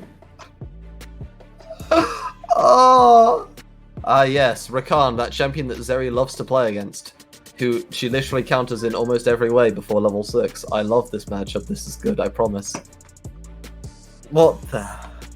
No, it's fine. Everything is fine. Everything is okay. And also Rakan into Taliyah is really fun. You just flash W into the workground, you're stunned for a second and a half, you're executed immediately because you're the squishiest champion ever and only have a shield for laning purposes. But yeah, it's fine. It's fine. You don't have you have a shield in lane for sure that doesn't get taken away by Zeri. Yeah, and right now the Poppy is also will have any value only if she manages to stick onto the Zeri who's playing with Ghost Flash. How are you gonna do this? I don't know. I think the biggest issue as well is just that you lack reliable frontline too on red side. So you don't actually get to maintain Azir's zone of control. So if anything ever goes wrong in the side lane, before, like within the first 10 minutes of the game, if Fiora dies one time in this matchup, the game is completely over. Because you can't stabilize at all on either of these two teams. So it's really weird. I don't know how to call this, to be honest with you. I mean, if the Fiora side gets ahead, then Azir can't really maintain zone control without a lack of frontline. If Gwen gets ahead, she's just going to rampage through the game in a side lane and no one can stop her. So my eyes are on that top side and it's going to be explosive. Yeah, for sure. However, I think that Fiora needs to scale a little bit. That's it from me, I think. Well, no prediction this time, but I think we can get our analysts get away with that, because they had to endure this drafting. And now it's more time for Rebel and Clockwork and Game 2 on the Rift. Bum bum bum bum bum bum. Do I really have to do this, Clockwork? Of course. All right. Welcome, Bum bum bum bum bum bum bum bum bum bum. Is that better? Crewmates, the MSS, VCS. There's one. Okay, they won't let me do it. Glory is an imposter. Okay, Yujin flashing. He's gonna try to find something. We're just like, as soon as we try to do a content bit, they just ruin everything, man. They're not courteous of us in the slightest here at the VCS. Absolutely uncooperativeness of this league. I just wanted to guess who was the Hex Flash imposter in this game. It seems that we have none. So far, I was betting on Yijin. He already flashed, so he's not the one. So not ejected. Correct. Anyway, the analyst desk focused a lot on this Gwen for good reasons, but at the same time, we have again the Azir and the Sivir on the side of Wales. So if you're me, if you're Clockwork, and you want to stay in this broadcast until a grand total of 200 minutes have been played, this is what you want to see. Okay, it's Talia on the other side, it's Zeri on the other side, so there's a lot of late game action, post 40 minutes, Dota style mishmash. So yeah, we love that. I think it would be crazy for a game to go that long. Our analyst desk has kind of propped this up that like it's really tough to recover. And I do wonder if we get a game where we end up at 30 minutes and the gold is basically even, we're at like 2 dragons, maybe 3 dragons apiece, something like that. This game is going to be really exciting. The alternative is that it's very bad and that one team basically just wins from very, very early on. And so how does that fall in your system here, right? Like how do you believe the balance or the scale ends up tipping in a game like this? As really quickly, Yijin is going to try to bully Killer Queen, but with no flash, this feels a lot more. I don't know. Queen? This is a fight. At minimum, Killer Queen's got cooldowns to be able to utilize. Should be able to get to the blast cone relatively easily. This is the really powerful thing about the Trundle into the Poppy matchup, is Poppy has no way to block anything with the W, and Poppy can't really take the auto-attracting battle against Trundle because Trundle is Trundle. Which makes it difficult. However, Coded is on the wraparound. Yijin is on top of a ward. Could be a steal coming through from Killer Queen. He's going to be able to find it. He does get the red buff, actually. And with the Buckler, actually might have the health necessary to win the fight against Yijin. Yijin's going to bounce, as Yijin's time is completely wasted here on the engage against the Poppy. Everything that he wanted to accomplish just kind of got the door slammed in his face. And he's behind 2 camps at this point, which is really, really punishing. Now, if I'm Killer Queen, you know, I am on the same wavelength of Killer Queen. Yeah. If I'm him, I would invade him at blue buff. That would be the absolute Chad move to, you know, double slap and double down on this early advantage. So I want to see that. I want to track Killer Queen. Look, he's moving in. No, he's recalling. Yes. Okay, bottom lane, Absolutely. we actually get a bit of a scrap as Biob. He's going to go down. He had the Renata W on for at least a second as Oriety is going to try to find something. CBL doesn't have another shield. He's not going to be able to do anything. As Slater's going to be able to put some additional damage into CBL as they trade 1-for-1 on the bottom side of the map. And it's actually CBL that got the kill against Biob, which is a very tragic circumstance, as that means that it's an advantage towards Slater here. Killer Queen stuck around on the top side, I think, just to crash the wave to buy some time for Nagia, but across the map, plays happening in a couple of places. Okay, now I can answer to this answer. I promise that I already planned this. This matchup in the bot lane is the key for Genius, because as Recollect mentioned, Rakan has a hell of a hard time playing into this matchup. Here we see that the initial engage Biob can do really little, and then Slater eventually takes over, and drops the Oriety. So overall, the trade is favorable for Genius, and this bot lane is where they need to make things happen, and the Killer Queen being caught. Yeah, Killer Queen getting caught, throws the Q. CBL super low already inside of this fight. Killer Queen is able to sneak out somehow through multiple members, and no dive come through because Slater is actually in a really bad position here. As Oriety is going to be able to get the auto attack. I think he was. I think the seismic shove was there, but the spell shield blocked it. Yeah, like you said. Wow. Okay, so yes, Genius needs to, get Prio in the bot lane, try to invade, and make it really hard for Oriety to just, stay in the bot lane and wave clear, because they're always threatened by the dive, and also force Killer Queen to come in the bot lane to defend, to cover. And this could be, what Genius need to leverage if they want to win 40 minutes. Otherwise, they're going to run into this endless wall of wave clear, which is really hard for them to pierce, because again, they drafted another composition that has negative range. So towers are a mirage for them if they don't manage to, break them before the 30-minute mark. Certainly the case that it will be difficult, and it compounds further with that idea once again that neither of these teams have really good comeback type mechanics. And that's one of the big ones that is definitely lacking from the side of Genius Esports. As CBL tries to make a flash play into the mid lane, he's going to burn Blaze's flash. Or my apology, it wasn't a flash from CBL, it was just a flash from Blaze's to get out of that circumstance. This actually buys a good amount of space for Glory to potentially get it back in here against Blaze's Talia. She hasn't had to use. He had to burn the TP very early in this game, if you remember, after that level 1 that came through. It hasn't had it and is about to get it back up. So if he can clear one more wave, TP back in, we'll be able to continue to put some pressure into the Talia. As CBL, once again, sticking around to put pressure onto Blazes. Once again, buying space for Glory to get the back, though, as feeling confident that Oriety is going to be okay on the bottom side. Yeah, I wouldn't trust CBL in Wall Street or something, because he's buying space actually, for Glory. Oh, my goodness. I didn't think it was actually going to work out. Yeah, great stuff from Glory and Killer Queen. Yes, as I said, CBL is buying space for Glory, but look at the bot lane. 20 CS down almost. Oriety has been sold. So, stock market not really playing on Genius advantage for the moment. But now, let's see if, the investment on Glory pays off. All right, Biob is going to have the W readily available. We saw this last time as Slater hits level 6. That's Oriety hitting level 6 as well. He's going to have the speed up. Do they have the damage for it? CBL has to get out of dodge just as fast as possible. He's going to have the last Durkin. And that's going to be it for Oriety winning the bottom side play. And on top side, Coden's going to go down as well, as somehow Team Wales are finding plays across the map. We're going to do a relook at what happened right here as Nagia just completely whiffed the ultimate, pushed him right into Killer Queen. Rebel, what did you not say at the beginning of this game? What have I done? What have I done? I'm so sorry. Coded bad, but it's too late. We already saw what happened last time. It's too late. It's too late. He's already 20 CS down, 1 kill down, 1 plate down. There's already a massive amount of gold onto this Gwen, and she was already really hard to deal with in game 1, and it's not getting any easier in this game 2 here. Yeah, it's been Yijin tried to push the jungle matchup in a really good position. I think from basically minute 1. Look at Yijin and CBL. Okay, Yijin, CBL once again kind of in the right circumstance. On the bottom side of the map, you can see both both supports kind of there. Killer Queen's going to run right through the middle. This is an invade that kind of got caught out by CBL there. Can't really do much about it at the moment, at least. CBL is able to slip out over top of the pillar very easily as Yijin wants more. Okay, that's pretty bold. Okay, double bold. Blazes throws the wall in. It's not going to do anything, though.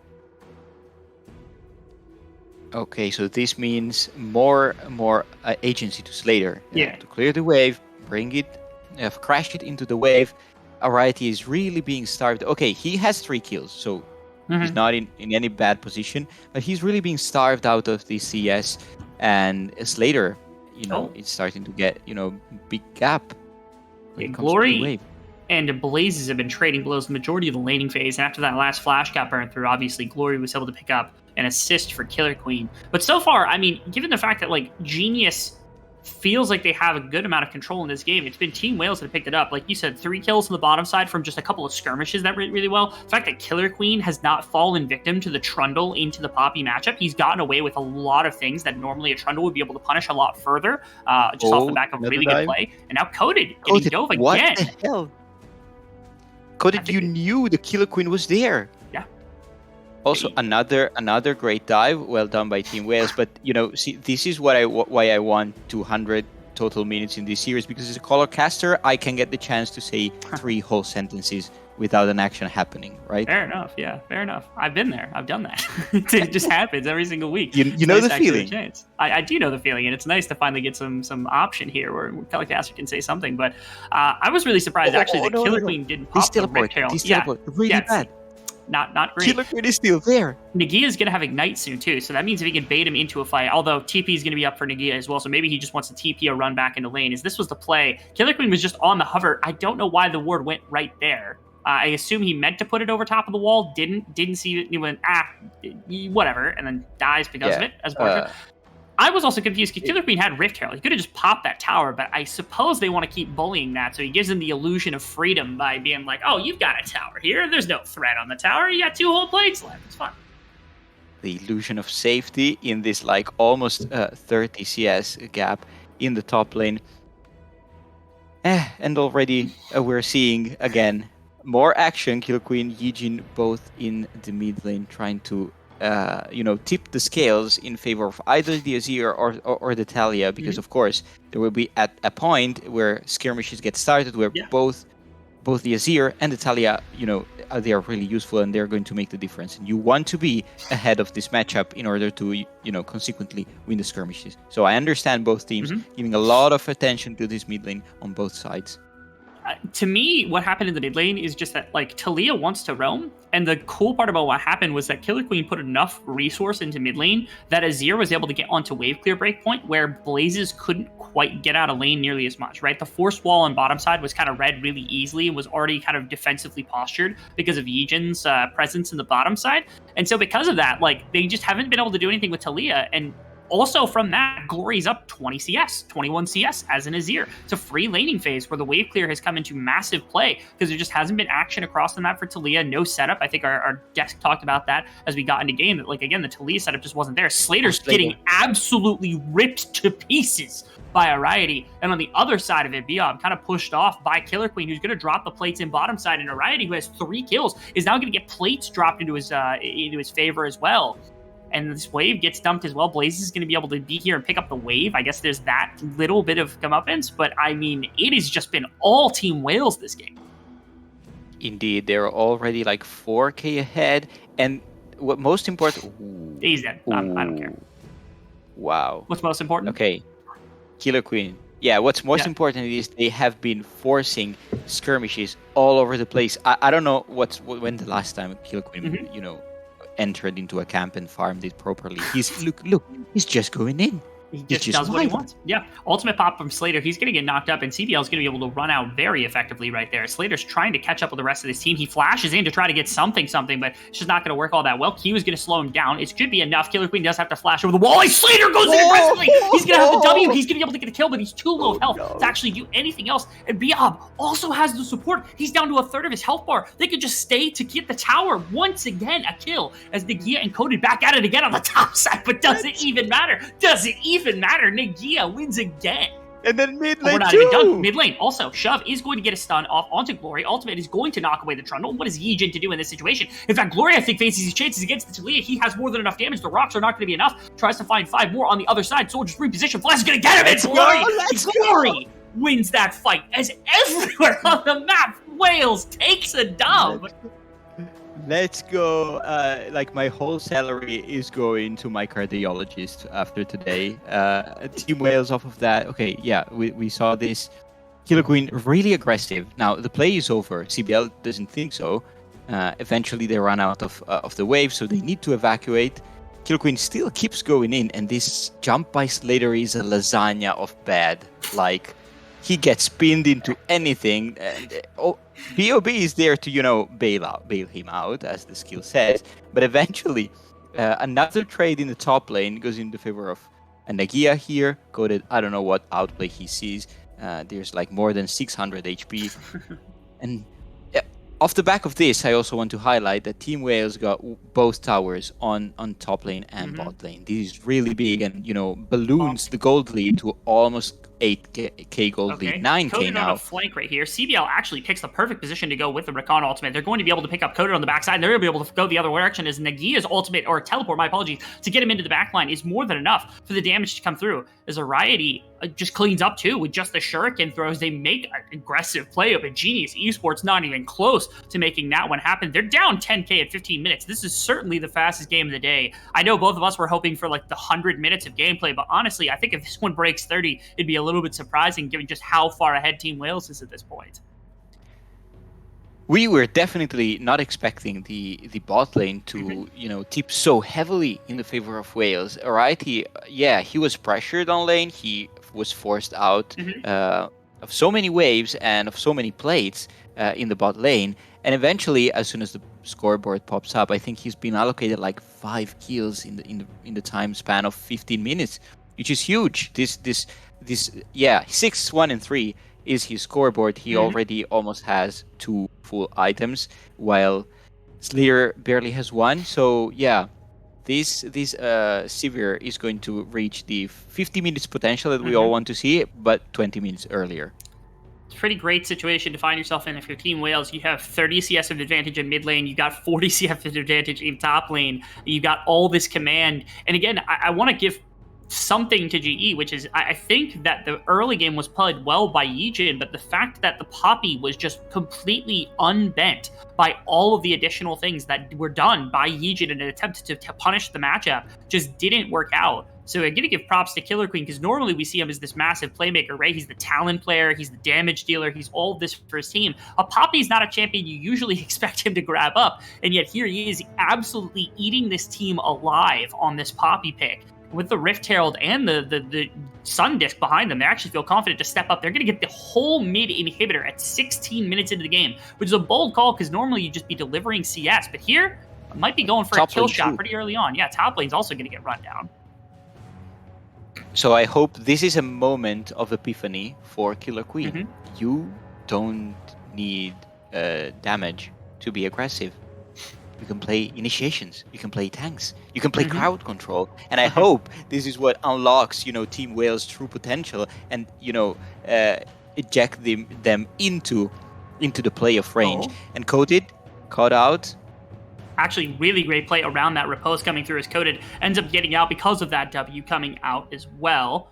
But fortunately, nobody really falls any victim right there. The pillar and the seismic shove used at exactly the same time to make sure that that was not going to go anywhere, as the top lane aggression is not going to lead to basically anything, just the Sivir ultimate, a couple of other cooldowns burnt across the board from Team Wales, as ultimately they can step out. They're still at a 10k advantage. They're still the ones in pretty decent command of this game. The only thing is neutral objectives have been completely silent in this game. We're still 2 minutes out from a Baron, and we are at 2 dragons in this one clockwork. So maybe we do still have a 15-minute timer before we end up getting to maybe call it on this one, at least so far.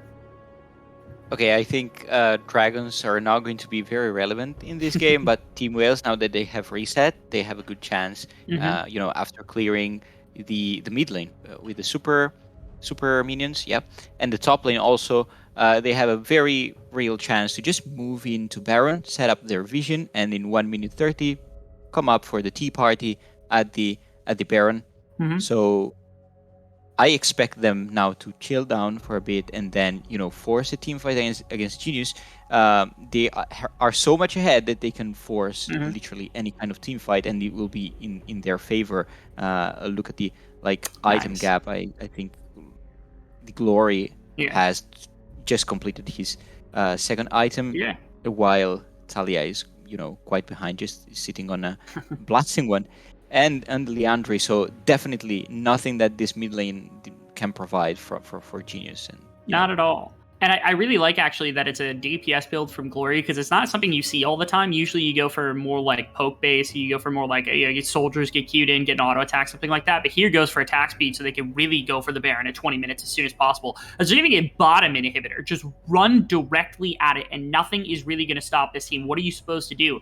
Slater didn't pop ultimate quite yet, doesn't quite have the range, doesn't want to commit to anything here, as Ariety's going to deliver these last couple of shots to the bottom inhibitor. And again, if they're setting up for Baron, if they're setting up for Dragon, it's going to be easy enough to grab one of those objectives. I think if you go for both, it could be problematic, but now Waves in bot and mid at the same time looking for something, as Glory's going to be able to find one assassination immediately. That ultimate from the Renata basically hit nobody, as Ariety wants to put in some more damage, as Nagia is going to clamp off Coded as best as possible, as this is actually a decent fight coming through from the side of Genius Esports, as Nagia is on the other side. He's going to try to win it himself, as Killer Queen gets one on the other side. Nagia is going to go down, as now Team Wales have thrown away a fight in the base of Genius. And just as we're saying that this one is probably going to look good for them, they give up so much, and now Baron at 20 minutes is on the table for this team, Clockwork. Holy hell! I was already counting in my head, okay, how many minutes I've been robbed? Like, yeah, maybe around 140, but no! Okay, so this is quite easy. Take the inhibitor, leave. Run. Baron is spawning soon.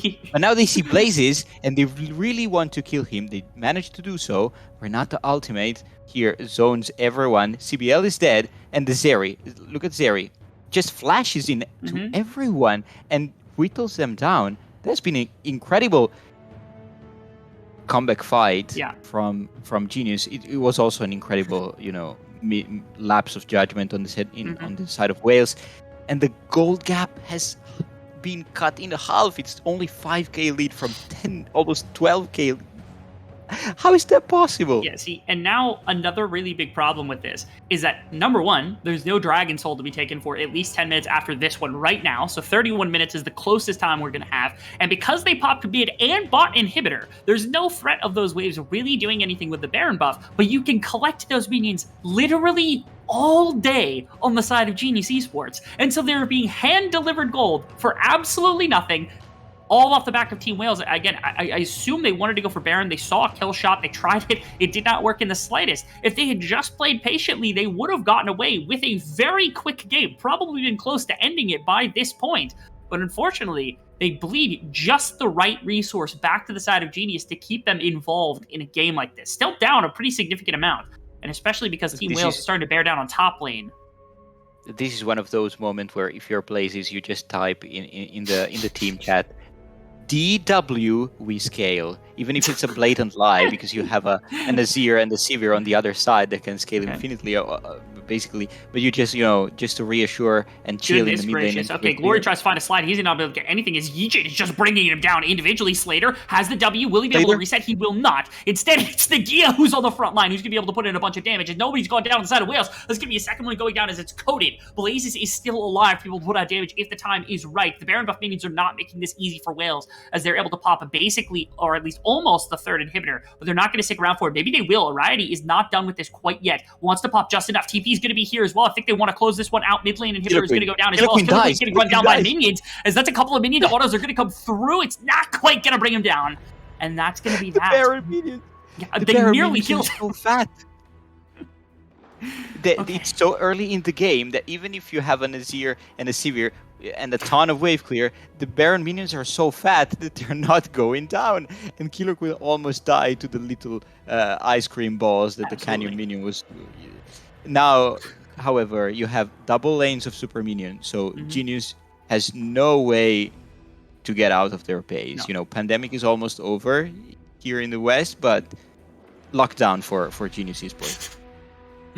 It's a rough position now with 3 inhibitors down. It's going to be near impossible to wave clear. That's a TP going into bottom lane as they're trying to, I believe, catch out Blazes, but he's going to ghost just to get away from that one gank on the bottom side.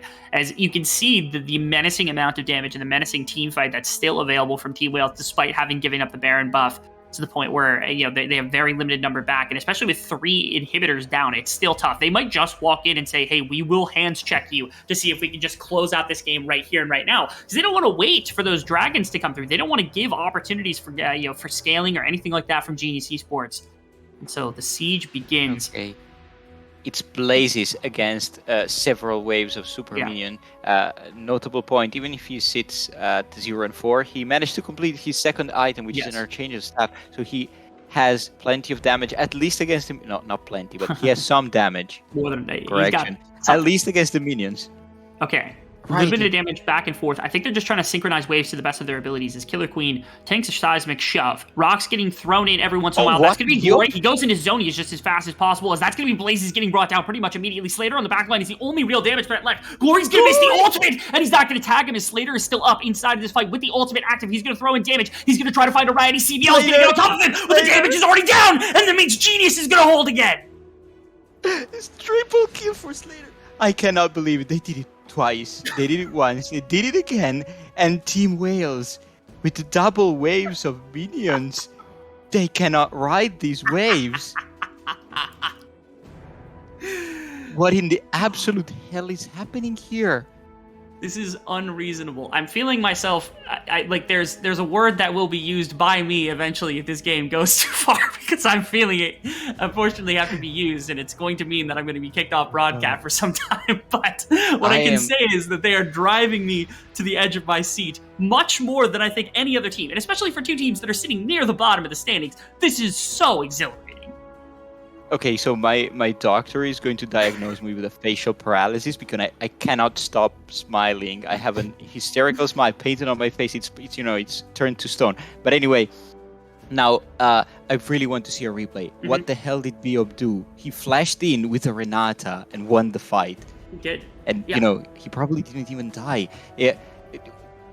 My brain is not enough. I'm turning into a sponge. It's tough. Yeah. The biggest thing, 2 things, is number 1, I don't know what happened to Nagia, but Nagia just got completely removed from that. I think, again, like you said, off the back of the Flash Ultimate from Bia, but again, I'd have to go back and watch it. The other big one is no one was really able to get to Slater, and Slater is putting out some damage on this Zeri right now, making it very, very easy to work from front to back when the time comes, as the gold lead has gone from 10,000 at only 15 minutes into the game to 3,000 gold Clockwork. VCS is famous for giving up 10k plus gold leads in a number of situations. I've seen, Overpower did it back when I first started in 2020. I've seen Saigon Buffalo do it when they were in playoffs up against GAM in that game 3 situation. And here, once again, Team Wales on the precipice of falling victim to that exact same problem. Okay, so now Baron for Wales. They're going to move there, and since we're here for the long run, apparently I can also try to say something, some useful analysis. Wales do not have enough crowd control to pin down both Blazes and Slater, and they've been focusing Blazes because he's the wave clear.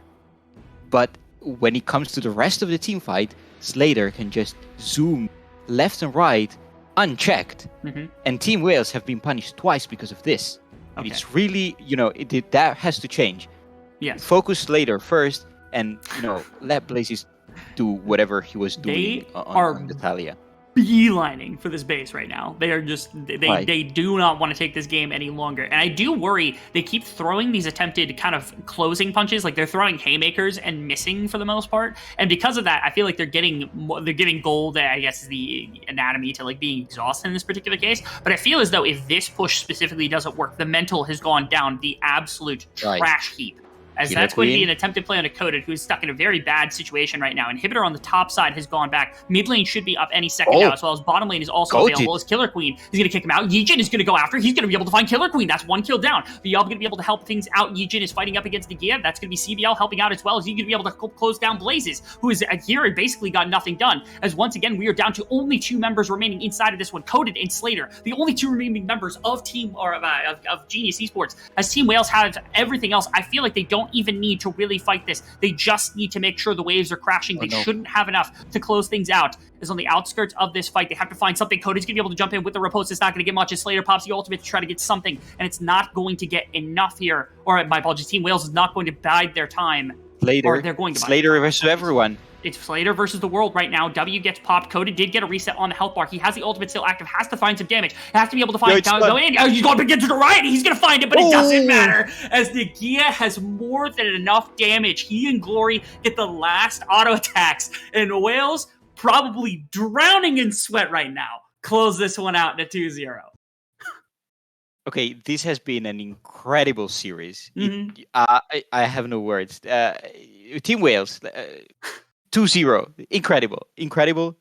No, it should have been more or less expected. We said, this is a team that can get to playoff. Genius, kind of the worst team at the moment. However, they held on for their dear life until the very end. They pulled off these couple incredible comeback team fights, and props to them. They made it really entertaining, and every one of you that is watching VCS at the moment, you were watching for that.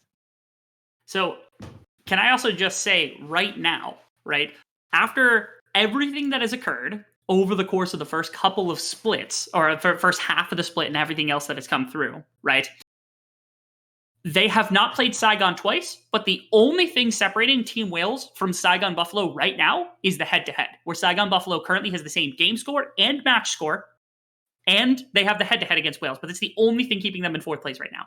Wales is on the precipice of being a playoff team, which is insane to me, that you can have performances like this that are so exhilarating, so exciting, but also so close against a bottom-rung team like Genius and still be in the playoff race.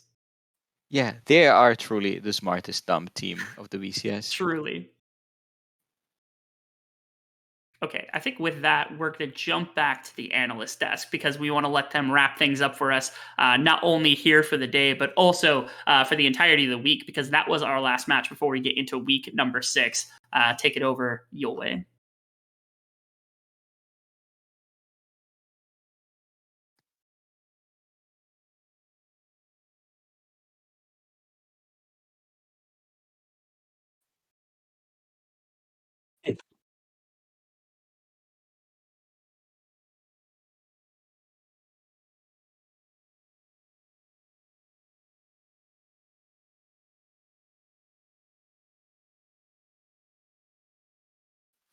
Well, can you blame the man? I mean, both of those games were so tiring after a point. Of course, if I were casting the game, I would be excited. Woo! More time to cast, more time to analyze stuff or see fights.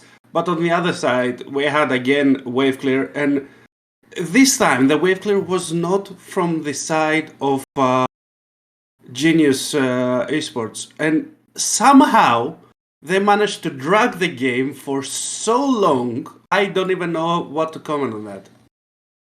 So, apparently I was muted, so here's the delayed introduction to the analyst desk again. If you're wondering why you can only see 2 of us, it's because Recollect sadly did not survive this game, so unfortunately we had to cut him out for now. Hopefully he's gonna come back to life and bring us his lovely voice for the closing words. But yeah, that was a series. I don't know. This day was completely crazy. We actually end up with a 2-2-0 series, but it felt like it took ages for both of these to transpire. First one was very close in terms of team fighting. The second one was just a fist fight from start to finish. And I don't accept that the second series is a 2-0. It was a 4-0. I think it was like the first version, the alpha game, the alpha iteration, and then they kept on for so long in both of those games that were like game over since minute 15, and I don't know, it was way too long for how the games played out. Oh, for sure. And this game went downhill super fast. You and Recollect talked about the snowbally nature of both these compositions, and very early on in the game we already saw the top gap was still present. We still had a very dominant game from Nagia into the likes of the counter-pick Fiora. So Nagia certainly stamping his authority onto the top lane matchup. Coated today looked outclassed, out of sorts in every single interaction we saw. So a huge downfall of the solo lanes in general for Genius, and that's one of their biggest issues throughout the last 2 weeks. They're now on a 7-game losing streak, so Do you see any hope for this team? They're now at 2-8 actually, so tied with ASE Esports in terms of series score, very far away from the playoff positions. The next team ahead of them is Cerberus at 4 wins, so that's 2 entire series ahead of them, and they're on a 7-game losing streak. What can they do to improve? Well, they can work on the patches that they will play the relegation games, I think. I know it sounds rough. At this point, everyone is talking about how ASE Esports is the worst team in the league. I didn't see something that would put Genius ahead of AS for me. So I think they have to regroup and start a new strategy meeting from the beginning. Like, the split never started for them. It starts in the relegation series. They have to trash everything and start anew. Yeah, I think at this point that's sadly the only takeaway we have. Of course, there's still 2 weeks left, so that's 4 series still to be played. In theory, they could get to 6 series wins, which could be enough to avoid relegations. Let me quickly check the next week. It's going to be GUM on Thursday. Oof, that's a rough start. And then Saigon Buffalo on Sunday. So it's not getting easier, that's for sure. Genius Esports really staring down a little bit of a gauntlet, and I think I'd agree with you. It doesn't look like they can avoid relegations at this point. Hypothetically, they can only push down Kerberos. That if Kerberos goes on the a 4 series lose streak and they win, because the last week is pretty much the easiest week that they could get. It's AS Esports and Kerberos. And I'm looking at those matches, and I don't feel confident for Genius Esports for neither of those series. So I don't know. Yeah, it sadly doesn't look really good for them in any of the matches. I mean, 7-game losing streak doesn't come from anywhere. And before we move on to Wales, because of course they are our winners, and they're actually on a decent win streak right now, tying SGB, as Rebel pointed out in the cast, in series score now at 5-5 and moving ahead of Cerberus. I want to close out with Genius and just take a little bit of a look at their 2 solo laners, because I think that's where most of their struggles come from. It's just Coated and Blazers. They used to be solid VCS players, but in this split, they are just bottom of the barrel in both positions, I feel like. Coated just perma-tilting with the counter picks, and he's so many draft resources go into enabling this top laner, into just fails and lets his team down over and over and over again. Very disappointing to see. And Blazers is just bad. There's not much to say about Blazers. He's just getting outperformed every single game. It's not about the laning. His laning, it's still okay. He gets a lot of attention from the enemy jungle and support duo. So that's something I can look the other way from. His rotations are not there. It looks like he plays on a completely different map. Completely different patch. Not pick-wise, because he knows how to play the meta. But macro-wise, he just looks at his lane and nothing else. If you put an intermediate bot, it would be the same. Rev out here. They're taking heads at the end, but I think, Blazers really, really disappointing split. But let's turn our focus onto the Whales. What a comeback story for them. It's not over yet. They're now tied, as we said before, for 4th place. Slightly behind Saigon Buffalo because of the head-to-head. They are going to play Saigon Buffalo in week 7, so still a bit of time left for them to prepare for that matchup. Next week they're going to face Secret, our number 1 team. They are also going to go up against SBTC, so 2 very difficult matches. But Rev, do you agree with me that they look like a team that could challenge anyone, just through sheer confidence and having a lot of playmaking players?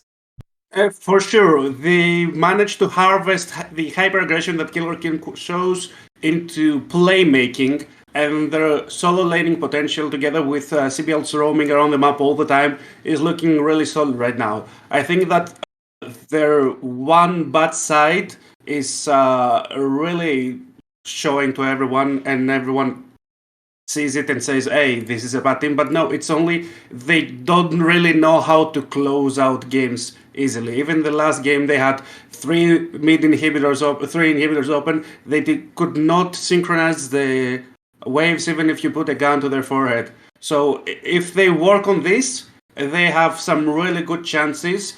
If not going towards, surely getting into playoffs and maybe getting one best of 5 off with a win.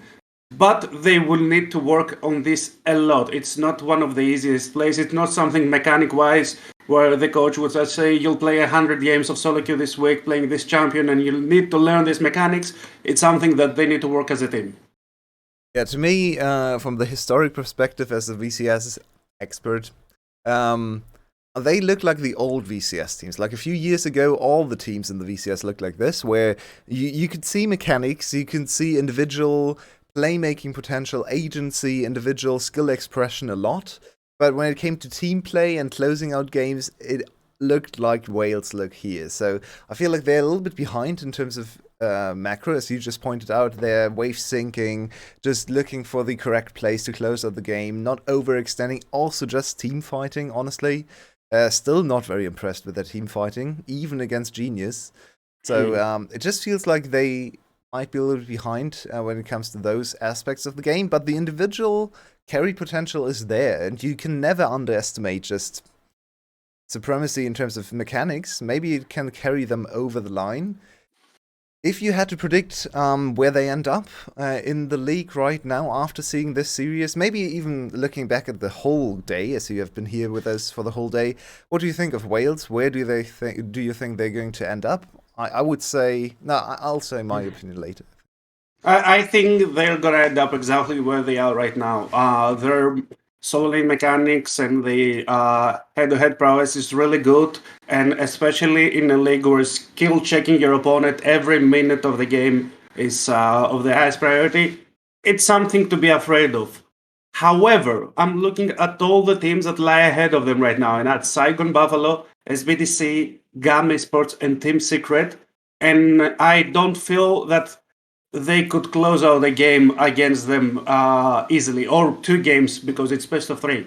Maybe they can get away with 1, getting away with 1,500 gold lead or something, but not to close in a series, because even against Genius Esports, they faltered so much that teams better than them can take advantage of those mistakes, capitalize better, and get them ahead themselves and try to apply their own pressure and their own game plan.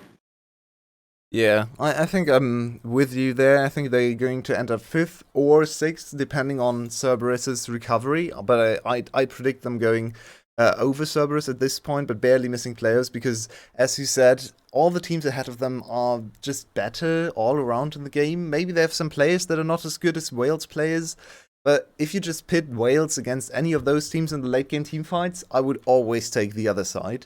I think the only team that might be an exception to that is SBTC. We saw them earlier today, and they kind of showed the same woes, right? Their team fighting against ASE Esports earlier today didn't look super convincing either. So there might be a little bit of potential for Wales to overcome SBTC, but unfortunately for them, SBTC is ahead in series now by 2 series, so that's going to be really hard to catch. It's going to be harder. Also, they struggled in the same areas, yes, but did they struggle as much?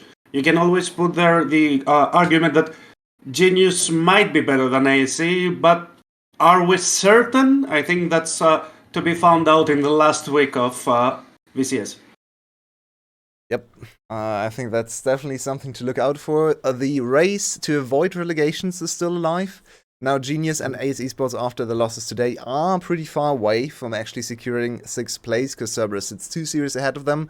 But it's not over. 4 series to play. We are 10 series in, 4 to play in the next 2 weeks. And with that, I think we are going to close out the day. Thank you very much, Ref, for coming on. It was lovely having you on and hearing your outsider's perspective or guest perspective. Very, very refreshing. And I'm sorry for the games. Today was a little bit of a weird one. No worries. The games were managed. The drafts, they hurt a bit close to home. So I wish you a good recovery from these drafts especially, and VCS English is going to be back on Thursday as always, 4 days a week. You know the deal. We are going to take, I think we are very likely going to have a special podcast tomorrow, so look out for that. But the games return on Thursday, and we are heading into the last part of the split. We are going to have on Thursday Team Secret against Wales. That's a banger. And then GAM against Genius Esports. Well, that's a banger for GAM. Not so sure about Genius. But don't miss it on Thursday. Thank you very much for tuning in, and have a great evening.